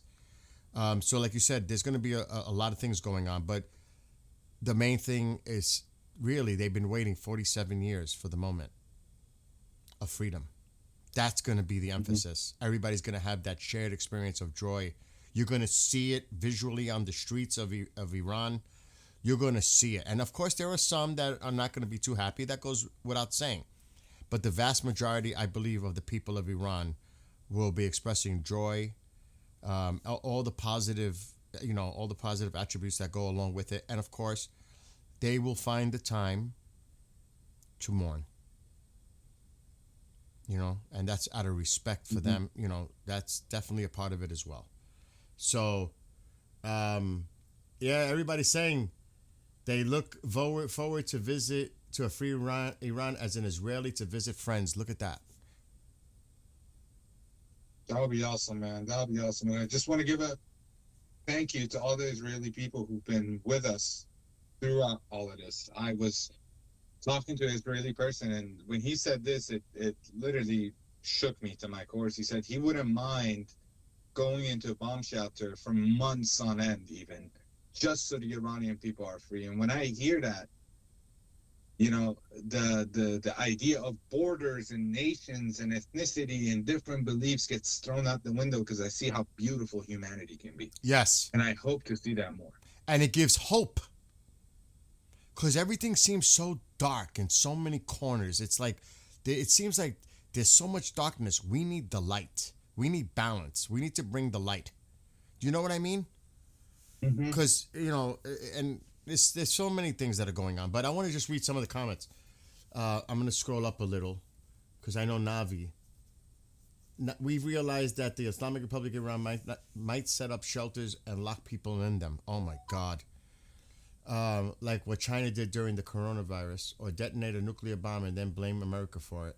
Well, they're going to blame the Americans hitting the targets near schools, mosques, hospitals, etc. You know that. We've seen images of them already setting up in these areas, so they can say that. I heard even something, I don't know if it was Tusi or Goldie, and I don't know, I can't confirm what I'm about to say, but could you imagine them putting the bodies of those that were killed in these places to say, you're responsible for killing them?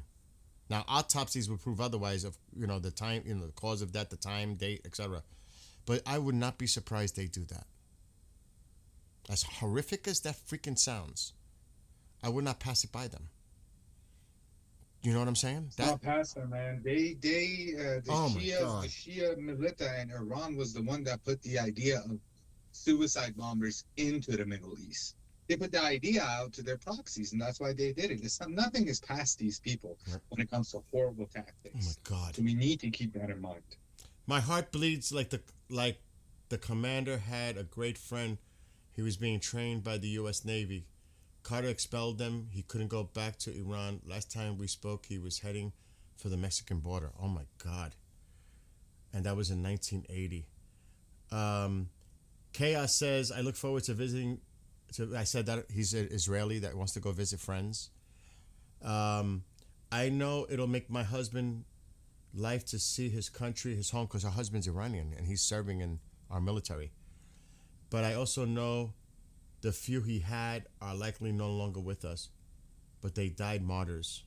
Wow, that's so intense and deep, but true. Let's see. I'm just reading. I'm skimming. Yeah. Oh my God. I don't want to get into that graphic, horrific aspect about the women, children, all that. I mean, this is beyond.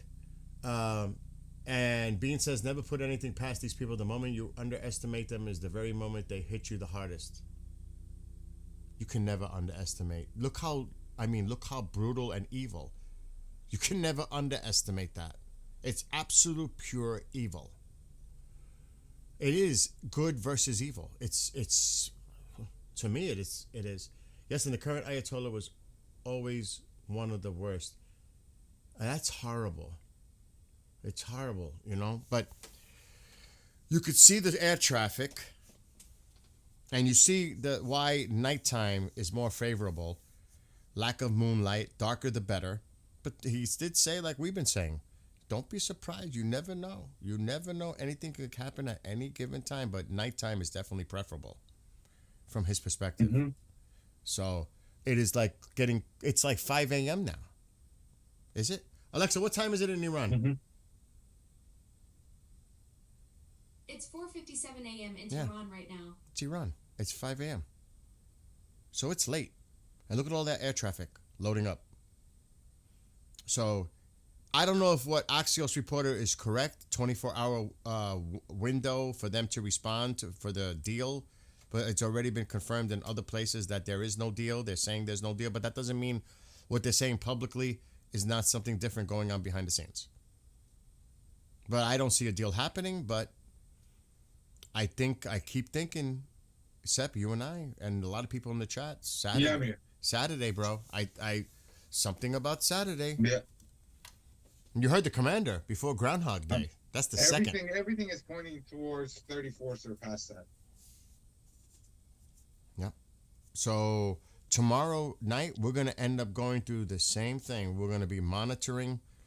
What time are you gonna be around tomorrow? You gonna be around tomorrow? Same times as always, man. This time I'll be on earlier in the day. I'll be a little bit busy, but I'll be around at night for me always. All right. I always come on in the morning before Tusi does his thing. I just come on, and then I get off quick to go watch what Tusi's discussing. I will come on maybe if I'm awake, probably in the morning for a little bit. I won't mess with you at that time. But I'm planning to go live at about 2:30 Eastern tomorrow, which is 6 hours, 8:30 p.m. your time. Mm-hmm. So if I'm awake or if I'm home, I'll definitely join in. Now, I'm not saying I'm going to leave right now, but I want to see.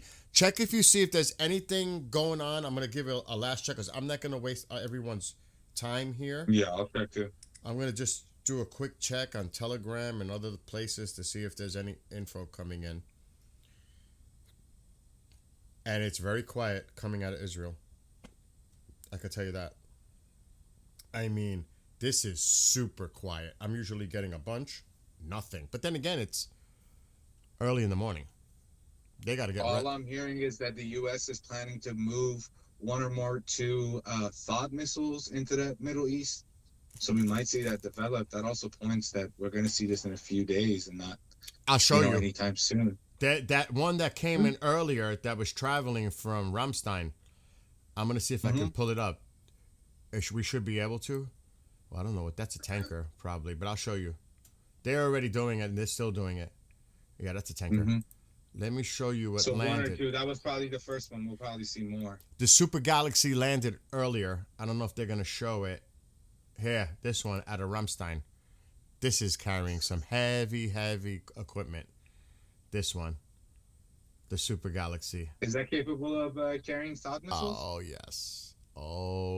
Yes. So they're still moving assets into the area to be redeployed. I'm sure they're probably gonna. I don't know where they. I don't know where. I'm speculating where they're gonna put it, but that's either gonna be surrounded. I don't think we're gonna be using Qatar, but we might still have to protect, our assets. So who knows where it's gonna go? The drone is back up in the air. Uh-oh. The drone is back up. It took off a little while ago. I just noticed. I think somebody mentioned that in chat.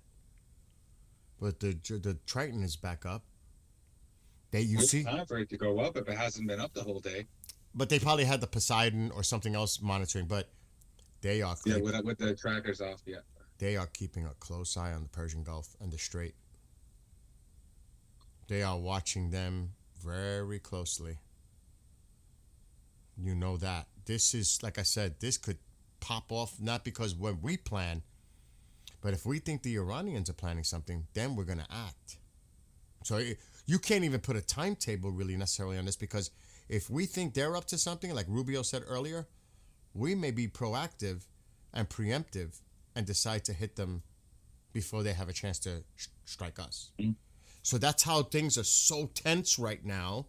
If anybody makes one slight move, it may be misinterpreted by the other side, and that could spark it. You know what I mean? So it's both sides. It's both sides. They're watching us. We're watching them. It's that simple. So, again, we're just going to have to keep a close eye. And overnight, I'll keep an eye, Sep. If you see anything, you hit me up. Here's a C-17 leaving.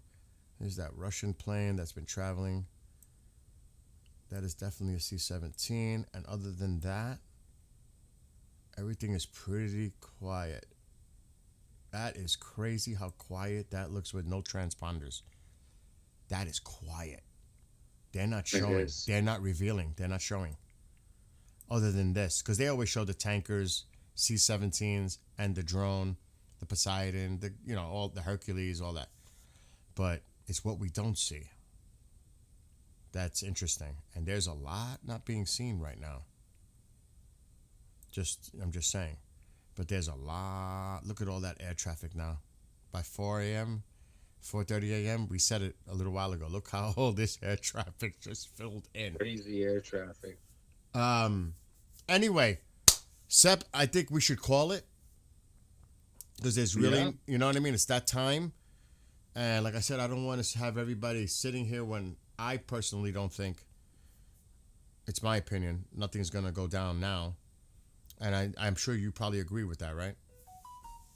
Yeah, I agree. I don't think anything's happening tonight. I think we're going to see it in the next few days, but we'll always be here at those critical times. Yes. Monitoring, seeing if anything happens. You know, it's all about those critical windows. Even though it could spark at any moment, there's few windows where we could make a rough estimation of when it's happening, you know, either by being here on Flight Radar or scouring Twitter or any other sources that are important. But, you know, Jim says with that everything being moved there, we just gotta wait and see. we gotta what wait. happens. Sorry. Jim says that the P8s you don't see and P8s are key. And I'm trying to skim through the comments. We will definitely go live if we see anything change or if there's any chatter of planes in the air, because we've been hearing that in the last couple of nights. Iranian planes. We will keep an eye. I'm going to be up. It's still early here. It's only 8:35. So I will stay up. I'll keep an eye on this. If I see anything, I will jump on and I'll contact Sep if he's up. Otherwise, we'll be back tomorrow afternoon, approximately 2:30 p.m. And if Sep is not available, I'll go live. And then when Sep is able to, he'll join us. I do want to put this on the screen again one more time before we leave. If you would like to email us, iranfreedomazadi@yahoo.com. Feel free. We will protect your identity. We will keep it confidential. If there's anything you would like to share, we will put that on the stream. Even if it's a story, an account, anything you want to put out there, we will do that. This is a community of all of us. So, by the way, I heard IRGC birds flying over my city in Tehran. When did you hear that? Tonight? Well, they're doing exercises, so it's not beyond them. I think we're hearing that more and more every night. Yeah. That in Tehran, we're hearing jets, and all over, actually, not just in Tehran. Yeah, they're just doing that. Like you said, they had the birds in the air. Anyway, to all of you in chat, all of you that are watching, he heard it 2 hours ago. Blessings to all of you. Love to all of you. Peace to all of you. And specifically to all our Iranian friends, including my friend that's on with me right now. I pray for you. I love you. I'm looking forward to the day that you have your freedom. And it is an honor to be a part of this with Sep and all of you and everyone else that's watching and listening. And we will be back tomorrow, or if anything breaks overnight. So with that being said, you have anything else to say before we wrap it up? So I'll just say quickly a few words in Persian. دوستان عزیز، شب خوبی داشته باشین. امشب هم یکی از اون شبایی بودش که ما خیلی چیزا دیدیم که موومنت از سمت آمریکا زیاده. چیزای مهمی اومدن در داخل منطقه و این میتونه هر ثانیه، هر دقیقه عوض بشه به چیزی خیلی خیلی خیلی بیشتر و خیلی مهمتر. تا اون موقع وایسی ما اینجا هستیم، ما مانیتور میکنیم. اگه اتفاقی افتاد دقیقه بعدش ما لایویم. 24 ساعت ما نگران نباشیم و امیدوارم شب خوبی داشته باشیم. And also, don't forget, I know some of you probably are already aware of it, check out 2C TV, TOUSI TV, and check out Goldie. Gamari. Goldie Gamari. But just look up Goldie, Goldie, Iran. You'll find her with Armin doing the Iran Revolution. You'll see their banner. You'll see their thumbnail. Check them out too. Support them because they're also putting out the information to the public. So, with that being said, Sep and I wish you all a great rest of your evening, morning, night, wherever it is. And we shall see